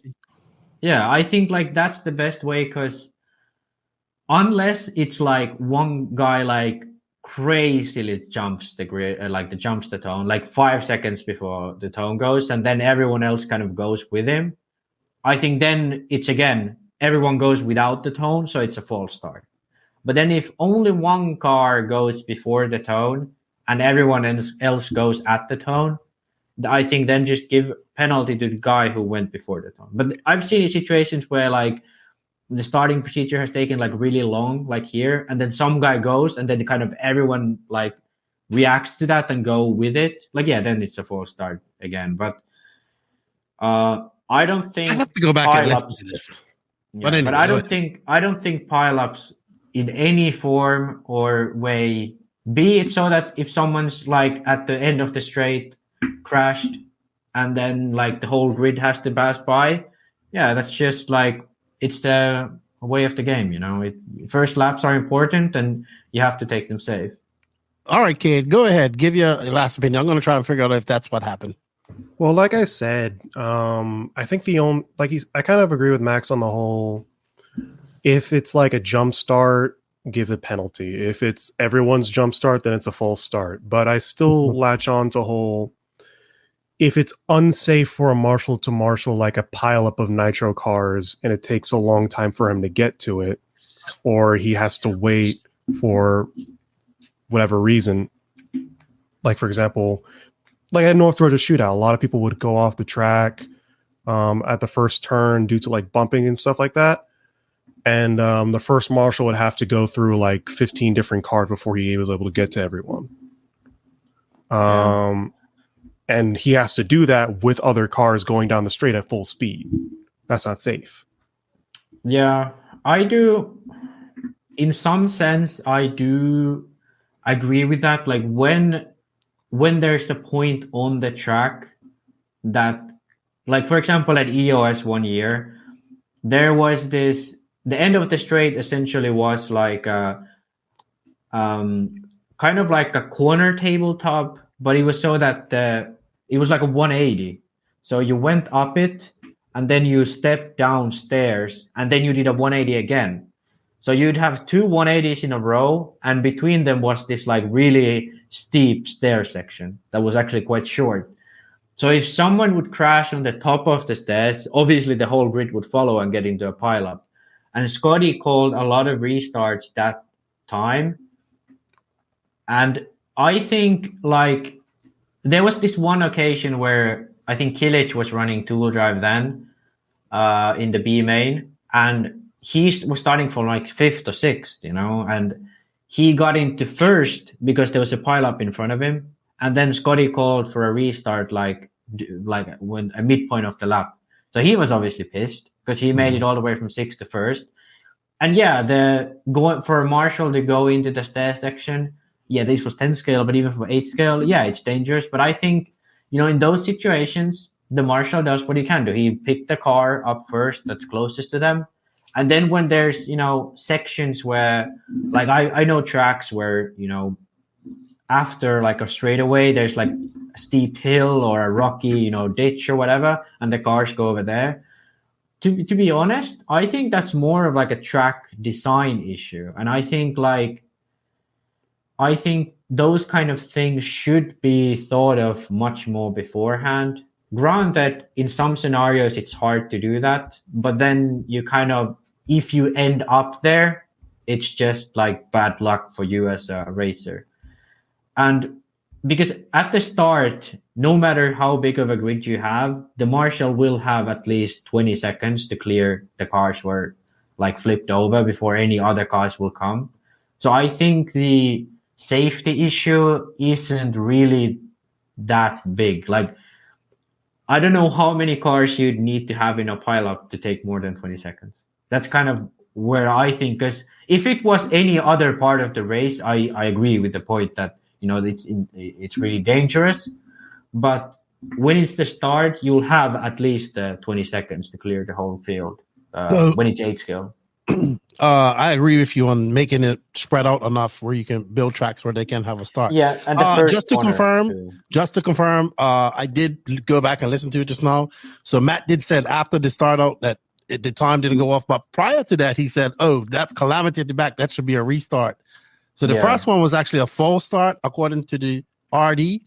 So on both sides, he was probably right for doing both of those things. So yeah, but I couldn't see from that angle what the false start was. So that brings up another point. One of my Australian viewers messaged me and said something similar happened this past weekend where I think a turn marshal actually either got hurt or passed out 15 minutes into the race, and they stopped and restarted the race. So they stopped and restarted the race. And so I don't know if he probably had to get attended to as well. What do you do in that situation? Do you restart the race all over again? You're 15 minutes into a race. Where does it constitute that a race is half done? You know, do you take it at that? You know, it's a weird thing. It's a very slippery slope to start one. I think it just needs proper rules. So number one would be, because 100%, if a marshal gets hurt, race is stopped immediately. No, depends. I would say depends on the marshal. If the marshal obviously down on the ground, you have to stop the race. Yeah. If he hurts his leg and he can hobble off, and somebody can go change him. Yeah. That's different. But I'm talking about like cars getting hit in the head. Like if someone hurts their legs. Yeah, that happened a couple years ago at Loganville RC Complex. Basically, what they did, it was Michal Arrington. He got hit in the face, like right in the teeth. I remember that. Yeah, and what they did is they stopped the race completely, and they just basically said like, okay, look, however you were on the grid, or however you were when that incident occurred, that's where you place, basically. Yeah, I think there's kind of like two ways to go by this. So one way is to start the race so that the cars are spaced out. So basically, everyone starts, you know, from the pit lane, and the RD says, you know, this driver, you're free to go now. then you look at the time differences between each car, and you let each car go out of the pit lane with that time. That's one way to do it, and I think that would be the most fair to do it. So basically, you just stop the race clock and continue it as it was. I think that's the fairest what you can do, but I don't think any rules have it, and I don't know if it's possible on any of the scoring systems. Another way to do it would be to have a rule that if, let's say, 75% of the race is done, that's the end results, that's it. And a third way to do it would be to, and these can be all combined together which way you want, but one way to do it would be just to have a restart. This is what Supercross does. So they essentially have a restart, but the bikes are placed in order they are currently in the race.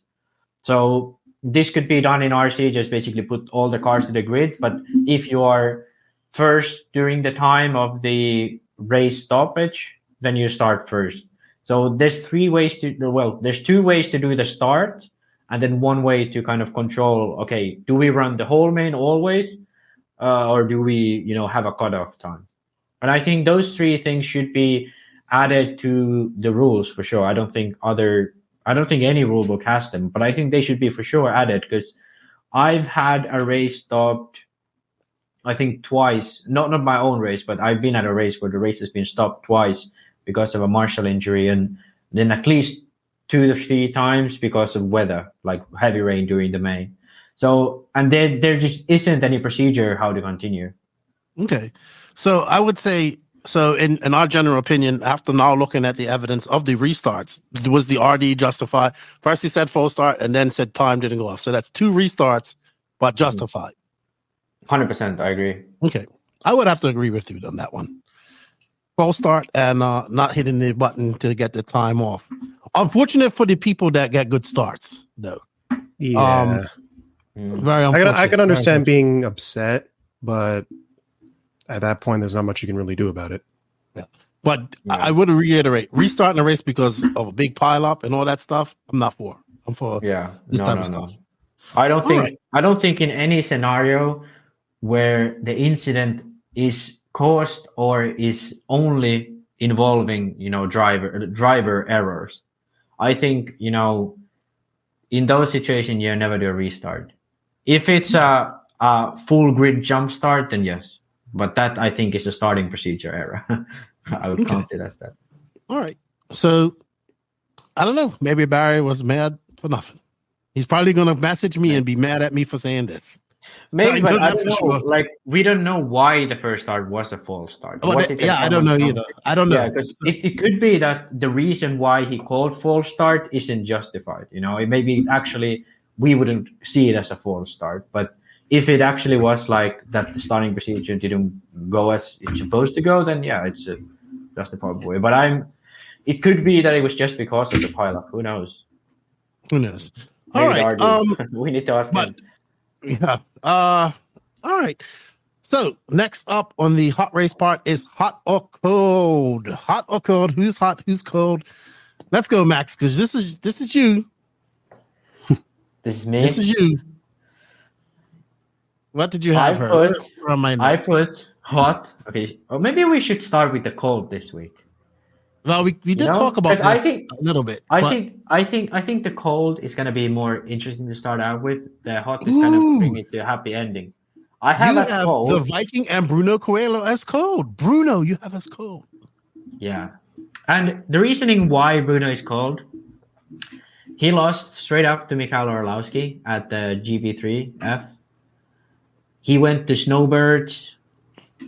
Didn't even place in the podium in the 112 class. Yeah, he TQ'd, but end results are the end results.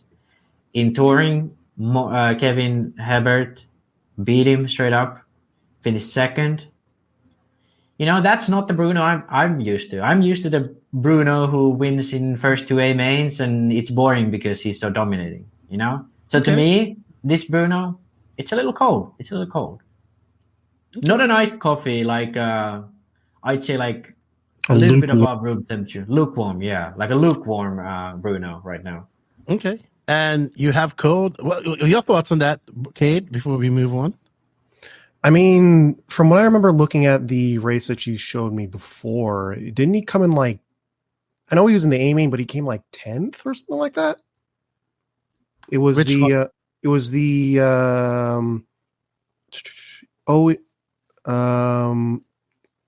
round 2, I think it was. Yeah. He wasn't there. Maybe round 1. No, wrong one. No, yeah, you're right.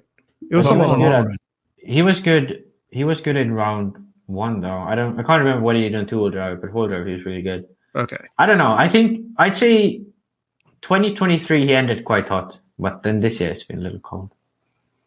Just started, Max. Jesus. It's just started. Yeah, but I mean, hey, we talked about this, dude. I wrote this text last week. I deleted it from this week's notes, but the thing was that the hot and cold segment references only to the only to the emotions of the host. Oh, that's right. So this is not like facts. It's like, hey, this is what I'm feeling, you know? Okay. I got Ronafalk mixed with Bruno by bad. Oh yeah. Yeah. That makes sense because Ronafalk. They look exactly alike. No, but that's you're right. So the reason why Ronafalk is cold is because he has been racing 10 scale for the past 2 weekends. First, he got beat by Max Gotzel. Second weekend, he didn't even make the main in tool drive. BQ won B main, but full drive finished last in the A main. Barely made it in. Well, not barely, but like not strongly made it in. Not in his usual level. And GB3F decent, but not anything crazy good. So I don't know. I have to say the Viking is a little bit cold, but he has a chance to redeem himself this weekend at Montpellier. Okay. But you know what? It's going to be cold too. Montpellier GP. Yeah, that's like usually always like cold. 1 year. Always Year it snowed mid qualifying. All right. So it's cold. And you have hot. One thing that surprised me about hot was the American Electric on-road scene. I'm baffled with this too. Okay, the reason why I think it's hot is because X-Ray sent out their whole team over the SnowBirds. They sent out Adam Issei. I don't know if Jan Ratajski is kind of part of the team in that way, but the whole Hoodie family was there. Coelho, Hagberg, both was there. They have Kevin Hebert winning big races recently. And now we have like Kemp Anderson, an upcoming talent. You have Donnie Leah. Donnie Leah, the spec class and stock class in it, but I really think that the European scene is better. No. The hot and cold doesn't mean like which one is better, but you know, which one's growing. Yeah, which one is like you know, which makes me confused because like I as a racer, like I try and look for more like not just tracks, but like just exposure in general. I don't see American off-road or on-road stuff very often. Yeah, but I think that's the reason. I think like the reasoning for me is more so that it's been so freaking deep frozen for quite a while that even a little inkling better than it has been for many years. Yeah. That's a better way to put it. Yeah, it's harder than it has been in the last few years. Yeah. Not as hard as it kind used of to like. be. Yeah, it's kind of like for a Finnish man, if like being 16 degrees in the minus, like if you now told me it's going to be like 5 degrees tomorrow, I'd tell you that's going to be hot, you know? So I think that's a perfect, you know, resemblance. But that's why I said it, because I think the American on-road scene, electric on-road scene specifically, is looking more promising than it has during my time of racing RC. Okay. You know, obviously in the past we had Paul Lemieux and well, he's Canadian, right? No, he's American. Mm-hmm. Why does he have a Canadian name? What? Because it's Lemieux? He has a Canadian name? No, that's like if you told someone's name was. We had this argument before.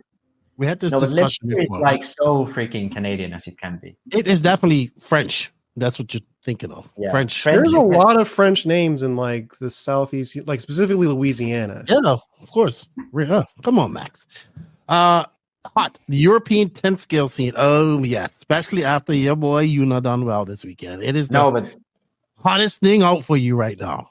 But let's be honest. I think top 10 being like within a few seconds of each other in like qualifying, and the amount of new names in the A main, I think you have to call that hot, you know? Hot on carpet, not hot on dirt. Yeah, that's true. But the thing is, like, if Americans came to the Euros the way we run outdoor Euros, I don't think they'd do well either, because their dirt is not really dirt, it's clay. So I think it's just Look like to a clay guy right there. Loves his clay. What you mean? Oh, Roach? Yeah. Abiton has good clay. Yeah, but I think this whole argument of like Americans saying, "Oh, they race on carpet," you freaking race on glued dirt, like tile floors, or then carpet floors. Like, what's the difference? It's still a floor. It's not outdoors. It's not off road. It's still basically a household material, glued dirt. Come on, it's just like don't play with me now. Now you're gonna start sounding like Barry. Yeah, but I think like your dad. Yeah, but I think, to be honest, I think it's a whole like silly thing to say that Americans are good on dirt. No, they aren't. I don't think any current American 10 scale driver is good on dirt. They're good on glued clay tracks for sure. Clay isn't the clay that he runs on isn't glued. It's not. No, it's but not glued. It's not like sealed either. It's not sealed. It's just water and. It's just water and dirt. It's very hard packed. It's very hard. Yeah, you still run slicks. Let's put it this way: put 10 of the best American 10 scale drivers, 10 of the best European 10 scale drivers in like hot rod hobbies, run the race there. You have no idea who could win. It's a complete free for all. That's a great comparison right there. Both are so lost of what actual dirt is. So I don't think like we will know next year, 2025 in Australia. Yep, in Australia. And that actually made me think a little bit about what's going on with the B7, because it's such a carpet design. How are they going to make it work there? Yeah, but I think okay. I think Australia is going to be like oiled. So, okay. Don't you think? I don't know, because isn't this the track Ray Monday runs on? Not sure. But the track Ray Monday runs on is actually like they run pin tires there. So he's probably I think it's gonna be like loose type of dirt. Yeah, so I think Ray Monday is one of the 5 drivers in the world who actually race 10 scale on dirt. So what you said about the B7 working there, I think they actually have the biggest chance, because he's the only freaking guy who, first of all, he knows his shit, and second of all, he's the only guy who like actually runs on dirt. Mm-hmm. So yeah. All right, it's going to be interesting. And a great segue. I want to say a shout out to Andrew Savagi. He's a good friend of Ray Monday, and over there in Australia, he's going through some health issues right now. He reached out to us, Max, and says he really loves what we do at the podcast and helps him out while he's in the hospital. So get well soon, man. Get back racing, and thank you for reaching out to us. I think that's it. We've probably pissed off a few people here. At some point, but the thing Max is, like, probably definitely pissed off some people. They hated Jesus. He's gonna do it now, dude. Yeah. No, but I think what I said makes perfect sense. Like, it wasn't part of this hot and cold, but it came apart. But I think it's like, because I seen this recently. Like, one guy, I laughed at this. One guy commented on our Facebook. I made the post like Orlowski been dominating, and he was like, "Yeah, maybe on carpet. These little bitches don't know how to run on dirt," or something like that. I was laughing my freaking ass off when I saw that comment. I see a lot of comments like that on. Yeah, but I think it's ridiculous because, like I said, put them all on hot rod hobbies. You have no idea who's gonna win. No clue. Well, I mean, the last World Championship we had outdoor dirt was 2017. Mayfield won that in China. Yeah, it wasn't like that's true. Second. Mm-hmm. I will look it up real quick. There we go. That's what What Cade? He's quick on the gun, looking up stuff. If it's noisy, Mayfield won 2017, both classes, But I think Ronafok was on the podium on one of them, and then Orlowski was on the podium of one of them. If I'm not correct. It was Ryan Mayfield was 1, David Ronafalk was HB Orion 2, and Spencer Rivkin was 3. Who was 4th? I'm about to find out. It just came up on Google. Yeah, but we did Jared this Tebow. comparison. Okay, so Americans beat 3-1. There you go. Put that in your pipe and smoke it, Maxi. No, but the thing is also, like, we talked about this. I don't know which podcast number is, but we had this talk about Europeans versus Americans in 10 scale. And like then we kind of concluded that Americans have been better in 10 scale, but Europeans have been better in 8 scale. If you look at the past 10 years, 10 to 15, I think. And even if you look further than that, like, you know, Tebow won, Neil Gregg won, Cavalieri won. You know, it's not like there's more Americans every time winning than Europeans in 10 scale. So I think overall they're better. But I think my point was more of the freaking claim that clay is dirt, which it's not. Oh my God. I mean, I see a lot of people get angry about clay too. It's kind of funny. Yeah, but my stance on this is like, don't get mad about anything. Like, just like, it's a different style of racing.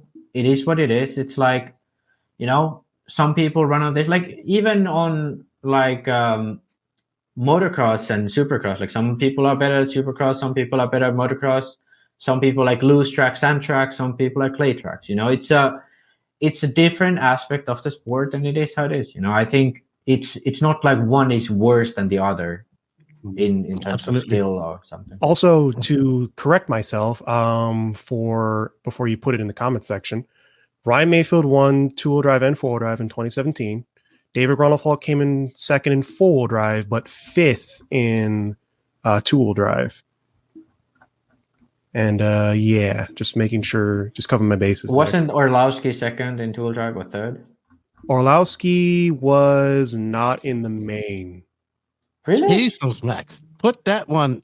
Lee Martin was. He was. Oh second. yeah. Lee was okay. I mean, that European? was also.